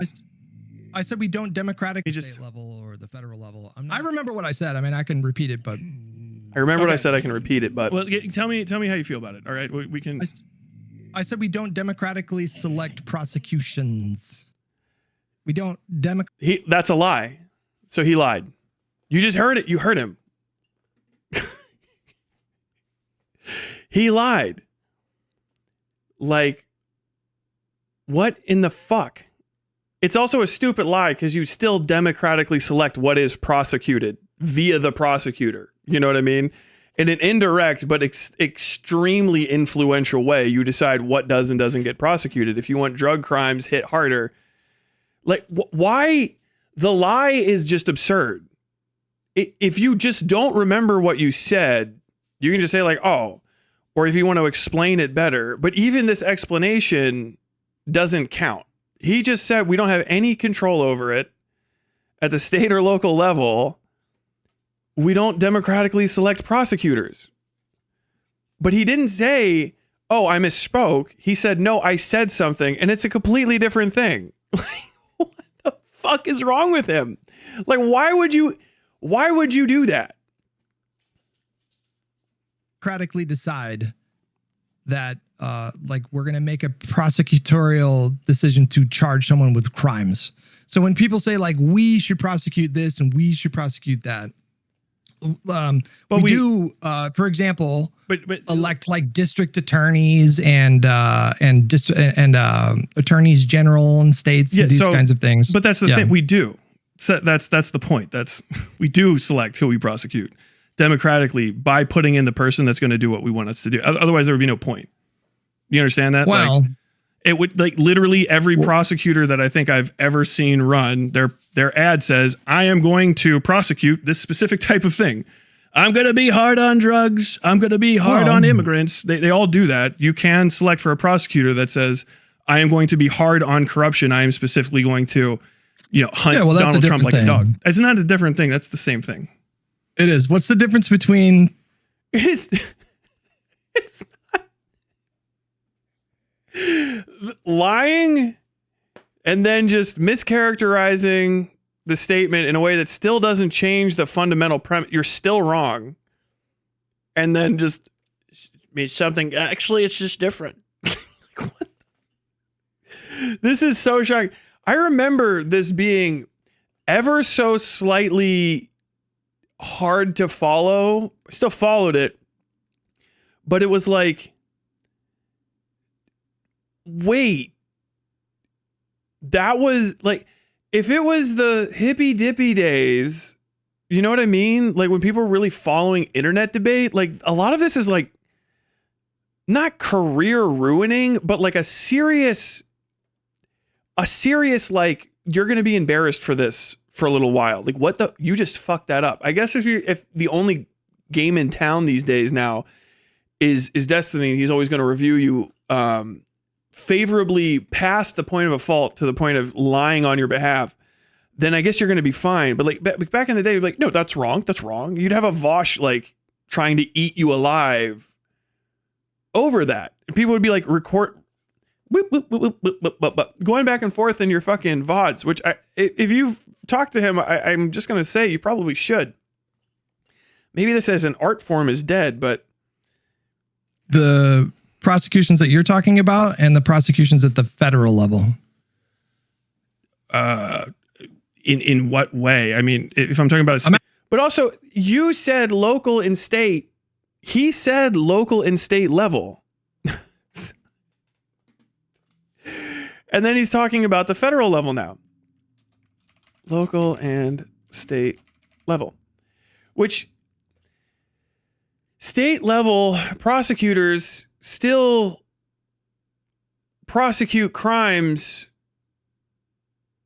at like that affect federal people. Like you, it could still be a state crime. You know what I mean? Like is it Letitia James, the AG? I can't fucking remember.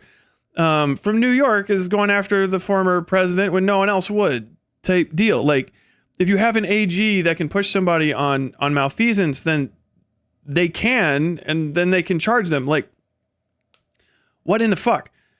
That's to say nothing of the fact that who is our current AG right now? My brain.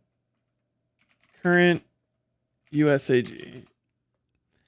Is that fucking what in the fuck? No, not. Yeah, Pam Bondi. I mean, well, never mind. The former AGs that we've had before, I believe, Pam Bondi, were other former attorney generals from lower levels, right? It's a stepping stone. It ignores the fundamentals of electoralism as a career sport for politicians as well, because people become AGs at different levels and then turn into AGs and governors and presidents at higher levels. You know what I mean? Like they go up through there. If you want something pursued, then the best thing to do is to put into power someone who will pursue it. There is no argument to that. It's an inarguable fact of the fundamental reason for voting in politics in general. Like if thou needeth a Plato, then elect a Plato. Like this is what is actually like, that's what's crazy is we're talking about fundamentals, and he has confounded that with his niche expectation of a hypothetical in his mind of what could possibly happen in one specific set of situations, which he thinks for his own reasons alone are the most likely to occur, which is a very bizarre way to even have a conversation. Is like he has started from the final result of something that he can't even, because of his lack of foundational knowledge, predict, and has worked back from that, and all other things around it have to conform to this thing first before he can even talk. So like he instead of arguing from first principles, he argues from last.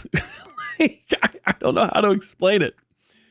That might be Asking you said I had a bad understanding of civics. You do. What? I mean, then you can just say what the difference. Do you know what the difference between federal and state and local law is? I do. I mean, but what's different about, for example, like federal prosecutions as opposed to somebody running on a platform of cracking down on corruption in New York or whatever? They fall under federal or state law. That's such a broad, like, yes. Okay, that's a good one. 130.02. 130.02. Hutch asks the broadest question in the history of questions. Difference between state and federal prosecutions.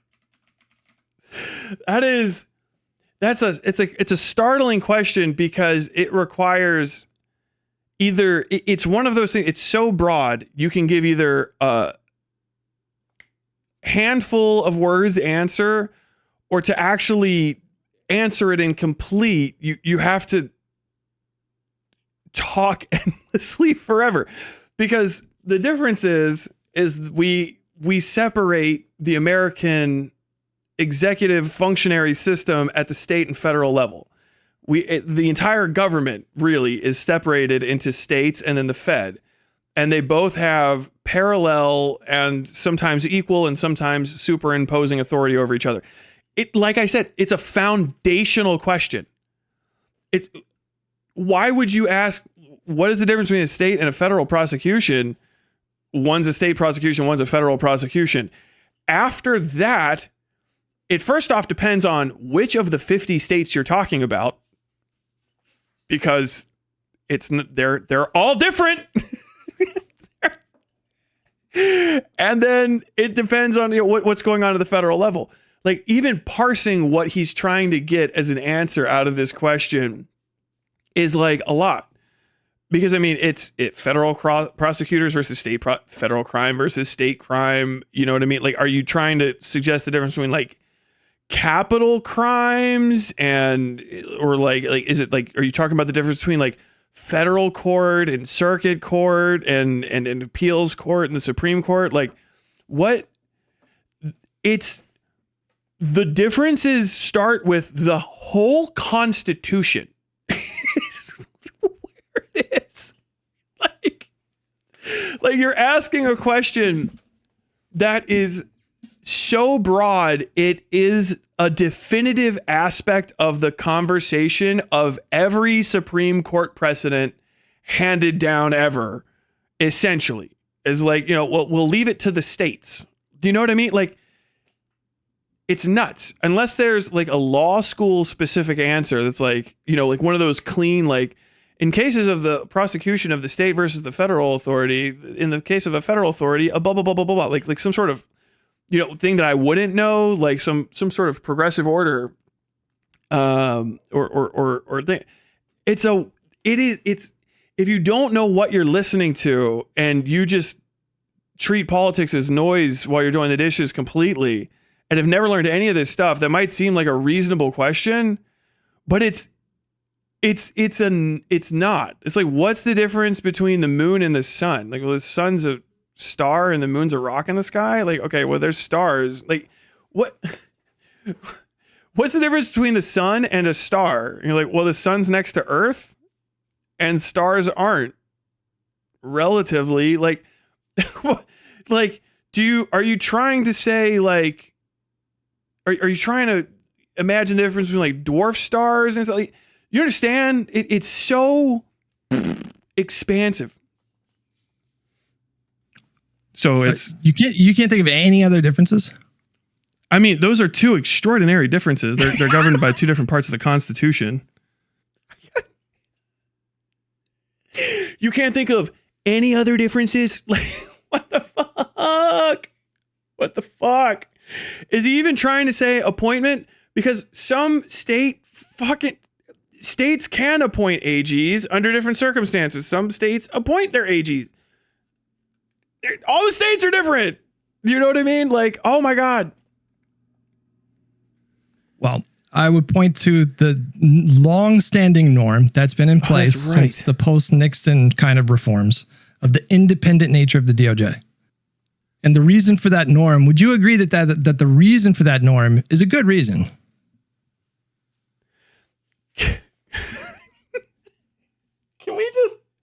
Can we bask in that as a response? What's the difference between state and federal prosecutions? I don't know. Well, if I were to say, how about if I point to the post-Nixon sort of reforms? If there were reforms post-Nixon, please tell me which reform you're speaking about. Okay, let's look it up. What post-Nixon prosecution reform? Watergate era reforms 50 years later. Had a great run. Trump presidency proved new reforms are needed.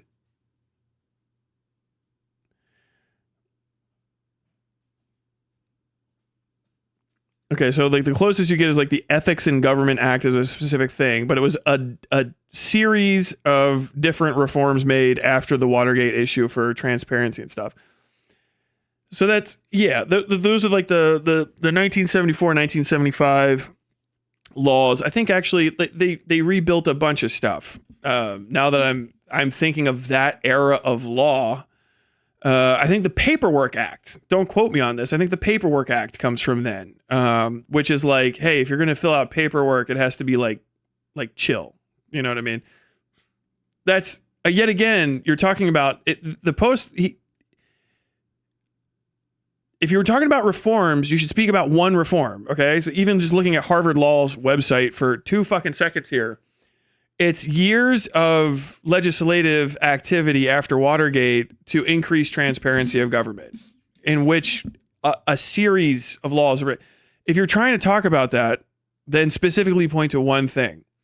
And if you're going to talk about law, talk about a law, talk about an act, right? But then we get to this fucking norm thing. Describe the reason. The reason was to establish distance between the president and the attorney general. A good reason. Describe the reason. The reason was to establish distance between the president and the attorney general and the DOJ, because Nixon had so corruptly tried to influence DOJ decisions, and it went beyond Watergate. Like he was secretly ordering DOJ to investigate groups that he thought were like radical communists, or potentially would do like a. You can just see my face. I'm trying to figure out what the fuck this has to do with anything. This is gibberish bullshit. Gibberish fucking bullshit. The claim was, you said we don't have any democratic ability there's nothing we can do democratically about local and state, specifically local and state prosecutors or AGs or whatever. We don't elect prosecutors. We don't democratically select prosecutors, whatever the specifics of that was. And we're talking about, from that lack of civics knowledge, him stumbling through post-Nixon, post-Watergate reform conversations and saying that, like, I don't know if you know this, but Nixon was kind of a bad guy. Yes. The thing is, like, and this is a thing to always look out for. If you're mush-mouthing with somebody who's another pro in the situation, you know what I mean? Like me and someone else who was in the Marines, right? We're talking about the shit fuck box lunches we used to have. They might have a name for that. Like, you know, those stupid ass fucking box lunches we used to eat? Like, yeah. You can kind of be like super non-specific, right? But if you're talking about, like, you know, people would eat lunches out of boxes in the Marine Corps 13 years ago, 15, 16 years ago. You're like, oh, okay. Like, you should be more hyper specific about it. Like, and the point that you're making, so that people understand what the fuck you're talking about. Like, yo, it's a great way to get somebody lunch.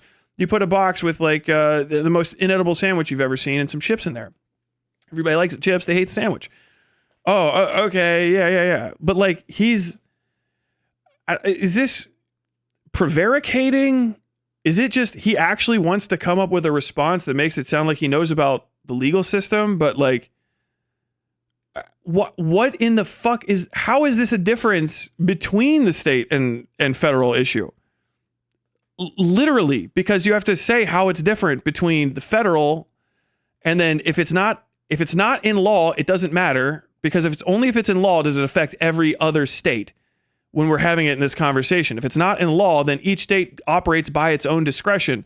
So each state might have that norm. It might not be different. It might be the same. Like it's a terrible response and it serves only to confuse the issue. I'm literally fucking baffled trying to figure out what the fuck he's talking about. Internal like insurrection, right? And so after that whole scandal, and I'm sure you agree that Nixon was super corrupt and, you know, all that is like really bad, right? Yeah. After that, we adopted these norms to establish That's that fucking debate guy. I'm sure you would agree that Nixon was corrupt. What in the fuck are you talking about? like I'm gonna fucking stop the conversation. Oh shit, I don't know. We're off. It's this pretense of like we're trying to build we're trying to build a dialogue or something here. Like I'm sure you would agree that Nixon was corrupt is the weird. I'm sure you would agree that the British were not the best people to run America in 1776. Like you would agree that American independence was maybe good. Like what the.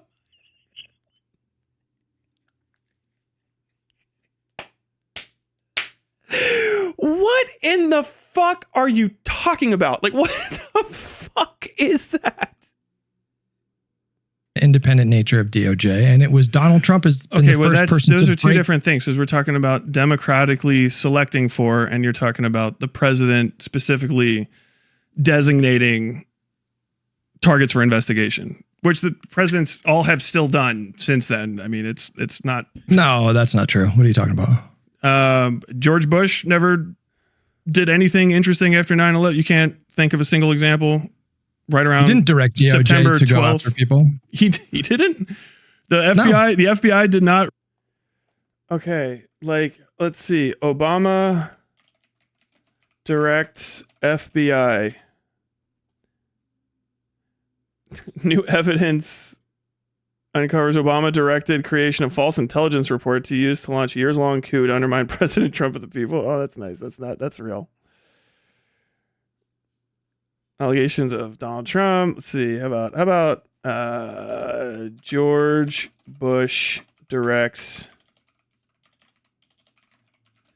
FBI investigation. Killian documents kind of. George Bush has been on the scene of the something. 63 FBI memo ties Bush to intelligence agency. Oh my god. How about news? God, it's impossible to search stuff, man.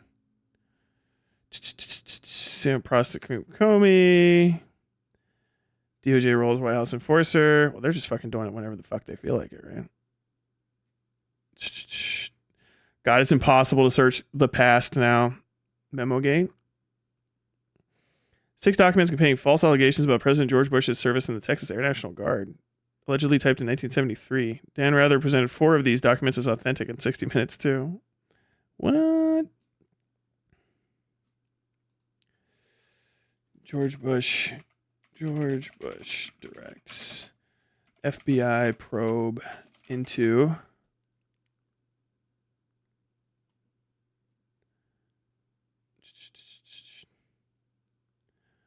bringing George Bush to justice. That's never happening.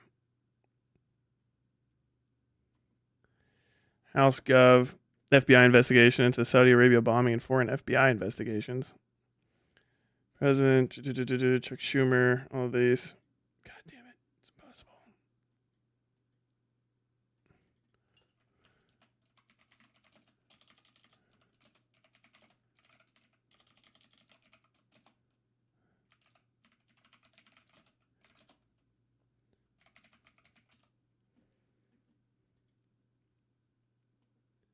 ACLU, post 9/11 surveillance. There you go. FBI raids too. of the biggest charities. Post 9/11 surveillance has left a generation. I shouldn't have left it open ended to try to get as many results as I could. Generation of Muslim Americans in a shadow of distrust and fear. Updated on September 16th, 2021. Published on September 26th, 16th, 2021. Based by the family, yada, yada, yada. Federal government began investigating. Sweeping. Homeland Security investigation of Muslims is unconstitutional and discriminatory. This is all under his direction. Attorney General John Ashcroft said, using race as a proximity for potential criminal behavior is unconstitutional and undermines law enforcement.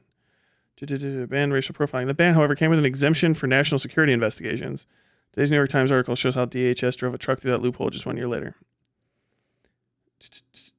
Despite President Bush's vow to end racial profiling, his administration embraced it, said Carolyn Fredrickson, director of the ACLU Washington Legislative Office.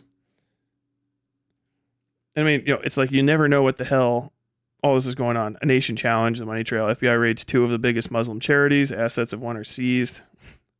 Just 1.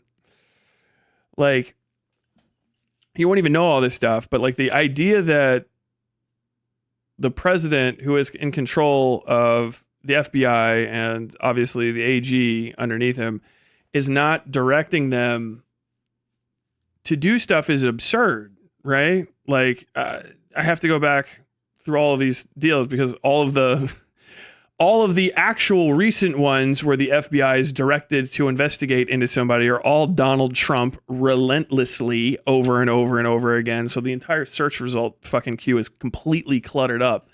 But like that's the point, is it's a norm and not a rule. Let me just reconstruct itself entirely to pursue terrorists within Muslim communities in America. That never happened.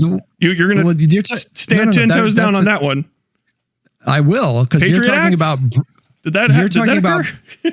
Bro, you're talking about broad policy goals, that is like considered okay. That's acceptable within the boundaries of the norm. But I'm shocked on the fucking screen. Okay, I'll just let myself respond. George W. Bush, in fact, George W. Bush, in fact, did not instruct his DOJ to, for example, prosecute specific people. That didn't happen. Oh, you mean like to hunt down like a guy specifically? Okay. Yes. That still doesn't really respond to the initial question, which is you said we can't democratically select prosecutions. We don't. Because we can. We can. You're talking about other stuff. We're talking about Nixon. Level. I tried to explain it to you. You said locally. You need to brush up on your civics because were you aware of the norm of like the independent nature of DOJ? Did you know that was a thing? Is a norm a law, or is it something that you can just disregard because it's a feel good? So it feels. You can disregard it. Yes. Okay. So who gives a fuck? Yes. So that's not a response. That's just ignorable. Should you disregard all norms? If do they provide any benefit to you? Do they provide any benefit to like functional, healthy American democracy? Well, I think you were talking about, right? like, I'll make an example. You were talking about you have a proud Confederate ancestry in Kentucky. Yeah, I mean, like, we're completely in the fucking weeds here, and this doesn't make any fucking sense. Also, we're getting ready. We're getting into the next part. That's a good part. But like, how good is this norm even if it's like, oh, we're going to protect a single private individual from investigation, but like, yeah, Bush authorized domestic spying in 2002, right? U.S. intelligence agencies no longer need warrant to eavesdrop on U.S. citizens because it was the goddamn Patriot Act. Like, what value even is this statement when we're not even talking about like the thing? It's some sort of stupid fucking norm. It was completely superseded by the fact that the president's following were afforded increasing power over. George Bush just created an agency called the Department of Homeland Security that didn't exist beforehand, and they just do whatever the fuck he wants, right? Like the norms don't matter. I don't know why that was ever brought up. It's like nonsense. It is just gibberish bullshit. I can't. I don't know. If someone else wants to like explain that to me, you can tell me. But we're getting into democratically select prosecutions.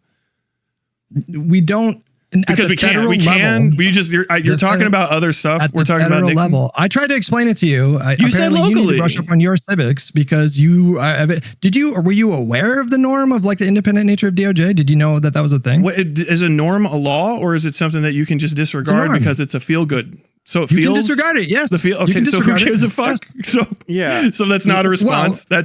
So this is okay. Hold on. That's a good 133. 133.02. This is really the like issue with specific, non-specific knowledge. Having an understanding of a norm, which is like a professional consideration that's not explicated in a law. These are like God, there needs to be a word for this, and maybe there is somewhere, but like basically once every 2 months or so, maybe even once every month when things are getting hot, new random terms are introduced into the international or the national lexicon about some political happening that come and then go, and they have absolutely next to nothing to do with operations whatsoever, but they become the highlight of conversation. Right. So it's like some extremely high level people who have really good, strong foundational knowledge can talk about this norm. Right. Because to understand the norm that he's discussing, like, did you know that it existed? You have to show that to what extent as a norm it was something that was understood and practiced as opposed to something that just happened to be the way of things for a little bit. You know what I mean? Or was it bypassed? You know, it's like, the amount of context you need to have to understand this aspect is just insane. This is beyond civics. This is backroom shit that happens with the highest levels of government. This is old boy shit. Anything that's a norm or a handshake or a long-standing agreement is old boys shit. And that's usually what comes up in the news because it's the easiest stuff to go around and break. It's the fucking feather holding up the bookcase. Where people go like, what's going on? Like, oh, okay, yeah, this is the 1922 rule. It's not a real rule or a law, and it's the most important thing that we're going to talk about for like 2 weeks, and then everyone's going to fucking forget about it completely, unless it becomes a meme because of Jon Stewart or something. And like, this is a strong indication that the person that you're talking to doesn't know fucking anything about the foundational aspects of these conversations. Why are you going 50 years into the past to talk about a norm at a specific aspect of federal structure when the key statement is you said we don't have any say in local and state AGs. We don't democratically select prosecutors. That's the key thing that's to be focused on. And this all just is just a distraction at best. At worst, it's a look into how little the guy knows about what the fuck he's talking about, because it doesn't matter. Did you know about the norm? No. If I didn't know about it or care about it, it means it probably hasn't come up to any of the people that I talk about, which means it probably doesn't fucking matter. It probably gets bypassed or worked around in some other way because it's a norm. There's no way to enforce it. But you're like hyper fixated on it because I guess this is a liberal thing. It's this like idea of like politeness and propriety or something that can be returned to through sheer force of like worm magic. It's shocking. I have no, what the fuck? It's just ignorable. Should you disregard all norms? If do they provide any benefit to you? Do they provide any benefit to like functional, healthy American democracy? Well, you were talking. No, it's literally, do they provide any benefit to you? Do they provide any benefit to healthy, functioning American democracy? If we had one, it's a suppositional question in the first place. Suppositional question that the democracy has ever been healthy or functioning, period. That's like literally a subjective interpretation of America. And you can argue that for the almost near entirety of America, it hasn't been. Barred without reservation, America did not have a healthier functioning democracy until minimum after the Civil War. And really until after at least minimum the Voting Rights Act. What with the Voting Rights Act assisting people in voting. We did not have a healthy or functioning democracy when women and black people couldn't vote, or when we let them vote, but by letting them vote, we mean you have to pass a test that only I get to say whether or not you get the answers right, and also you have to give me a fucking poll tax. And also maybe some people are going to come by where you vote and they're going to beat your ass to half to death with fucking sticks. Like, the norm that he's talking about is established 10 years after that. So, like, what are you fucking talking about? Healthy and functioning democracy? Like, at what point? This is before the Iran-Contra affair. This is before fucking not Donald Trump, Bill Clinton fucking raped his secretary. This is before the hanging Chad debacle in the Supreme Court in 2000. Like, democracy is a fraught and inconsistent exercise. To think that there is a norm that is more valuable to the functioning of our democracy, which has one of the lowest turnouts in the fucking modern world, is more important than any specific law or has some sort of functional pivot point is insanity. It's bizarre thing to say. Very self-righteous, very blowjobby. Odd thing to do. About like, I'll make an example. You were talking about you have a proud Confederate ancestry in Kentucky. I fucking love this. I love this. This is the best day of my life right here. Okay. 1:33:23. Confederate butthurt begins. I have not re-listened to this, by the way. I have not re-listened to this debate. I actually am happy with myself. I was very nice. What the fuck did you just say? You said that you're proud of your Confederate ancestor, Goofus the Gallant or whatever. He's got four cities named after him. You said I was proud to be a Confederate descendant? When the fuck did I say that? Well, you were proudly describing your Confederate descent. Don't worry about it. Well, let's continue. No. We're talking about norms. We're talking about norms. I was proud. Mm-hmm.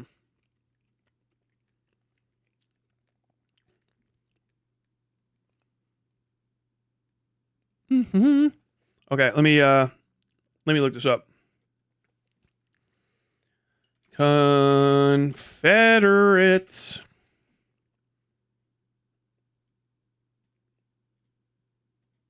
Oh, I couldn't spell Confederates with an E. My heart defaulted to Confederates.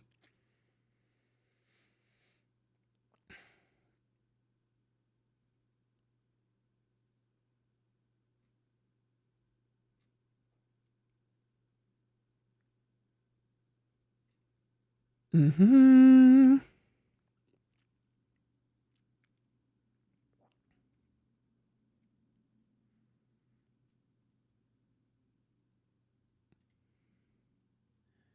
Hutch literally wants to segregate. It's okay to acknowledge that.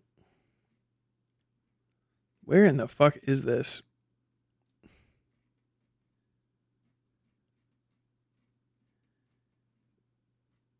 You guys got it? Is there where? Oh, is Mantor bad? Pin messages? Nope. DGG Orbiter bad? Pin messages?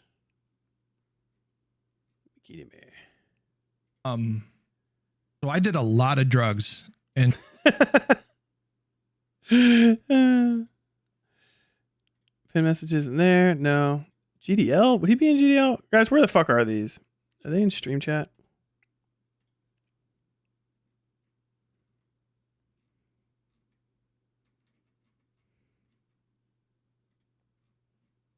In the name of God on earth, where the fuck did we put these stupid fucking videos?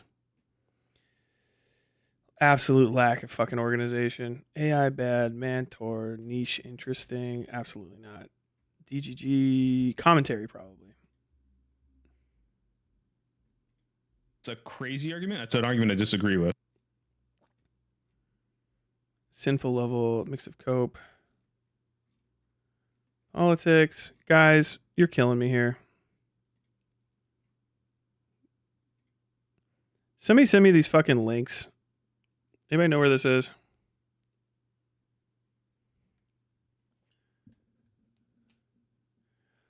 We're all watching this in one of these fucking threads. I can't fucking remember. Drama?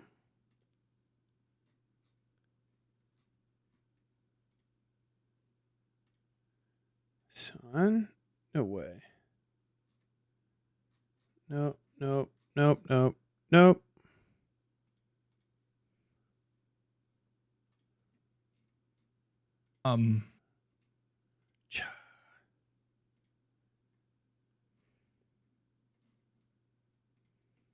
Just said, you know what? We don't, like, you don't think that civil rights leaders, for example, in the 20s, you don't think that they knew that they were probably decades away from accomplishing civil rights? Like, I do think you need to be prepared. And that's not me. All right. Where the fuck? Where the fuck?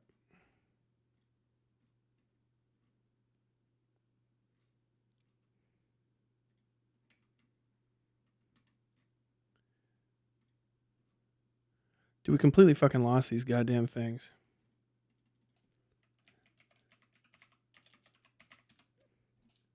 Why do I not pin fucking anything?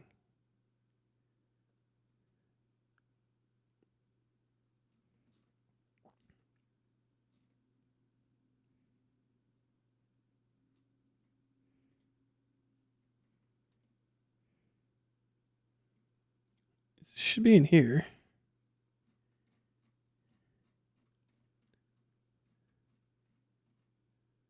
I'm fucking losing my shit, dude. Where the fuck is this fucking video?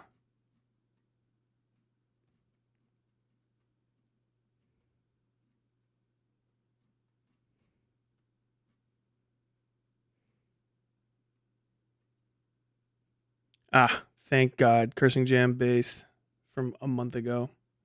Able to get you or somebody like you to understand this. Someone like There's me, like a enough Hispanic people person out there. Bro, my fucking step grandfather's name is Yeah, this is the start of it. Jose. Don't All right, don't listen, pull that shit just with me. Wait. Why is it the I'll case send you, that if she when had this called is- it a hold on, and genocide, just so that why you know, wouldn't she have and won? Just so that you know, hold on. Just so that you know that I'm not bullshitting, I will send you a fucking DM later of me as at 16 with hair standing next to my papa. Okay, so don't pull that shit. Yeah, no. Having said that, like, why is it the case if she had come out and said it's a guy? You can't. I literally descend from a slave. You can't. Stop it. Yeah, no. Having said that, like, why is it the case if she had come out and said it's a genocide and we're going to stop Israel on? He can't compete with me on that front. He can't. I literally descend from a slave. You're not going to win that fight with me, buddy. I think I will, because you're fucking you're white.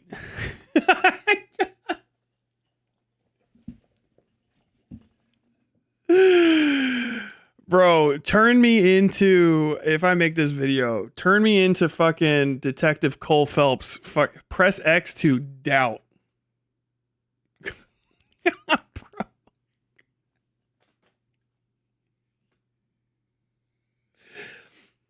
I descend from a slave. Yeah, how far?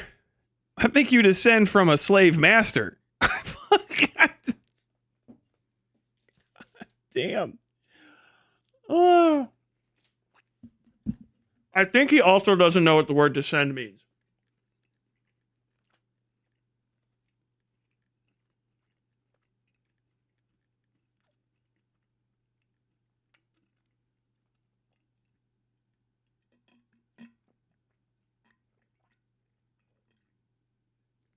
Oh my God. Oh my God. It's crazy, you guys. It's crazy. We'll get to the actual. Like, there's a picture. There's a picture of my great grandma. Crazy. It's like one of those black and white, like 200-year-old pictures where the people are like staring deadpan into the camera.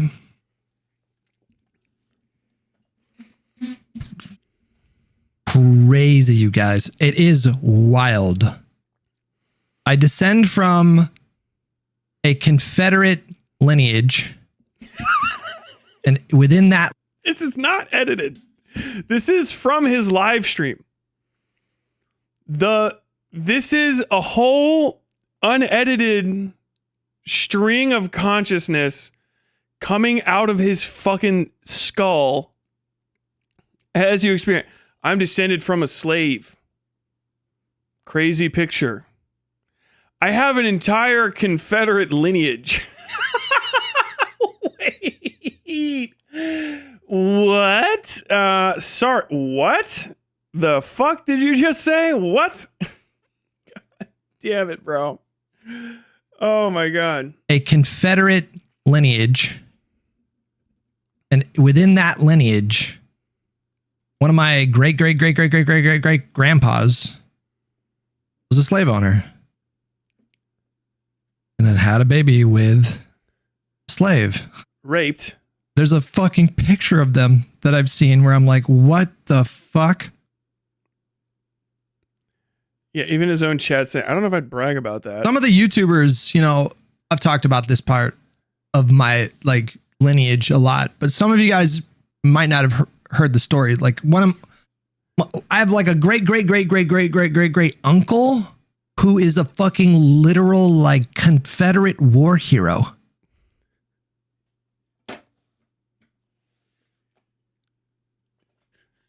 There's a town in like Georgia named after him.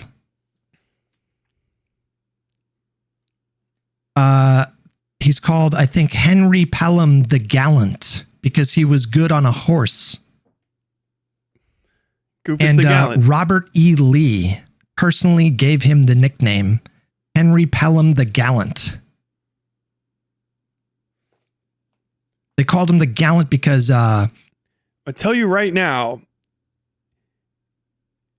if you know this much about the Confederate war hero part of your ancestry, the slave that your ancestor raped is not the dominant side of your genome.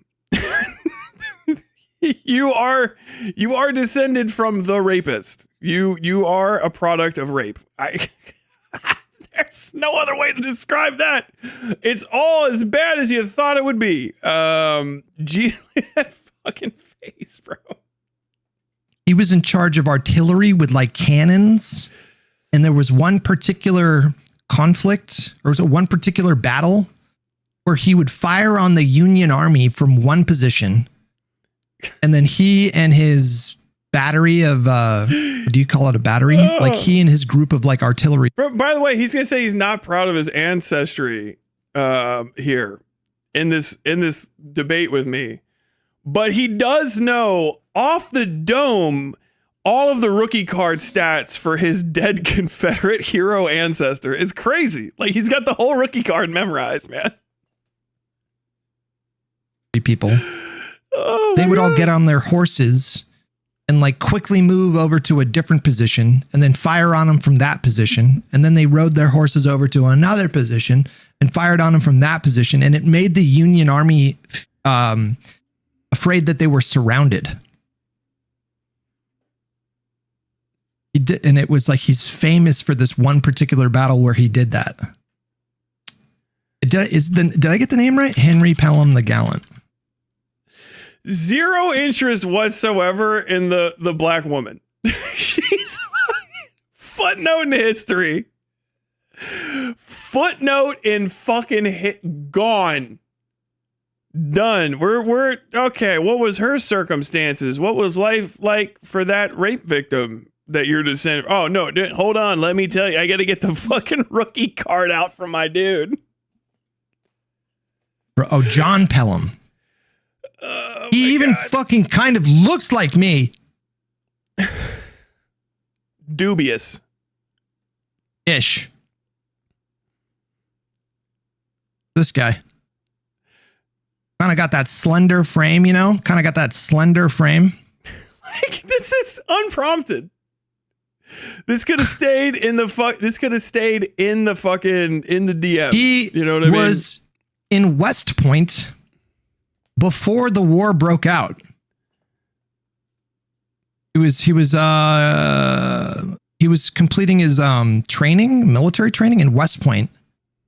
And then weeks before the Civil War broke out, he made the decision to, and West Point is up north, right? What city is West Point in? West Point, Virginia? Virginia? Is it Virginia?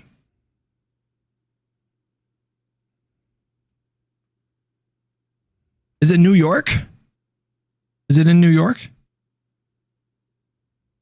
He snuck out of the South.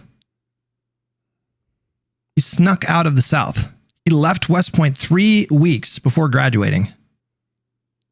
And then him and a friend wore disguises and snuck out of West Point and took a train, took the rail line or whatever down to the South so he could be down there when the war broke out.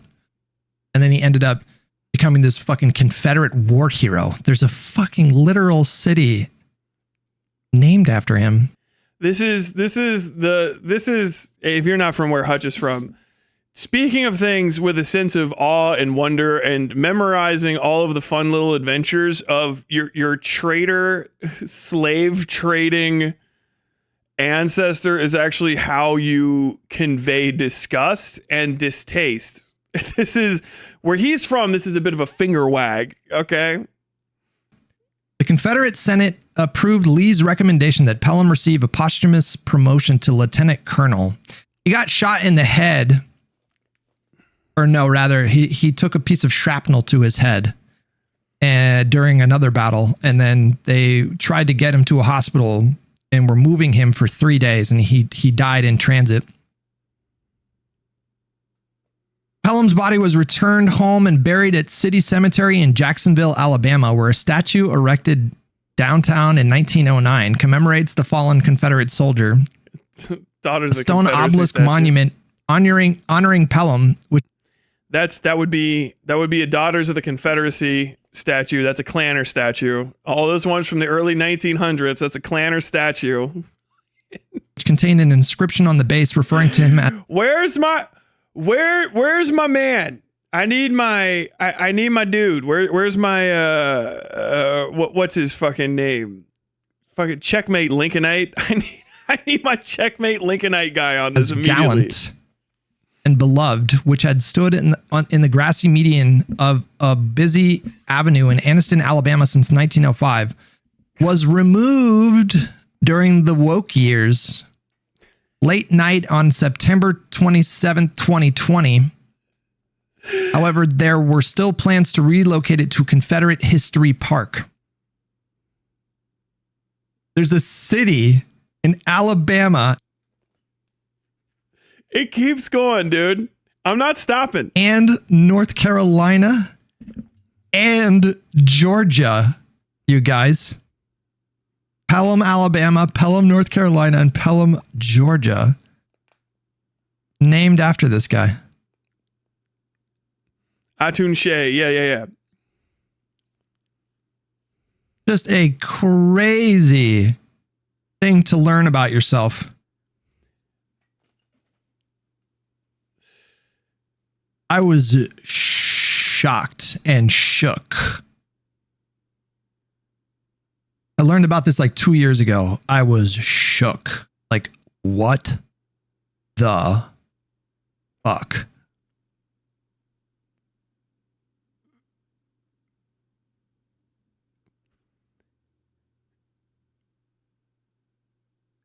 Is there a part where...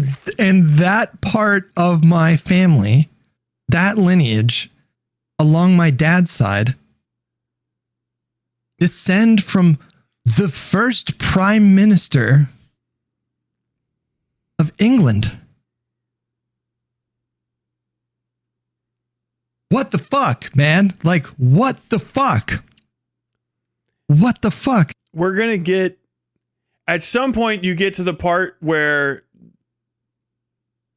is bad. We don't know how this is just or pride. Necessarily specifically why that side of my family ended up in America, but we do know that one of my direct ancestors in England committed some crime and was given the option to either go to America or go to jail. We don't know what the crime was.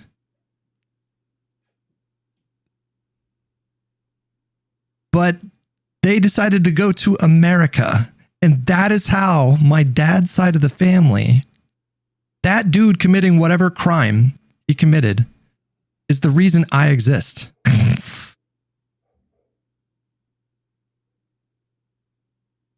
And then on my mom's side, can we get some? All right, where we go? I directly descend from someone who died in a criminal insane asylum. Like, my family lineage is fucking nuts, you guys. It is why you want the Dems to be segregationists. Oh, Hutch is a bald Confederate. This explains why you want the Dems to be segregationists. Oh my God, I should not have said this. Yeah, probably not. There's my face. So I told him I'm gonna put clips from that in this video and I make it because what the on what earth? And like, okay, I need to rewind this a bit so you can just hear his righteous indignation about my fucking jab. I thought he would be fine with it because, like, why wouldn't you be? Like, he seemed like it was a nice trip down genetic memory lane. I just disregard because it's a feel good. So it feels. You can disregard it. Yes. Okay. So who gives a fuck? Yes. So that's not a response. Well, that's just ignorable. Should you disregard all norms? If do they provide any benefit to you? Do they provide any benefit to like functional, healthy American democracy? Well, I think you were talking about, right? Like, I'll make an example. You were talking about you have a proud Confederate ancestry in Kentucky. What the fuck did you just say? You said that you're proud of your Confederate ancestor, Goofus the Gallant or whatever. He's got four cities named after him. You said I was proud to be a Confederate descendant? When the fuck did I say that? Well, you were proudly describing your Confederate descent. Don't worry about it. Well, let's continue. No. We're talking about norms. We're talking about norms. I was proudly telling my chat that my current relationship and my current like family and the way that played out, I proudly said that would infuriate my Confederate descendants. Okay. Why would you lie about that? Why would you lie about that is awesome. How long was that chunk that we just watched? At some other point, I guess he said, I don't know. I think he pulled a true libertarian. I guess he dates a non-white girl. How can I be racist?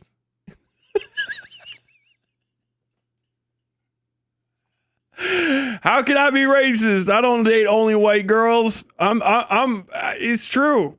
I've never met a white guy with a non-white girlfriend who was racist in my life. That's impossible to find. They definitely don't drive around in a Mitsubishi Lancer fast as fuck. What is that? Is that a Nissan Altima with a racist and his fucking Asian girlfriend? Yeah. My man has the meth addict's dream. Fucking Confederate. I live in Kentucky. You can find a lot of racist white guys with a black girlfriend in Confederate history. All right. Bro, I fucked my way out of this. Literally is a crazy response. Like, it's awesome.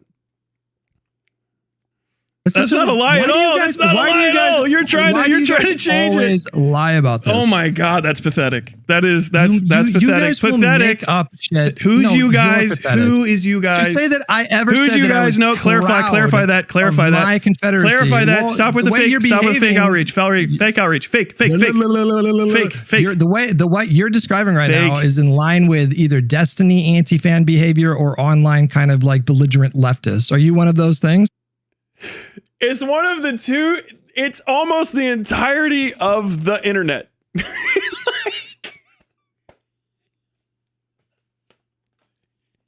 Who's left? When you mix belligerent lefties and Destiny anti-fans, who in the fuck is left? You've gotten rid of almost the entirety of the right wing, almost of the entirety of the left wing, and a lot of centrists with Destiny anti-fans. You gotta be, Tyler, are you a fan of Destiny or at least a fucking like right wing or what? You're a belligerent leftist, like, bro, my man, you just described the earth. The only people that say this shit about me are people that breathe. Were you born of woman, son of man? Thus thou hast found thine hate for me. Like, what? It's such a shocking statement, dude. This shit is so fast too. I know we've been talking about it for a minute, but it's fucking been like 10 minutes. Oh my god. 1:34:30 loses it. Destiny anti-fans LMAO. So are you a Destiny anti-fan or are you like a belligerent online leftist? What do you mean? What Destiny? If you don't like Destiny, I would be mean to you. I'm asking you.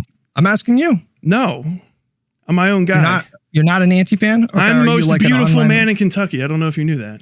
What are your general thoughts on Hassan? Hold on, no. We got to go back to this. We got to go back to this example. We're talking about the importance of norms. I don't know why you would lie about that. Proud descendant of a Confederate. Dude, he's so bro. Like, it got him. I think the reason I want to make this video the most, you clip it, ship it, and send it. I think this shit gonna hurt his feelings real bad, and I want that for him. I can't. Fucking shocked, bro. He said the only kind of people who are mean to me are whatever a belligerent leftist. What belligerent leftist is? I guess that is me. I think, are you? I'm a leftist and I am quite belligerent. Did you just describe traits? What the fuck is that? Is that even a group? That's just a description of a person that's subjective in your mind. And then Destiny anti-fans. The only people that are mean to me don't like Destiny. Like, can't. Wait, what? We were talking about norms. He can't stay focused. He's so fucking mad.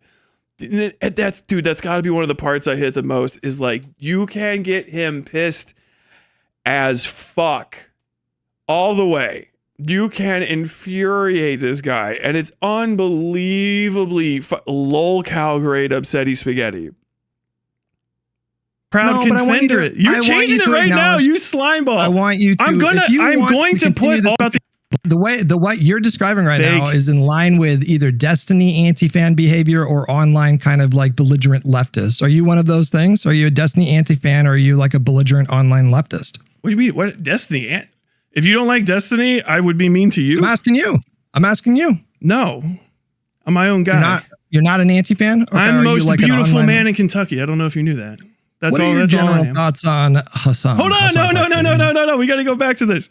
We got to go back to this example. We're talking about the importance of norms. I don't know why you would lie about that. Proud descendant of a Confederate. Proud Confederate. You're changing it right now, you slimeball. I want you to. He literally just lied again and said it to you. Called me a proud Confederate, which at this point feels like unironically might be projection. I don't know, but owned Magoobered.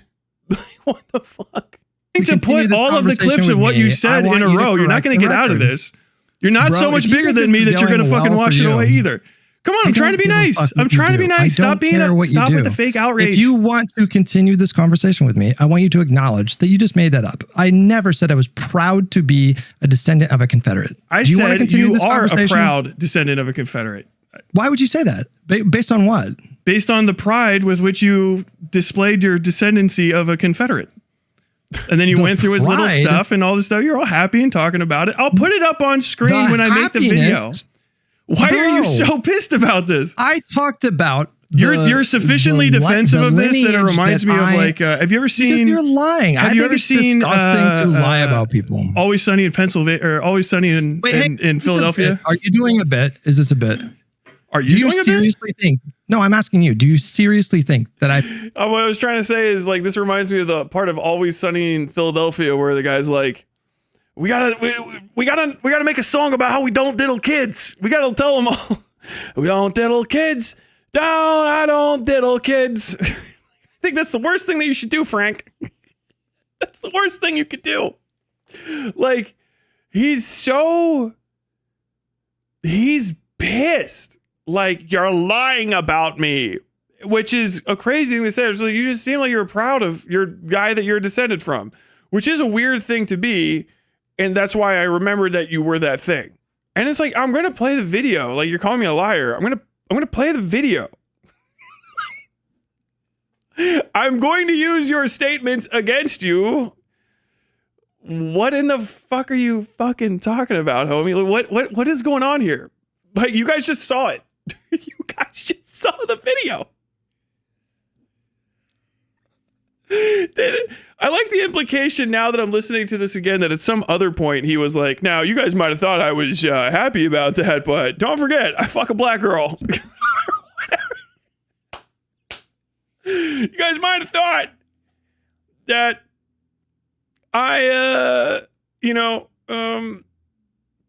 actually, yeah, you guys might have thought that maybe I was a little too proud of my Confederate ancestry, but I'm pretty sure they'd be pretty pissed that I'm fucking a non-white girl. Which actually, when you think about it, doesn't make sense because he did just say he's the descendant of a raped slave. I think your Confederate ancestor and you have the same taste, actually. I think he wouldn't be mad at all. I think your Confederate ancestor would be like, hit it again, Billy. Hit it again. Now that I haven't thought about that until right now, but like this started off with him. The clip starts off with him bragging about how he's related to the victim, the victim of a rape, a slave that was fucking raped by their master, and there's a picture of them together. And like, if he saw me today and what I'm up to, like, I think he'd be cool with it. Isn't that why you just said you're here? Bro, you're peas in a pod. Actually, you're just like the guy. The similarities are becoming less and less extreme. It's quite uncanny. In fact, like, what the fuck? Oh my God. Proud to descend from the Confederacy. Are you not?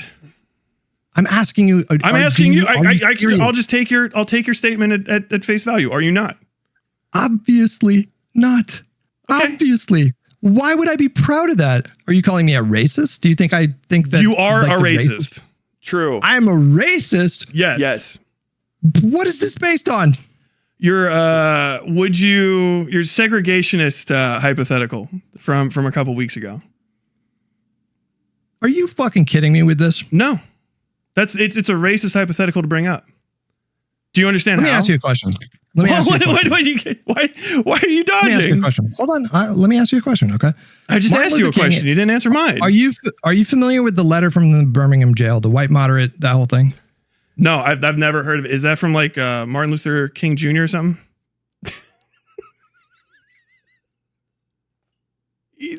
He's so tilted he cannot hear me fucking with him now, which is great. Are you familiar with shit is up the fucking wall. What in the fuck, dude? Oh my God. I just love it. Like, you're racist. That's an insane thing to say about me. Dr. Martin Luther King Jr. once said, like, to quote the words of the good Dr. King. Like, oh my God.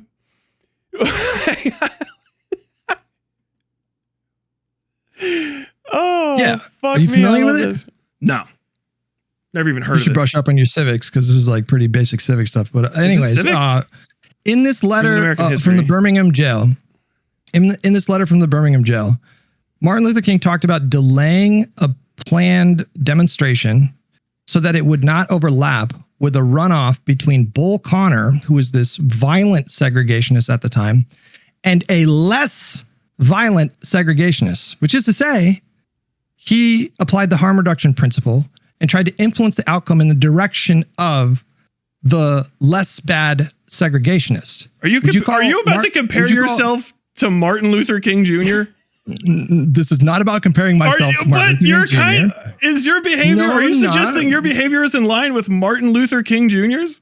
No, The I'm not. Dr. I'm asking Reverend you- Martin Luther King Jr.? I'm asking you, in a hypothetical situation, could you imagine trying to help elect maybe a segregationist, but it doesn't mean that you're a fucking racist? No, because you're a racist if you help elect a segregationist. But I just told you that Martin Luther King Jr. tried to help elect a less bad segregationist. Does that make him a racist? If there's going to be two segregationists, Yes. the less bad one could potentially be less bad. But Right. if you're trying to get a segregationist elected, you're a racist. What about If you're a white person using Martin Luther King Jr. as leverage to make yourself look less racist, you're probably a racist. What about a segregationist? Which would make you racist.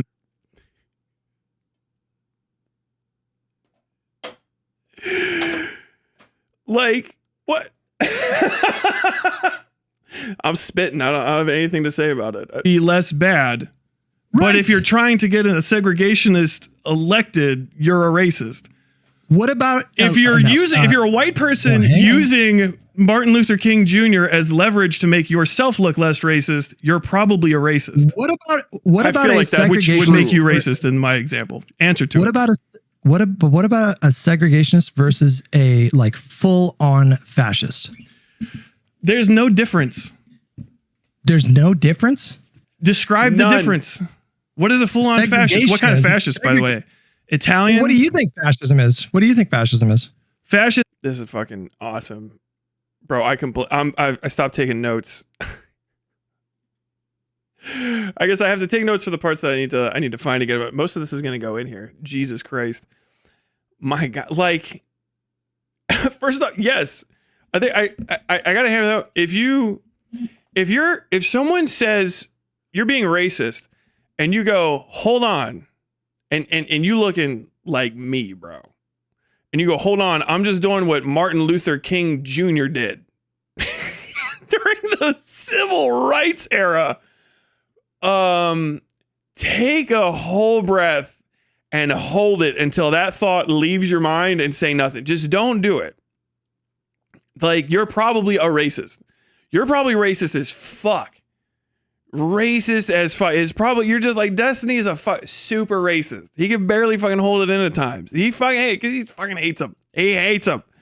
That's why he says the N-word. He likes to get away with it. It happens. There's fucking racists out there. They can be good people. They can be good people. They can be like valuable human beings. They just got the racism in them. Hutch is a racist. He is. He is a racist. It is. It shows such an ignorance as a person that's trying to talk about these things, especially if you gone back to it a few times, of the situation around the civil rights era, which makes people know who Martin Luther King Jr. is. It shows such an ignorance and a disrespect of both Martin Luther King Jr. as just a man and a strategist, as well as all of the people around him who supported him and saw himself and him and themselves through that era. Such a level of disrespect to just go like, well, I can just reach in there and find some vague similarity between his actions he had to take and the desperation of being a black man in the civil rights era and me making half a fucking point for money as a white motherfucker on YouTube. That is racism. That's just what it is. Bro, you're using black people's struggle to make your life easier as a white person. I don't know how many fucking 3,000 different ways I gotta fucking describe it to you. I know you're never gonna drink that water no matter how much I fucking drag you to it, so I'm gonna have to fucking drown you in it. I'm gonna have to fucking drown you. Dude, this is the same guy who described his quote unquote black slave lady ancestor for 2 seconds and then went on a whole Wikipedia journey for all the other people. I don't know shit about that woman's life. She shot out a fucking half-white kid, I guess, and then disappeared to history. Bye. However, Goofus the Gallant, fucking 4 cities named after him. You know, I'm related to the Prime Minister, first Prime Minister of England. What? I know more backstory of his anonymous ancestor who at least committed a crime.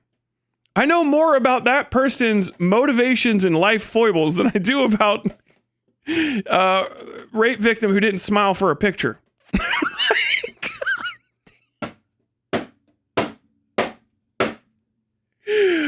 Bro, you gotta fucking not do that, man. Fuck, it just comes, it's so fucking cringe. It's insane.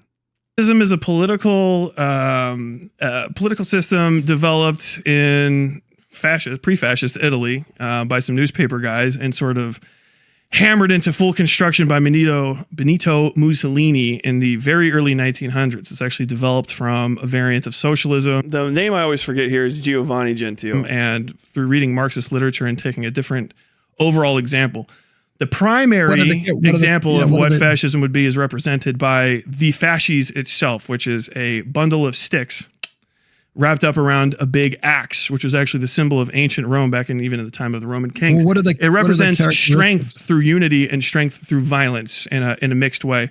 What are the characteristics? I'm describing them. If you never heard any of this before, have you? The ultimate characteristic of a fascist government is a identification of an in-group and an out-group. If this was not the first time he's ever heard of a fascist, I would be shocked. I'd be shocked. I'd be baffled. Actually, I'd be impressed. I'd be impressed. Group and pursuit of purity through identification of the outgroup and elimination or explication of the outgroup, or what do you call that? Expungement of the outgroup. Would you say that which is the hallmark of segregation? Would you say that every fascist is a segregationist, but not every segregationist is necessarily a fascist? No. Okay. Well, I don't think segregation is inherent. That should be career ending. The Hutch is so fucking stupid, dude. That should be career ending, that statement. Would you say every fascist is a segregationist, but not every segregationist is a fascist? No, you fucking idiot. Segregationists just don't mind you because you're a honky. You fucking idiot. The reason they feel different is white segregationists in America benefit you and they'll be nice to you. That's it.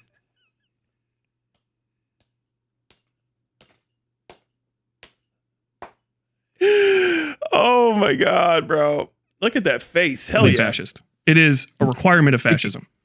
It is no segregationist could be a segregationist without engaging in fascism. What if there was a? It's just inarguable. It's inarguable. There's no hypothetical you can bring up where you defeat the fundamental. No, I'm not. They're two different things. I mean, you can have obviously segregation. They have two different words. Beyond segregation is an integral part of fascism, but segregation is not the same thing as fascism, right? Benevolent segregation. Oh my God. If you had not a white supremacist, this is crazy. Not proud of any Confederate leader.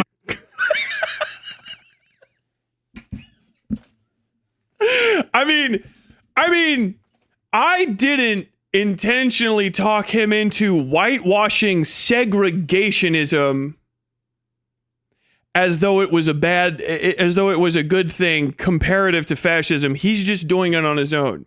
It's benevolent segregationism. It's good for some people. Like, what the fuck is this? What in the fuck is wrong with this guy? Harass this man! Jesus fucking Christ. What? The Jews complain a lot about they being put in the little neighborhoods that we give them. They call them ghettos. They say they are bad. They are bad ghettos. They are not good ghettos. say they are bad, but I say they are not so bad as maybe something else that is worse. Have you heard of American Jim Crow? The black American has lived like this for decades at this point. So you at least have a roof and streets to walk on. The black American, they live in the modern field with the pigs. What do you speak of? My man saw like Jim Crow versus, in probably his mind, Nazi Germany, and went like, I could take one of those. Some reason in my mind, one of those works. Oh, they were so polite though. I just need to understand how the mind rot works. Like, do you seriously think the mind rot works in that you're not on my level here, and you keep trying to fucking duck out. Who do I want to segregate? Well, currently it seems like Hassan's people, I guess. Right? Aren't you always? Are we talking Turkish Americans? Or are we talking about leftists? Or are we talking about? I think you're trying to segregate out anyone that doesn't sort of agree with your immediate worldview and isn't nice to you. What? Right? Are you serious? So I can defend this too very easily. You are always bringing up your little your statement. Are we going to let these people into our coalition? Are we going to let these people into our coalition? You've defined an in-group and an out-group. Way that you say that. Stop with the fake incredulity. What is a coalition? Because you don't have the charisma. You do not have the charisma for the fake incredulity. You are not Destiny. No, you don't have it. You do not have the fucking balls. I'm trying to figure out. I don't understand. You're either. I know you don't understand. You should ask. You should ask questions that aren't already like part of your flow chart, and then you could learn some shit. But you have your little fucking flowchart you put together and your fucking Chat GPT understanding of the world. Play it out then. So what kind of segregation and how is that like analogous to the sort of Jim Crow segregation? Why are we talking about analogous to Jim Crow segregation? You're the one that said I wanted segregation back. I asked you what form. When did I say that? This is another thing. Yeah, he's the persecution complex. Oh, that's a good note to make. 1:42:21 persecution complex revisited, changing statements again. I said his hypothetical where he includes a segregationist. You know, would you fucking invite a segregationist into a party to stop fascism is racist, because it's suggesting that they're not the same thing, or that there's a result where we just eliminate the needs and freedoms of black people. But if that's fine, then would we do it? That's racist. That is just racist. It's racist. It's racist to bring up. It's racist to entertain. It's racist to defend. His audience is racist for not calling him out on it. It's fine. I mean, it's bad. You know what I mean? It's not like it's a fucking novel thing. It's not going to ruin his career. He hangs out with DGG. DGG's full of racists. It's fucking crazy. It's fucking racist in Pisco's chat. You know what I mean? Like, when I was talking to him, it is what it is. It's fucking internet. I'm not surprised that you're there, but you're a racist. You know what I'm saying? But this persecution complex is even better because he's just lying about what I said 2 seconds ago. He's just completely changed the entire structure of it. So he's not trying to even hear what I'm saying. He's got a flow chart that he put together in his fucking head, and he just has to ask questions or repeat himself when he's trying to run the fucking 2 terabytes of processor power it apparently takes for him to fucking think through a second of anything, and hop back into a flow chart he knows the path through, which he's terrible at because he can get distracted really fucking easy. And now he's just fucking ass mad. So he's reimagining everything I said as worse than what I said. Either reimagining it, dishonest and pathetic, or lying, dishonest and pathetic to different degrees. When did you say that I want segregation to come back? Do you need to rewind the stream like fucking 5 minutes? Do you need to rewind it? Do you want to find it? So I don't want segregation to come back. You argued on behalf of segregationists as part of your hypothetical. Back, right? So I do want it to come back, right? Do you? If you're saying that interpretation that I'm giving of yours is accurate to that, then yes. I'm trying to figure out what your interpretation is. So you say I want to segregate. If you would stop, stop trying to come up with a pithy remark to everything I say, which you're failing to do, and shut the fuck up and listen occasionally, you would learn stuff. But you can't. No, just because you keep trying to fucking saying, big dick here. You're saying I'm a not proud working. Confederate and I want to bring Confederate. You're a proud descendant of a Confederate. You talk about your Confederate that you're descended from very proudly. Okay, so how do I want to segregate? Literally cannot stop lying. And he's saying so many different things, like the same, returning to a concept and just literally describing it differently. He's done it so many times that we're like in the weeds of the weeds to the point where we're back on the path again. Like, he's so fucking ass mad and worried about being called a fucking racist for doing and engaging in racist activities that even I'm just like, what in the fuck? Every time I talk, he has to try to leap into a question. He has to have a question to ask because he's dead fucking terrified of letting me speak for more than 2 seconds. He got freaked out about fucking the fascism response. He can't have a conversation. He's trying to dominate it because he's seen all these other guys that do it. Fucking Destiny and shit. Maybe it's his esports background where he wants to fucking, he wants to go 15-1 against any scrub that pops in. But like, dude, this is equivalent to the fucking, what is it? Wings of Redemption fucking 1v1 versus that one guy. Like, oh no, I've got it. And then now you're like down 48-2. Like, this is pathetic. And floundering so hard to be ass mad. Floundering so hard to have this moral thing. Like, he's insulted me in like 7 or 8 different ways by this point. I've just said, simply, you're a racist. We could talk about it. But he's too mad at being called a racist to deal with the facts of the matter. And then he can't remember anything because he's so fucking pissed at me. He gets confused and fucking just restates it as though I said something completely different. I'm even having like, because I'm trying to be accurate. I'm trying to like stay focused here. Like, what specifically did I say? Because I know I wouldn't have called you just a proud Confederate. It's like a proud descendant of Confederates. That's what it was. Proud of your Confederate ancestry, which is the case. You know what I mean? And I've even given him an off ramp to say like, no, I fucking don't like it. But I think he just didn't take it. What the fuck is wrong with him? Oh my God. Goes on in a way that is analogous to Jim Crow.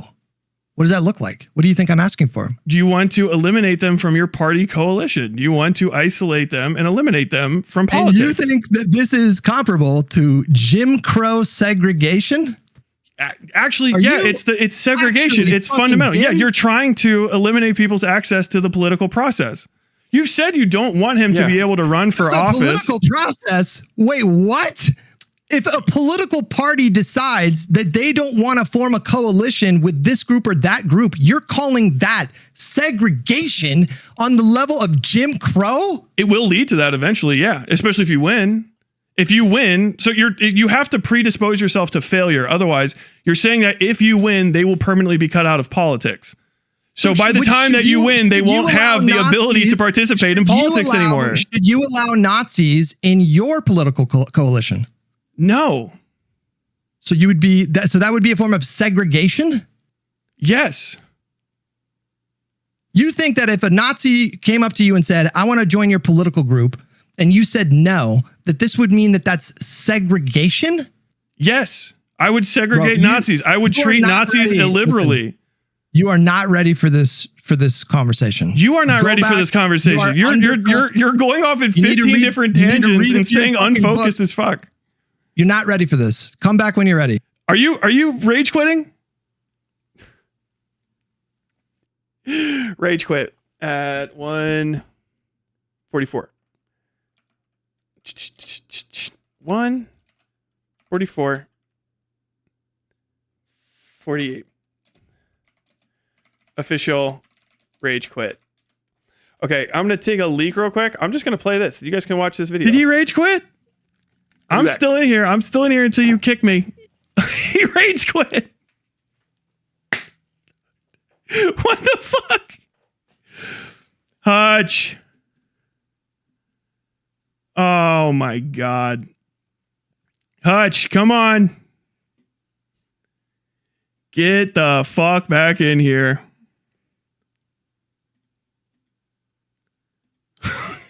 What the fuck? What even was that? I have never seen a more pathetic display of inability to even do base. I was nice. Oh my God. Rage quit. First off, DGG rules. L for rage quit. Massive. Did he kick me? He kicked me from his Discord. Mad.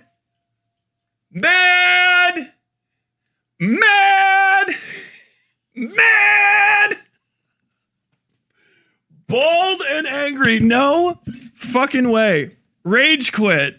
Absolute fucking rage quit. He rage quit. He kicked me out of his fucking Discord. I have been removed. Get on Twitter. L Hutch. L Hutch forever. Hutch, it's time. It's time. You're on the chopping block. It's time. I can't believe it. Yeah. Blood in the water. Oh, I left my blood in the on water. How red was he on stream? What is he saying? Maybe, you know what? Liberal. Okay. Pretty fucking solid. Pretty solid. It's not that much to go over, thankfully. Blink, quit. And then I've got these other supplementary clips. There's not. It's crazy because I was like, when I'm thinking back on it, I was like, it feels like there's a bunch of stuff that I'm just gonna have to return to for a source at some point, but it's actually just the same thing over and over and over again. Yeah, cleared into ass mad. Like I think, I mean, I guess I just know at this point, he's just a very, very stupid person. Dude just rage quitted. Oh yeah, he absolutely rage quit. God, that was hard to listen to. I'm jumping off. Good day. We'll see you later. All right, Hutch vid notes, save. Vid notes 1. Scripts. So I have to work on that at some point. Discount Hedgewitch. Super chat at $2. Did I miss that one? Let's see. It's giving what if altist. It feels like that. It's definitely like a deep lack of knowing what the fuck he's talking about, and just rolling with the punches and stuff. Let's see, what do you guys?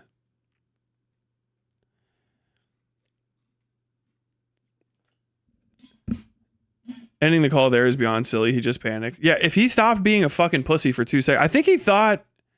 And I don't know why. I'm pretty sure that a bunch of people are talking about me behind the scenes, and it's the same thing I always return to, is they are all coping about me over and over and over again, and when they cope, they do not address the issues with their game that lets me fuck their shit up, and so all they can fucking do is like show up and send people in who are like just completely unprepared because they're just not ready to have a conversation with me. Like it's all you have to do is not try to bring more intense energy to the conversation than I can, because there's, as far as my reckoning goes, nobody on the internet that I've seen that is gonna like spin me. There's gonna be someone out there that can.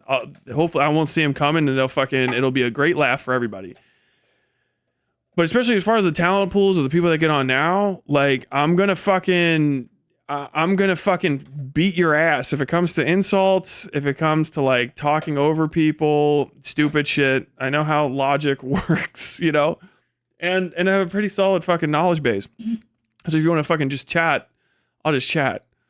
But like, goddamn, I got to make a video about him. I think he's kind of in the hot seat right now. I think it'll be pretty humiliating for him. So yeah, I gotta put that together and get it out kind of ASAP. Streams with Tyler can last because people want this fake ass veil of civility when the topics being covered is about horrid shit, like choosing segregationists and fascists. Like they're two different things. Yeah, are you racist? You think I'm racist? Yes. It's fine. Who the fuck am I? Like, that's why I always say, like, yeah, I think you're racist. That's fine. Like, who am I? I'm a guy. If I'm white, first off, so my accusation of racism against anybody only goes so far. If I call you a fucking racist and it fucking gets you to the bone, you probably are a racist, man. You might actually be like, you might actually be a fucking racist, because if I heard that from myself in the way that I said it, I would just go like, okay, that's just like your opinion, man. Like, that's how you would respond. That's how anybody normal would respond. I think you're a fucking racist. Okay, well, fuck you, man. I'm not, not. You think I'm racist? Wonk, wonk. Like, bro. He had a fucking cartoon grade reaction to that. As a person who, like, is highly self-masturbatory about how he's a better individual speaker on, like, these different social issues than all of these other, like, lefty types and shit. And when it comes down to it, he's just an ass-mad fucking dork. Like, that shit is pathetic, bro. Like, it's fucking so shameful. But even more importantly, it's replicable and it's funny. And so I've got to try to turn you into a lolcow, homie. I got bills to pay. I'm gonna pay him off your back fat. God damn. Bro was pissed, double pissed. It's true. Like, other servers do talk about you like an evil cryptid. I'm coming to get all of them. I'm coming. You are not safe from me, but you also need not fear me. Just stop trying to do the Destiny debate tactic shit. Just cut it. Stop it. That's my great fucking goal, is to cut out this, like, no prep debate, charlatanry, Afrothetical, pedothetical fucking nonsense. It's like, because it doesn't help anybody. It gets in the way of shit. And then just tell the truth, right? Because then you can just have bans. You can just hang back. If y'all stop trying to fucking be proud of your actual literal lack of talent and skill and knowledge in areas, you'd be completely fine. You'd be okay. Nothing bad could happen to you. Like, the first thing that most of you guys are fucking up out there in these other communities is you have way too much pride as a fucking no one fuck up who's stupid. I know I'm a fuck up nobody who's stupid. And from that point, the world is mine. I'm God's favorite person, a moron. You know? If you can embrace that aspect of yourself, get a little fucking whimsy in your heart, get a little frolic on your dick. I don't know why I said that like that. You could probably have a much better time, but people want to actually pretend like they're these fucking, like, enlightened fucking pinky finger. Have you ever considered? And it doesn't help anybody. It's like, you're not helping your fucking causes. You don't sound like you know what you're fucking talking about. You sound like a fucking prick. And at worst, you end up fucking overpowering somebody that might have something to say because they have, like, qualifications like I have qualifications, but they don't also have the literal screw loose that lets me just fucking go Looney Tunes and start fucking battering people like I'm spinning my fucking arms in a giant circle with 80-pound fucking boxing gloves on. Waka, waka, waka, waka, ding, ding, ding, ding, ding. So much hubris. I mean, that's what it is. And that's why it's so much fucking fun to go after people. It's a fucking blast. It's great. Because then, like, you get to fucking just start kicking their shins out. Oh, your fucking audience takes you seriously. Like, oh, you're very important. Let's fucking rock and roll, baby. You ever met Bugs Bunny before? Who's your political idol? I tend to think that Martin Luther King Jr. is one of my political idols. Oh yeah, who's yours? Fucking Bugs M. Bunny. What's up, Doc? Dude, like, it's got to be entertainment at a certain point. But the good thing about Bugs Bunny is when he sits down to play the piano, he knows where the notes are. You know what I mean? He'll grow a fifth finger and start fucking busting out some Chopin. You got to be able to do it all. If God didn't love morons, why did he make so many of them? It's true. Oh, man. I'm excited about it. What if Altist is a better orator than me or Hutch? I don't even know if I can argue against that. He said predisposed and his brain glitched. His brain glitched a few times there.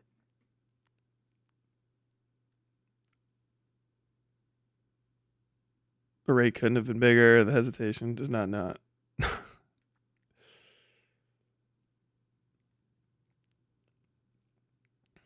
What kind of fucking difference could he possibly have in mind? The difference between I like that. The only fucking hit I took on that, it was like I accepted his fallacious and inaccurate reframing of my statement. He's like, "Do you think I want segregation?" Which is, it's still true. I should have not gone in that direction maybe, and just kept on with the, "Why do you think segregation is not as bad as fascism?" Wait, what? And so he can't, the funniest part about him is he can't understand. First off, he doesn't know enough about, and this is the other thing that I caught him on. He doesn't understand what Jim Crow was. He doesn't understand that the political segregation was also in addition to the water fountains and shit. He literally thinks Jim Crow is like mostly the water fountains and like the physical. He thinks it's mostly the physical segregation, which is like the most obvious aspect of it. But that's the end of it. Like, that's the end. The segregation, the true segregation in Jim Crow is the two Americas. That's the heart of it. Downstream from all of that is, well, actually, we should also have different water fountains and bowling alleys, and the entirety of America should exist as a fucking slightly offset fucking negative of itself. You know what I mean? The segregation really, and what most of the entire, this is like civil rights, most of all of what civil rights was about was ensuring that black people couldn't be legally or extra legally segregated out of the political process.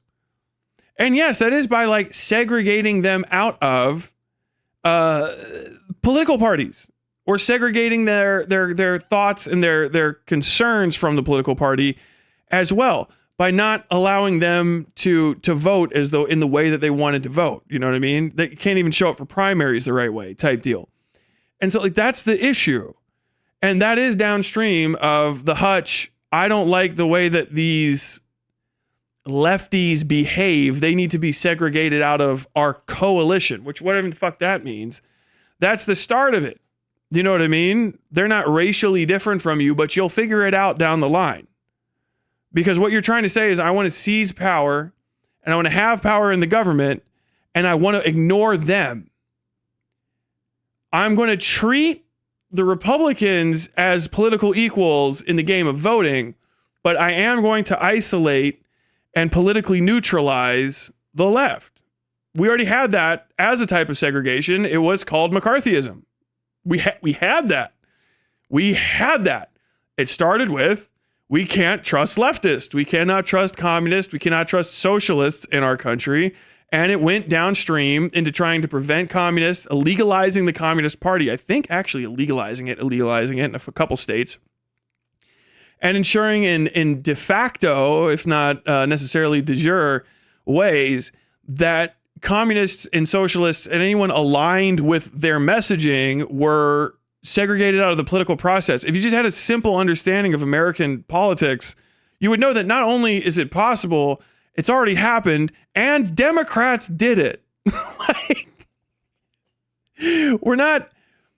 This isn't like a novel, unique, or new thing. Like, it just already happened. Time did not stop the second, or start the second you stopped smoking crack or whatever the fuck it is that turns you into a skeleton person. Like, we have a whole country that exists out of whatever is politically expedient for you to Google for 5 seconds before you talk to somebody.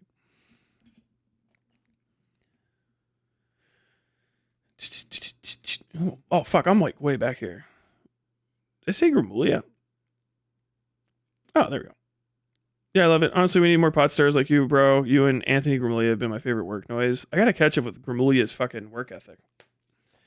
He puts out too many videos. Stream less, video more. It's save act shit Trump wants passed now. Possibly. I'd even look at that.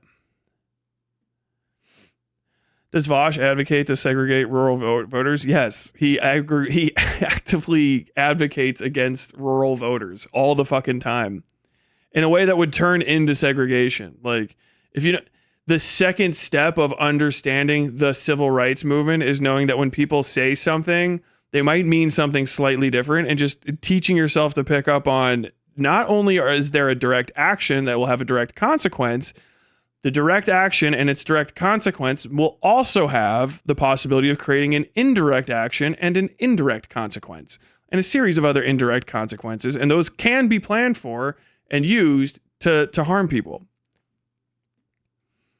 And the thing is, too, is it's not necessarily that there's a risk of this actually coming to pass. It's just that people are sensitive to being butted out of participation. They are very aware when you are trying to eliminate their ability to have a conversation or participate in something, right? They might not pick up on the hint in your mind, but to themselves, they're going to go like, oh, fuck, like, so you don't want me to be a part of this. And that's been an issue with the leftist side of things for the longest fucking time, is that they have been actively segregated out of political circles. Like, yeah.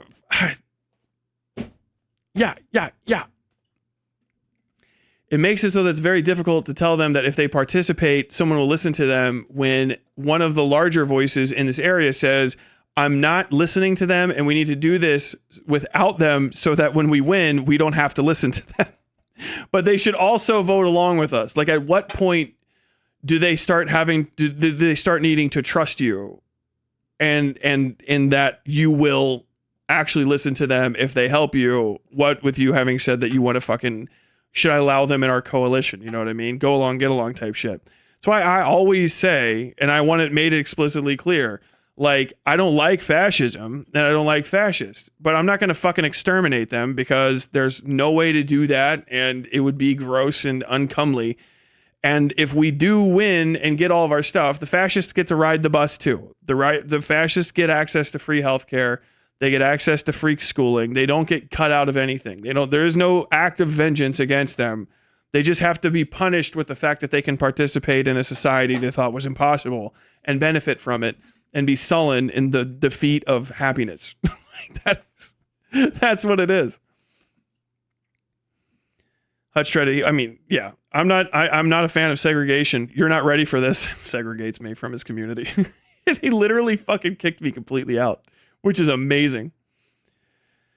Are you saying Hutch came up with segregation on his due to not knowing what it is? I think so.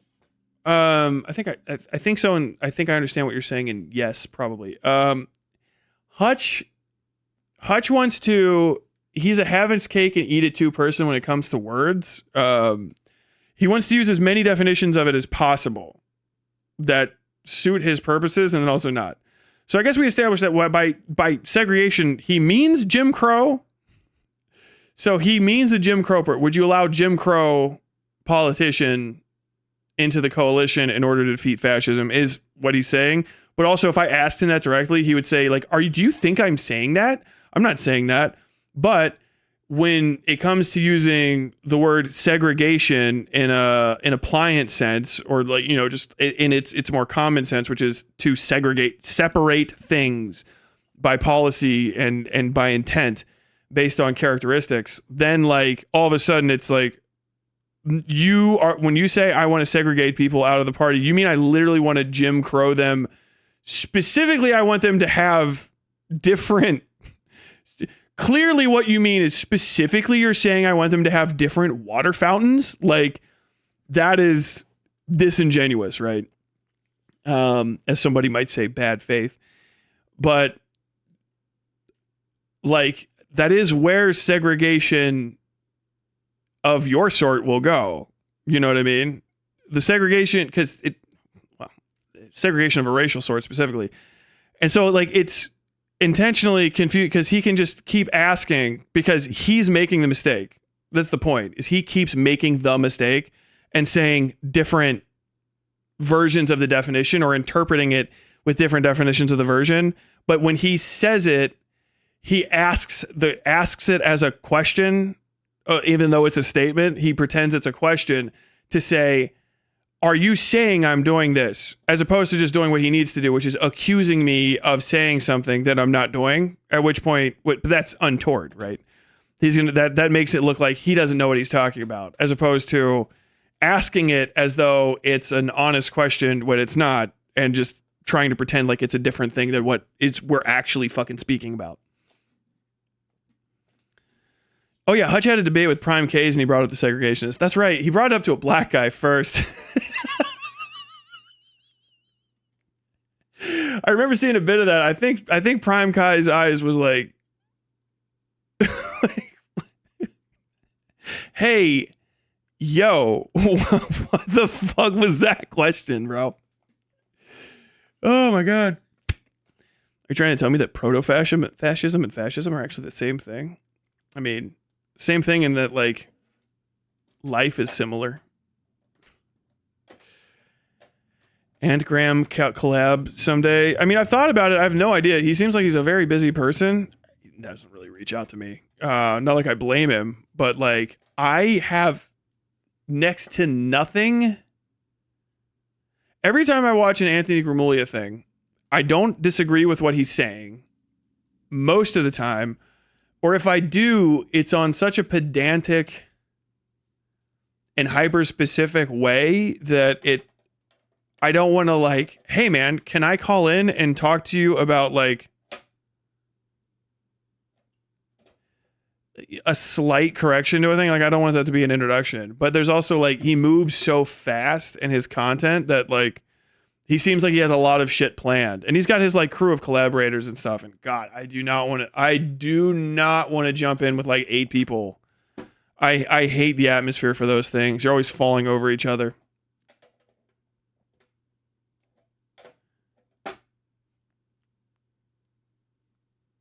Yes, please. The no prep debate is such a blight. People need to stop trying to mog on each other. It's true. There is a big anti-black problem within the left. They're just being nice about it. I mean, I agree.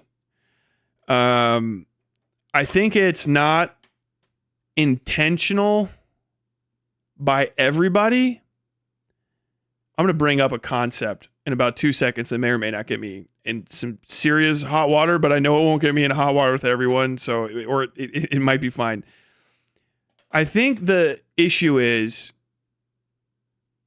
and I brought this up a million times to start with that first concept, is that there's a lot of people who are genuinely well-meaning, who are starved for people to say things that they agree with that are good things to be agreed with.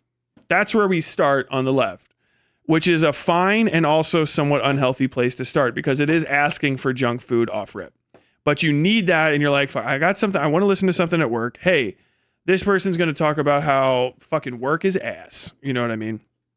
And like, you get a little deeper into that, and then you just become, that's how you start as a fandom for a lot of these places. Or you have something that you're upset about and you want to have like, you know, a conciliatory feeling, which is really the same thing, but it's just a negative or a positive feeling that you have when you come to something. Either I'm agreeing with you, or I want to disagree with somebody else, and I happen to be agreeing with the way that you disagree, not necessarily like agreeing with you all the time. And so you kind of get into this part where you say, my mentality is that I'm a good person, and you probably are, and I would know a bad person, and you do the whole, it's the fucking mouthwashing thing, but not for like sex assault, but for like racism. You can do that same thing again. I'm not a racist. I would know a racist. My friends aren't racist. If they were racist, I wouldn't be friends with them. It's that same sort of thing. And so you get emotionally and spiritually attached to communities and people, and you start letting shit slide. You do. And the easiest things to let slide on are mentally handicapped people and black folks. because they are two of the groups in America that have the least capability to defend themselves because they are visible. They have a preset amount of insults that are natural to the American way of speaking to speak about. They're controversial in a lot of different ways. And with mentally retarded people, fucking Jesus Christ, Tyler, with mentally handicapped people, words like that slur, I meant to say that slur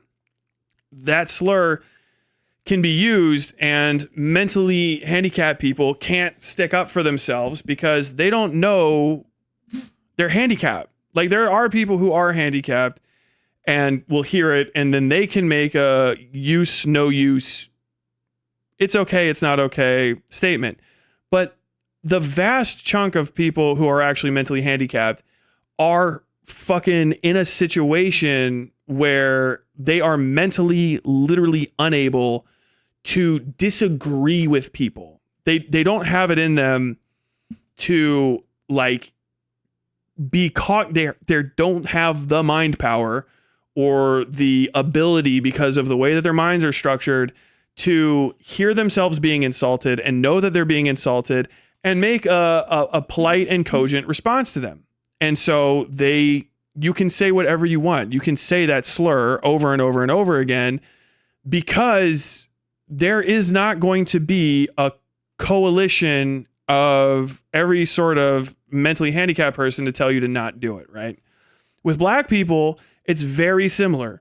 They have a lot of people together, and black folks are just basically browbeaten into being polite. And because most of these spaces are white spaces, because white people are a majority, and B, have the most amount of free time and fucking disposable income to do stupid shit like talk on the fucking internet forever. When a black person enters one of these spaces, very often they're the only one. As a creator and as a commentator and as a chatter, they're the only person that's there. And so they have a weight of being noticed on them. You can't say shit about it, right?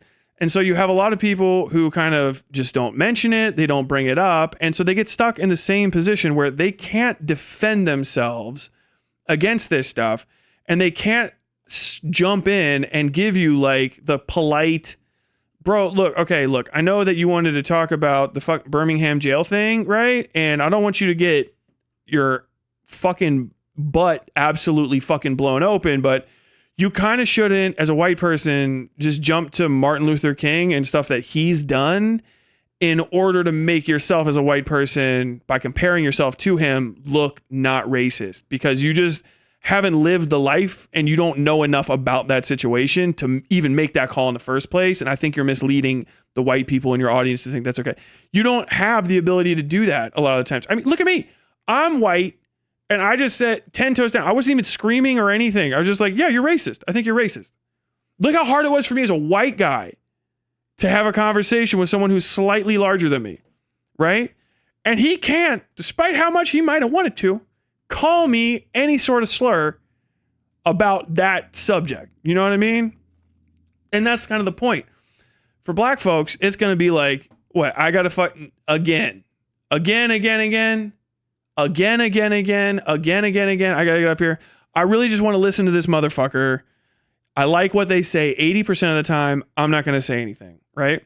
And so what you have is a vacuum of correction, and it's not black folks' fault. It's white folks' fault for not just giving you the fuck. Just be called racist. You'll live. It's fucking fine. People will call me racist. C-Space Lyle the Bird Pervert said that I have Winnie the Pooh and Piglet porn. I chuckled. I did not. Did you just say I have Winnie the Pooh and Piglet porn on my PC? Wink, wink.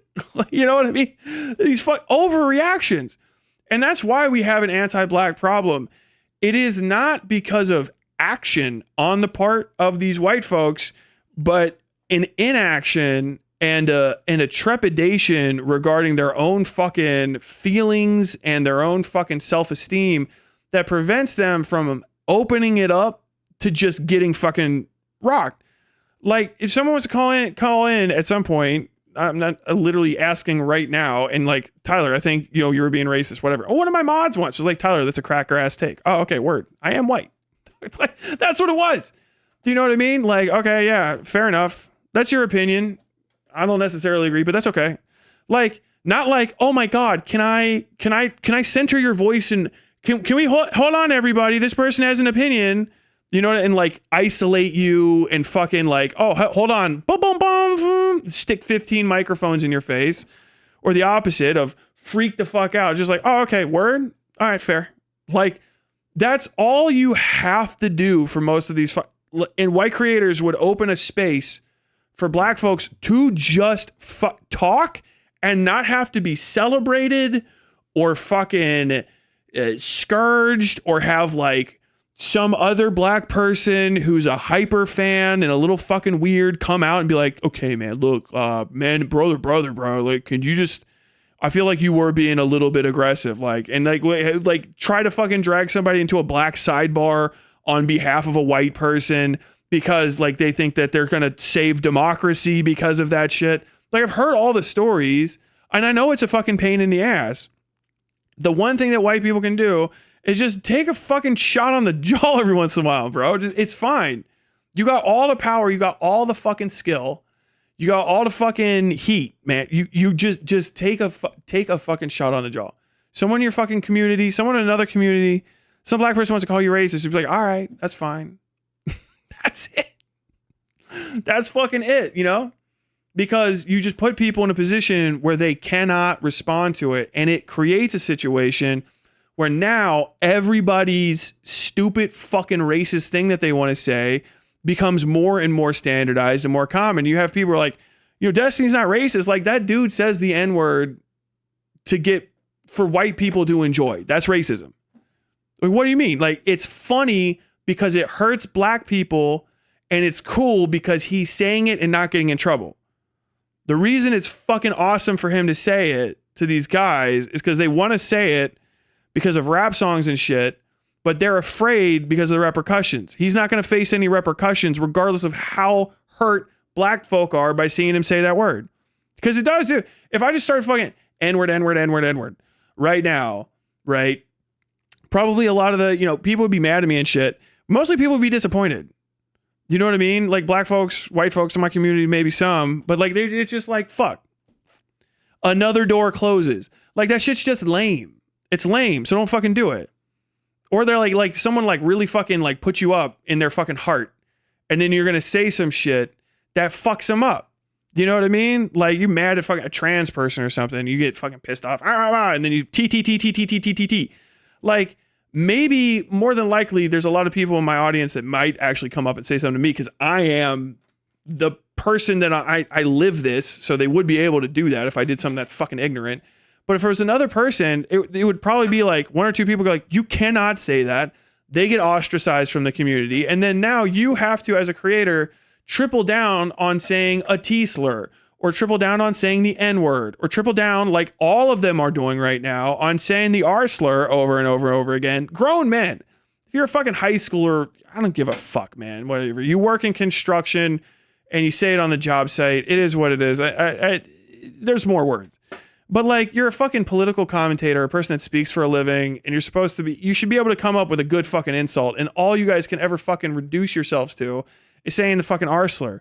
And the reason you can say that one the most is because that's the people that have no ability to recognize that they're being fucking hurt by you saying that. They're being fucking recognized and they're being fucking shit on, and they don't know that you're saying it. Which a lot of people think is base. They're like, that's fucking awesome. You can call fucking blank to his face. You can say blank to his face. He just smile at you. Like, that's the most evil shit in the world, because you used to be able to say that about black folks too. You go down to the South, you say the N-word to an N-word, they just smile at you and say thank you. They know their place. Like, that's what the bigotry is. That's what it is. And yes, the left does have an anti-black problem. It's obvious. I can tell because like every 6 months or so, and it's like, I'm not fucking white Jesus here. Black people just go, dude, I'm actually fucking comfortable in your community. This is nice. And I'm like, yes, You need never mention it again. And that's it. Like, I'm just comfortable here. Good. not like, these other people, I get suspicious. They're like, yo, fucking, a lot of black people have come up to me and say I'm one of the best on black issues. I'm one of the best. Like, with these other white leftists say that shit. And I'm like, it sounds like you're fishing. And the thing is you could get that. I could definitely manipulate fans of mine who happen to be black and probably like get them to go like, oh my God, I'm a fan. I'm going to say something nice about him. Oh yeah. And then you have like, you put together this fucking crew of people that you're basically getting to tap dance for you, and they don't know it and you don't know it. And then like, if they ever talk to someone else and then they realize like, oh fuck, I've been that person for a white person, then they're going to have to live down that fucking shame. And they didn't even realize they were doing it. And hopefully they never get caught or it never happens. But that's it's an embarrassing thing to be a fan in that way. And too many fucking people ask for that shit. I hate the fucking black people in Pokeballs is what I call it in my mind. Like, oh, you have a Latino, you got a fucking black person in a Pokeball, you got a trans person in a Pokeball, you're gonna fucking throw them out here? Okay, well, you think I'm racist. Now, can I bring out this song? Bling! Go, Afro Chew. I choose you. Like, that shit is fucking disgusting to me. And I don't blame the people who are doing it because I'm almost 40 and I understand that fandoms can abuse the shit out of their fans. And that's what I'm seeing. It's abuse of your black fans. It's abuse of your trans fans. It's abuse of your gay fans, et cetera, et cetera, et cetera. And I hate it. I really fucking do. It's one of the things that I think need to be combated the most, but it's hard to bring up because it's not like you can very easily like, hey, yo, I think that you got to fucking, all your black fans are pick-me's or some shit. That's not going to open up a conversational road that's going to end positively for the situation in general. But like, you said the Arsler career ruined, life destroyed, actual bigot confirmed. Yeah, I'm gone. It's fine. Oh yeah, I gotta talk about the thing. Let me just see what you guys are saying in the fucking comments because I want to give you guys a second to speak. Vosh is super bigoted. If you're talking about Wakanda Nita, Vosh doesn't want black women in power. It said it himself. Well, he wants one black woman in power, and it's him. If you guys are new to this, I kind of forget. I don't know how long it's been. It feels like over a year since the Wakanda Nita. If you guys don't know, Vosh's name is about a black fascist woman character he made. That's what Vosh is. He says it's Woken. It looks like it's spelled like Wochenende, which is like weekend in German, but he says it's Wochenende, right? Wochenende or something like that, and Wochenide, and like that's how he got Vosh from that. And we were looking at it together on stream, me and chat, and we went, it kind of sounds like Wakanda. Like, was it? Because V is a W in German. So, like, that would actually be Wakandanita.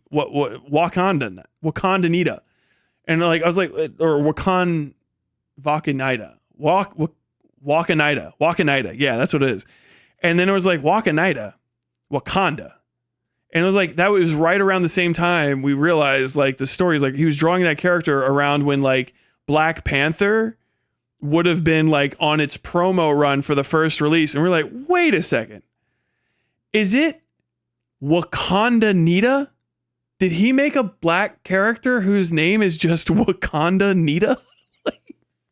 Because that's what it sounds like. And then just started calling himself Vosh, which is crazy.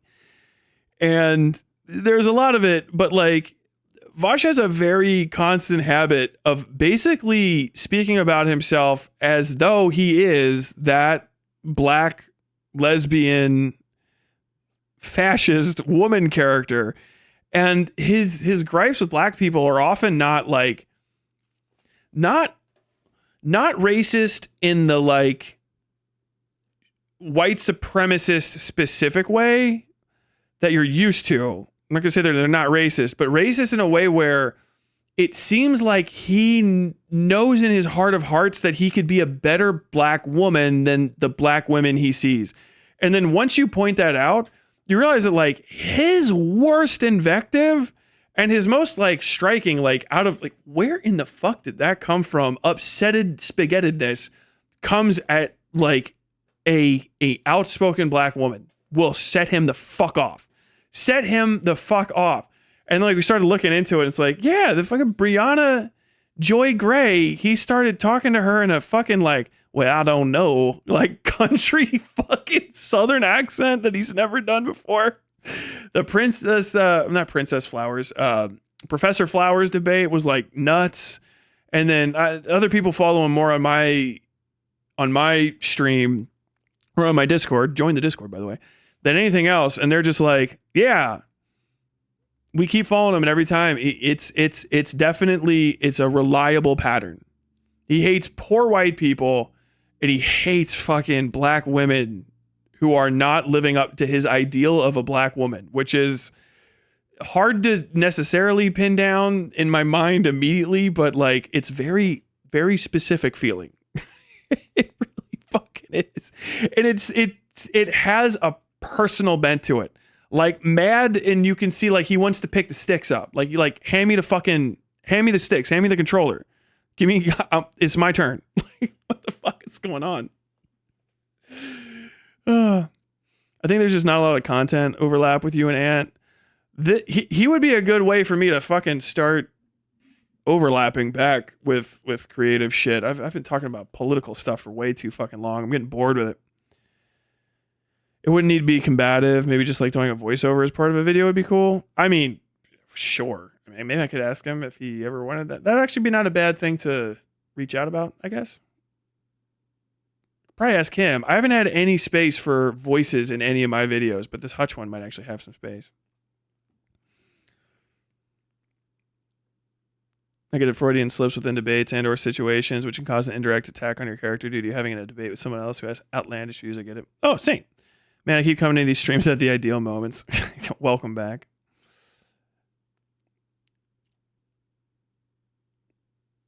I definitely have distant friends who are racist. Heck, my parents are racist. I've heard that one before. The vernacular now is people with cognitive or behavior challenges. Source host staff in a group home for some people. That's a lot. But yeah, I mean, it's difficult. I think my sentiment is don't treat those folks like awful. As in OFFAL. Like, don't treat them as like fucking leftovers, and try to be as respectful as possible. I mean, eventually you're going to call somebody an idiot, but there's a difference between a stupid person and like someone who legitimately is like hurt, like off birth or from rip or for some reason, and you're using their fucking, their pain and their difficulty in life to fucking, you know, score internet points for sounding cool is even worse. Like, I understand, like, I can even understand, like, getting pissed and fucking saying, like, okay, you got fucking mad, idiot. You feel bad? Like, yeah, I feel bad. Okay. But, like, the doing it to be an edgy and cool guy is just probably the most especially evil shit. like, you're doing it and you know it's bad because it's bad is crazy. Like, you're not just too stupid to come up with another word or slipping the tongue.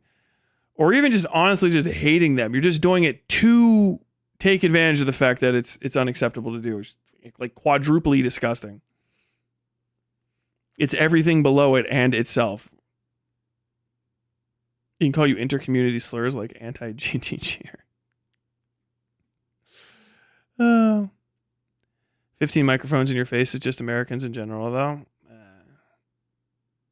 Someone's instinct is overaction and defensiveness that should be interrogated within oneself. It's not other people's emotional labor. It's true. See Trihex with Destiny, for example. Yeah, I just watched through that whole thing a few months ago, actually, for our Hassan video. And ridiculous.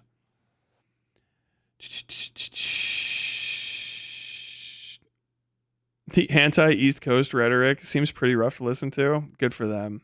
They have it coming. Afro Chew is crazy. Oh yeah, I got to get to my solution. I'll do it once I'm done with chat.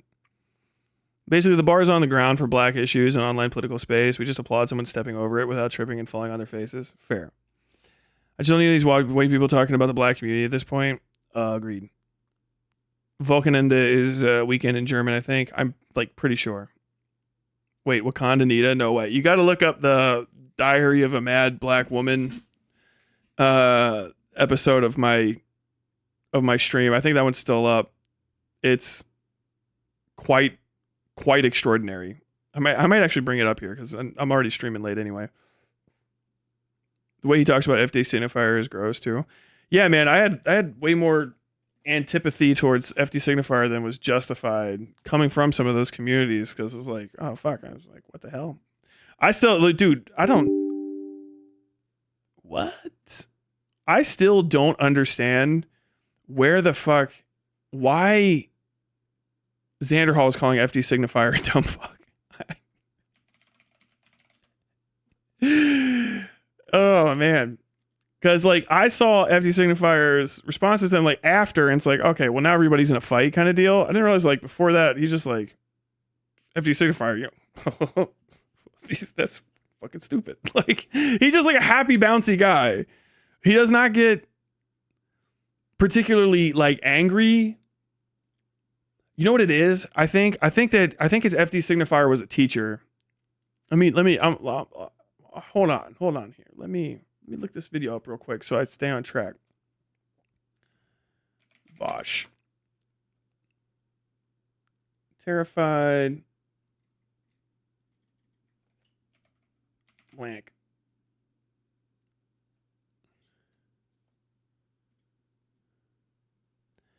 There we go. Vosh is unironically a black woman. Oh, this is a half-hour video. We'll watch some of that in a second. But like, I think what it is FD signifier was a teacher, like a teacher. And I think if you were a student that had like problems in school and thought you were smarter than you were, but you really weren't, you know what I mean? You had that like not quite a gifted kid energy. I think FD signifier is really good at hitting childish people way harder than they thought they were going to get hit. It might be what it is, because he doesn't do anything to me.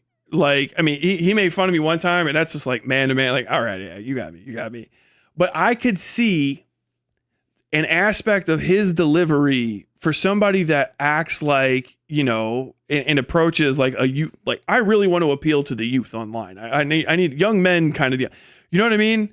If you have that vibe where you're trying to be like the cool, slightly older brother to like internet rowdy, edgy edgelords that say slurs and shit.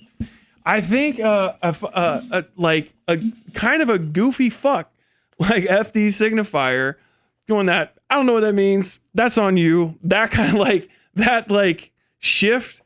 That judo might actually hit really fucking hard for some people, because it's I don't mind not being taken seriously because I'm so old. It's happened my entire life. That's my life story, is people not taking me seriously. You know what I mean? But if you're a young person online comparative to someone like my or FD signifier's age, and you think of yourself as being a really serious commentator, and then someone kind of comes by and treats you respectfully for your age, you know, without being condescending, which is what good teachers can do, is they can go like, they can remind you you're a child without treating you childishly. And I wonder if it's that, and them picking up on that sort of vibe from him to some degree that rankled him. It's probably also a little bit of racism. You can say that as well. But like, why would that hit so much? Because FD signifier got them livid. I mean, like, I've been irritated with some of his takes, but I mean, it ends at the take. I think even I said when I'm criticizing, he's a hard guy to personally be mad at. You know, he's very innocuous. He is not like I could see getting pissed off at Foreign Man because he's going to try to write some like barely fucking cognizant Dr. Seuss drivel at you. You know, he's speaking in his goofy fucking accent about like, that shit's rhyming, disconnected nonsense. It's like I don't know. Foreign Man is like listening to a B tier Alice in Wonderland character describe anything. You're like, what the, like your hussits and whatsits are not connected to your floorsers and warsers. You're a cracker of the crackerest crack. Like, what the fuck? I never know if he's actually dead serious or not. It feels like he's supposed to be being serious, but like, I don't know. It might be like a Caribbean regional thing. I'm like, what the fuck is this guy talking about? I desperately want to, and also will not, out of respect, do his accent. But it's right there. It just sounds, it's gibberish, right? But I could see like I would be more like ready to battle over something like that. I guess maybe because it's up my alley. Because it's like, what is this freestyle susery that you're getting into? But FD is just like, I don't know. That's the way that you're acting, and I wouldn't act that way. That's on you. Whatever. And I think that shit maybe actually does fuck them up. Like that might, like they're pissed about it. Fucking pissed.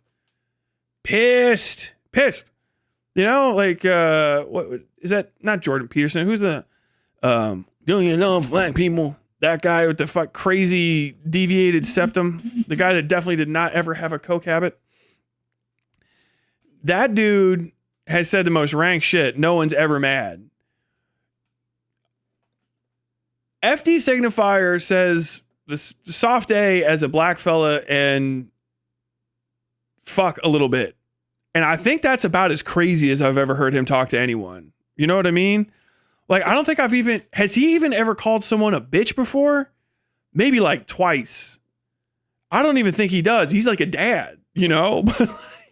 And this isn't even like, I'm just trying to figure out like what about it. But they hate that motherfucker. Hate him. They hate him so bad it's contagious. You know what I mean? You like walk into a room, people are pissed off at somebody. You're like, oh, this motherfucker must be it. Fucking FD Signifier shows up. They're like, oh, we're gonna get him. Like, is he behind? Is he behind the Black Santa Claus fucking dad? You know, the guy everyone's happy fucking decided to show up as the Easter Bunny because they can all trust him with the kids and he's real. He doesn't mind doing a little bounce. Like, you guys just found a dude who's like born to do mascot work. Like, what the fuck? Why are we so pissed at him? Why is he a dumb fuck? This is crazy. Joe, fucking, like, there's so many people to be, like, hyper pissed at. Like, now, like, looking back on it, I'm like, where in the fuck does the invective come from? Maybe, like, black folks that want to be mad at him for, like, black folks, that's, I don't even know how to interpret it when I hear it. You know what I mean? That's like, you're talking about black creators that just, like, quote unquote, aren't for me. No crossover, you call it, like, a no cross, is Lil Bill. Lil Bill speaks to black folks about black people shit. I'm by. Okay.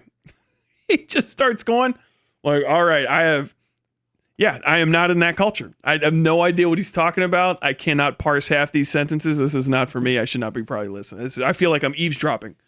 Maybe a little bit of it is him as a person, but you know, I can't figure it out. Okay, there you go.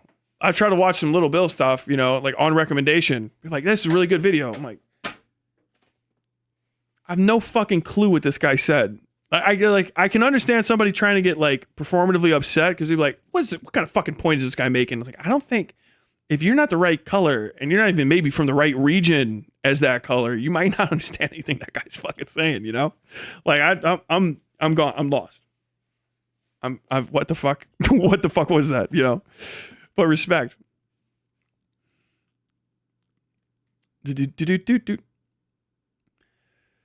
I would argue FD feeds into the drama, which itself brings about a harm. I mean, I don't know how much. I mean, like you can talk about some shit.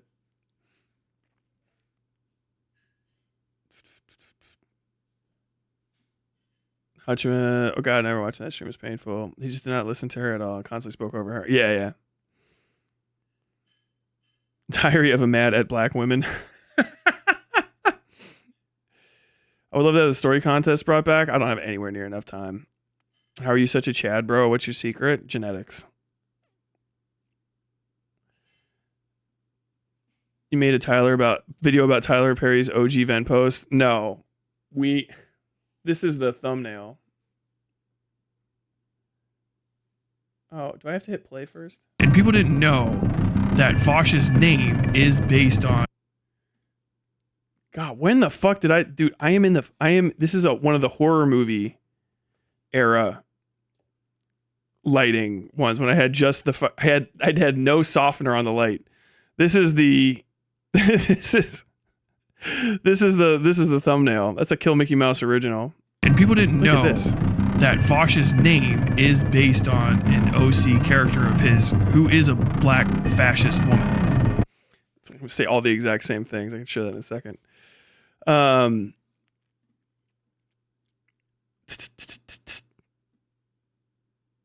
I've not something to confess. The Argentinian pizza you showed yesterday looked delicious. Hey man, say hi to fucking Ben Empanada down there. They don't like FD because no amount of virtue signaling will gain them the understanding of black progressivism in the United States. Imagine telling a debate lord with an overinflated ego they can't understand something. They did the same thing with flowers. Yeah, I think that's the thing too. Okay, that's a good lead in. So I have an idea, and I don't know how comical it is. I thought of it because I like to game out. I like to game out possibilities and arguments ahead of time so that I know what I might or may not say or whether or not like whatever the fuck. And so for a long time, I've been thinking about what to do if I'm making an earnest point about somebody's like racist behavior, like a Hutch or something, and someone brings a black person is like, okay, well, I want to bring a black person on to explain to you how you're wrong. Now, it's obvious that would obviously be a trap. I've seen it happen before, right? And it is what it is. I have to start with the first principle, no matter how fucking pissed I might be in the moment. It's not the black person's fault. It's the white person's fault, yada, yada, yada. And I was like, okay, what should I do? What should I do? And it came to me literally in the shower like a eureka moment. And it was, my mind said the word quorum.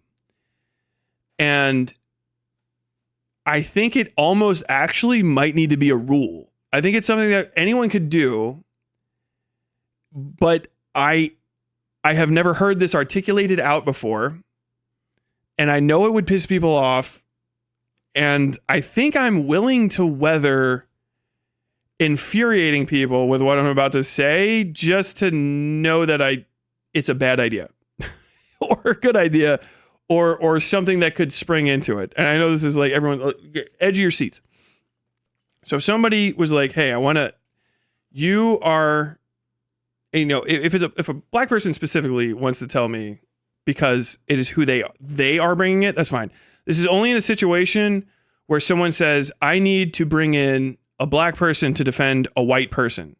And I say, in that case, I demand a quorum. I can't do that. I cannot have an argument with a black person based on my own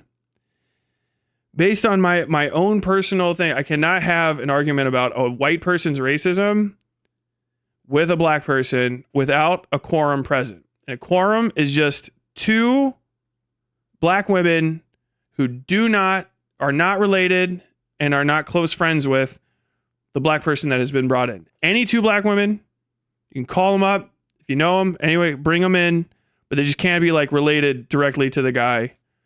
Because if something bad happens, I want everyone to be able to walk away. The quorum. And then I'll just sit and listen. And because otherwise I don't know. Do you know what I mean?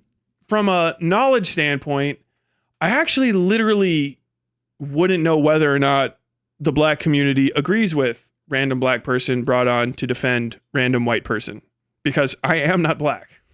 There's no way to really respond to it other than by trying to like humiliate a black person who's there to speak about their own personal identities and struggles, etc., relative to this white person that they're a fan of or friend of or defender of, they're advocating for. So I probably shouldn't do that. There's really no reason to. How about I'm not going to have that conversation at all. But if you can find two black women who you're not related to and not friends with, to come in and speak as well.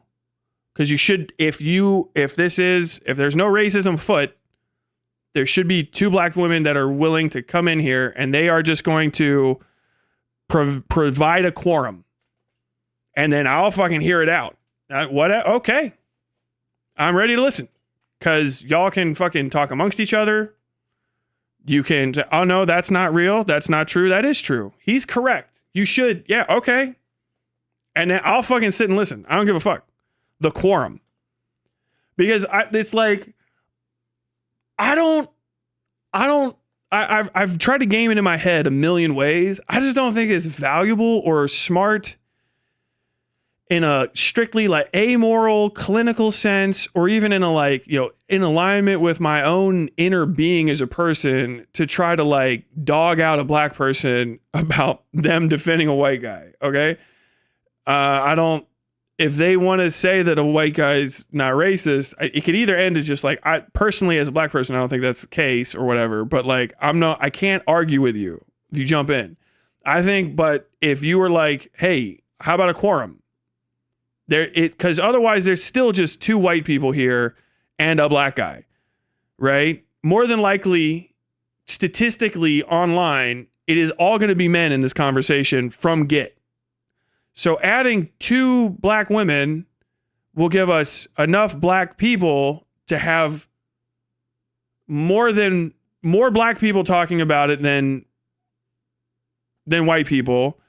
And dice roll, statistically speaking, 2 black women just always being required will give you usually what will probably end up being the only 2 black women participating in the conversation.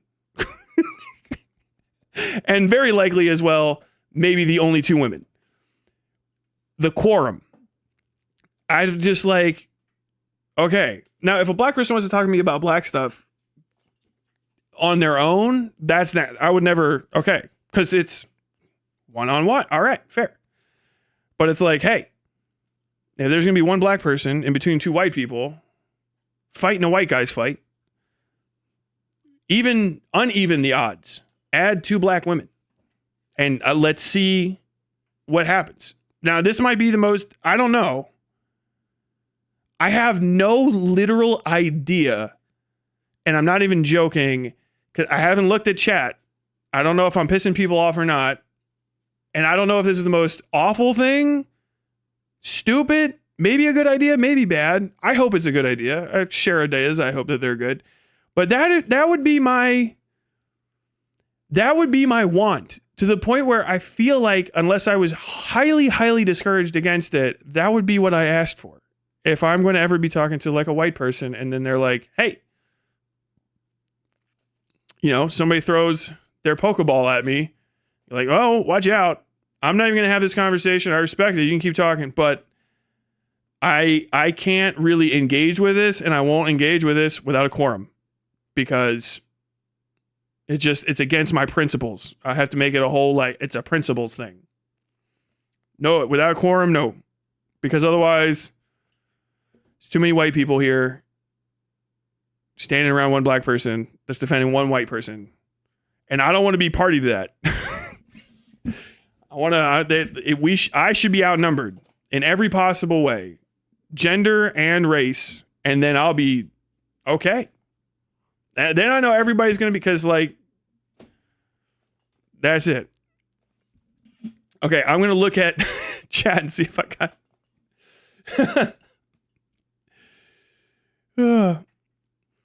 Where are those black women from? Oh, it doesn't matter. You can't. That's crazy picky. That's crazy picky. It wouldn't really matter. It's not consequential to the situation anyway. If it is American issues, it should probably be black American women, obviously. You know what I mean? But like, I mean, I'm already fucking up maybe. The possibility that anybody involved in any of this shit knows a single African person would be startling to me. What? You know what I mean?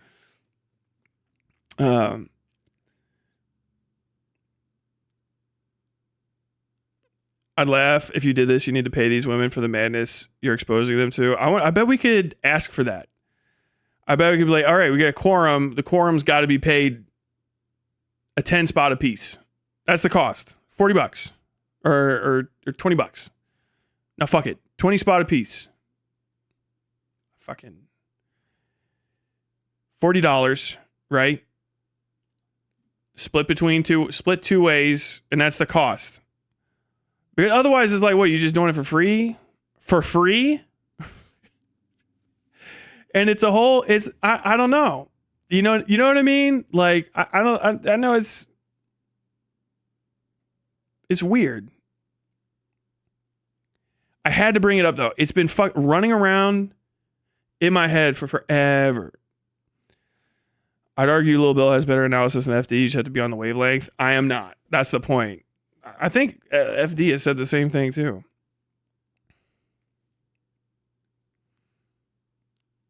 Okay, so Vosh, and who's the second black woman? Yeah.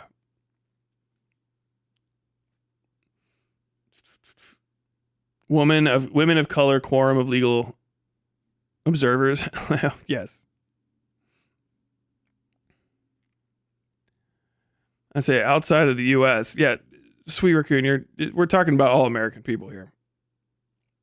This idea can only end in internet magic.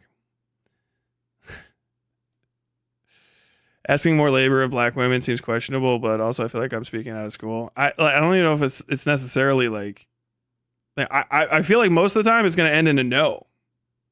Do you know what I mean? Like, and then I can just go like, well, I'm not going to do it. But like, I don't know. Is that how quorum is spelled the first way you tried it? Quorum. I think. Yeah. There's no AM.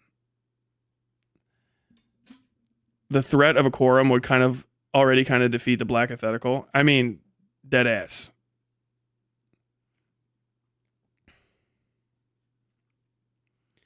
Swear Raccoon, you're going to get yourself in trouble. Hush, hush, hush, hush, hush, hush, hush, hush. Won't he just accuse them of being part of your community, or do you on the spot find two black women who aren't a part of either of your communities? They got to find them. If you want to have a black person come up and defend you as a white person, you have to establish a quorum. You'll have to do it. Until you establish a quorum, I'm not engaging in this. That is how I see it. Not like they're not defending me at all. It's not like I'm not asking two black women to show up for my ass. I'm not asking any black folks to ever show ever. That's a rule of mine. You are never allowed to defend me on the basis of your race. You can do whatever you want as a person, but like, I do not want you to do that, and I would never ask you to, because who the fuck? You know what I'm saying? But I think saying like, if you want to do it, oh, base Kusabaka, thank you. If you want to do it, and you want to do it, you have to establish a quorum. Because otherwise, I don't know. I don't know if I'm not black. I don't know if you represent black ideas. You know, people come up, as a black person, up. You find out they're an Italian guy from Brunswick. Over and over and over again. I figure anybody who is earnestly not a racist and a bigot and is ready to be defended against their racism and bigotry will surely be able to contact two black women to come stand side by side with whoever the third person is that they wanted to define, and just, observe. That's definitely going to happen. It shouldn't be hard. I'm not a racist. I have a black girlfriend. Well, you can't pick anyone that's related to you, but certainly she knows someone. Okay? And then you only need one other person. Just two black women. All you need to do is know two black women who will spare 10, 15 minutes of free time for someone to make an argument to defend you against racism of a third person to defend you against actions of racism. Any person, I believe, who's not a racist should be able to find and would know two black women who don't mind lending them some of their free time. I don't see why that would be a crazy ask. You're not racist. name 2 black women who will come in here and not even fight for you, just agree to oversee and create a quorum. They don't have to say shit other than like, here, hello, I am present. Cameras, obviously. No DGG black women. Black women. Hello. Hello, hello, hello, hello, hello, hello. Okay, let me have it. Tell me about your white friend. I'm sorry for saying crazy things about him. Thank you, Duck Noodle Soup, for the $10. How's Sweet Cheeks and Doggo doing? They're doing fine. Buck sad that I'm still online. I'm having a good time. I'm finishing this one up. I feel like I can't hop off immediately. Working 9 to 5. What a way to make a living. I would never ask this of a person without a political internet presence. She'll probably be harassed and called slurs. I mean, that would be a crazy thing to happen. What with the guy? This is defense of a person against accusations of being racist. You know what I mean? Like that would be insane. Oh my God.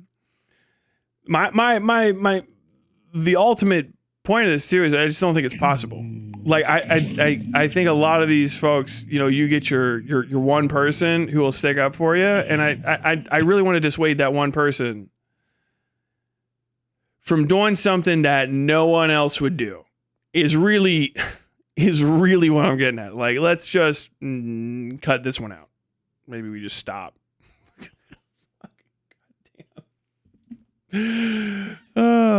Come scoundrel. Jesus Christ, I haven't seen you in a while. Summon the council. Thank you for the £5 sterling.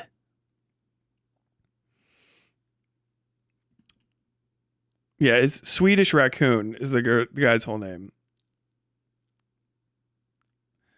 But yeah, I'm just going to go ahead and give you a timeout before you get yourself in trouble. Swedish people, they cannot help themselves.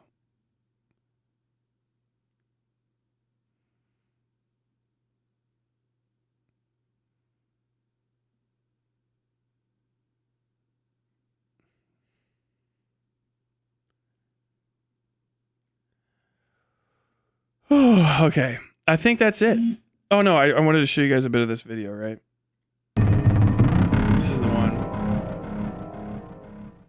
For the last few weeks, especially last week specifically, I've been kind of sound better in that one, making jokes about Vosh thinks he's an actual black woman, and maybe he actually does. It seems less of a joke and more of a thing. And I remembered, and other people have reminded me that I saw the origin of Vosh's name. And we were talking about that, I think, maybe in chat or on the Discord, and people didn't know that Vosh's name is based on an OC character of his who is a black fascist woman.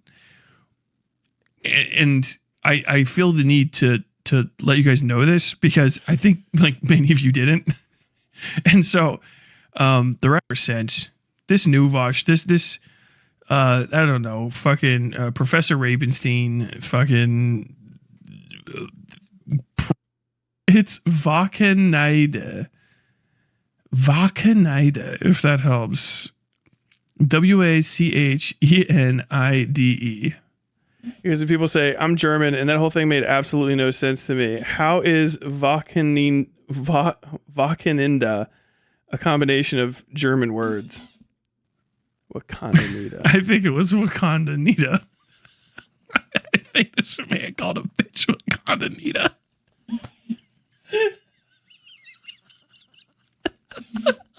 Leslie Shacklebolt ass my fucking name. Shit. Leslie Shacklebolt. God damn. Oh, fuck me. That's funny. Okay. That's all we're watching of that. I gotta get the fuck out of here. I'm hungry as shit. I ate that Pop-Tart forever ago. Okay. Probably not streaming tomorrow. What with this being 8 hours or whatever the hell. But maybe the day after. Maybe the day after. I gotta make some videos, so video making will be done. Don't forget to follow the old SI Side channel. It's now the Westside Tyler Live. That's where I'm putting the VODs bit by bit. I've just been sick and on vacation for the last week, so I haven't done it yet. But I'm going to be doing that very, very soon.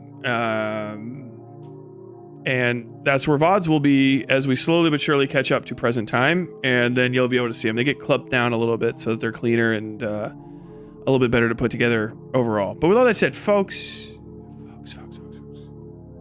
hope you had a good time. I did. Look forward to Ding Dong video coming when it comes. Ding Dong video. Hutch video coming when it comes. I'm also going to be making a video on Flesh Simulator very soon. I don't know if I'm going to do that one first or not. And I'm excited. I'm excited to make some stuff. My new drawing pad hopefully will come tomorrow, and maybe I'll doodle some. But with all that said, make sure you join the Discord, join the Patreon, patreon.com/westsidefairytales for more. Like, subscribe, and like. If you want to clip chunks of these episodes and share them, like if you want to like literally take like 5-minute long clips and re-upload them for posterity, I don't mind. Just don't try to make like $10 billion off of it, you know. I mean, I don't even know. I don't care. I'll go for it. If you want to make little fucking 5-minute, 10-minute clip channels, go for it. But don't try to re-upload the entire streams or anything like that. I don't mind. Share the clips. Go places, do stuff. Don't forget, and this is kind of getting a little bit soft out there. Don't defend me in other communities. You don't have to defend me. If you want to defend things that I say as truths of the world, things that would exist as a statement without my name, feel free. But my personal behavior, my conduct, and my character need never be defended. You can leave me alone. I've got my own time, and I guarantee it. Whoever is talking shit, if you send them my way and I get a hold of them, it's going to be way better than anything you could ever do. So just tell them I always want the smoke, and the smoke is for me. With all that said, folks, join the Discord, say hi to everybody, maybe come play Helldivers with me, loneliest man on earth. And with all that said, until next time, as always, stay safe out there.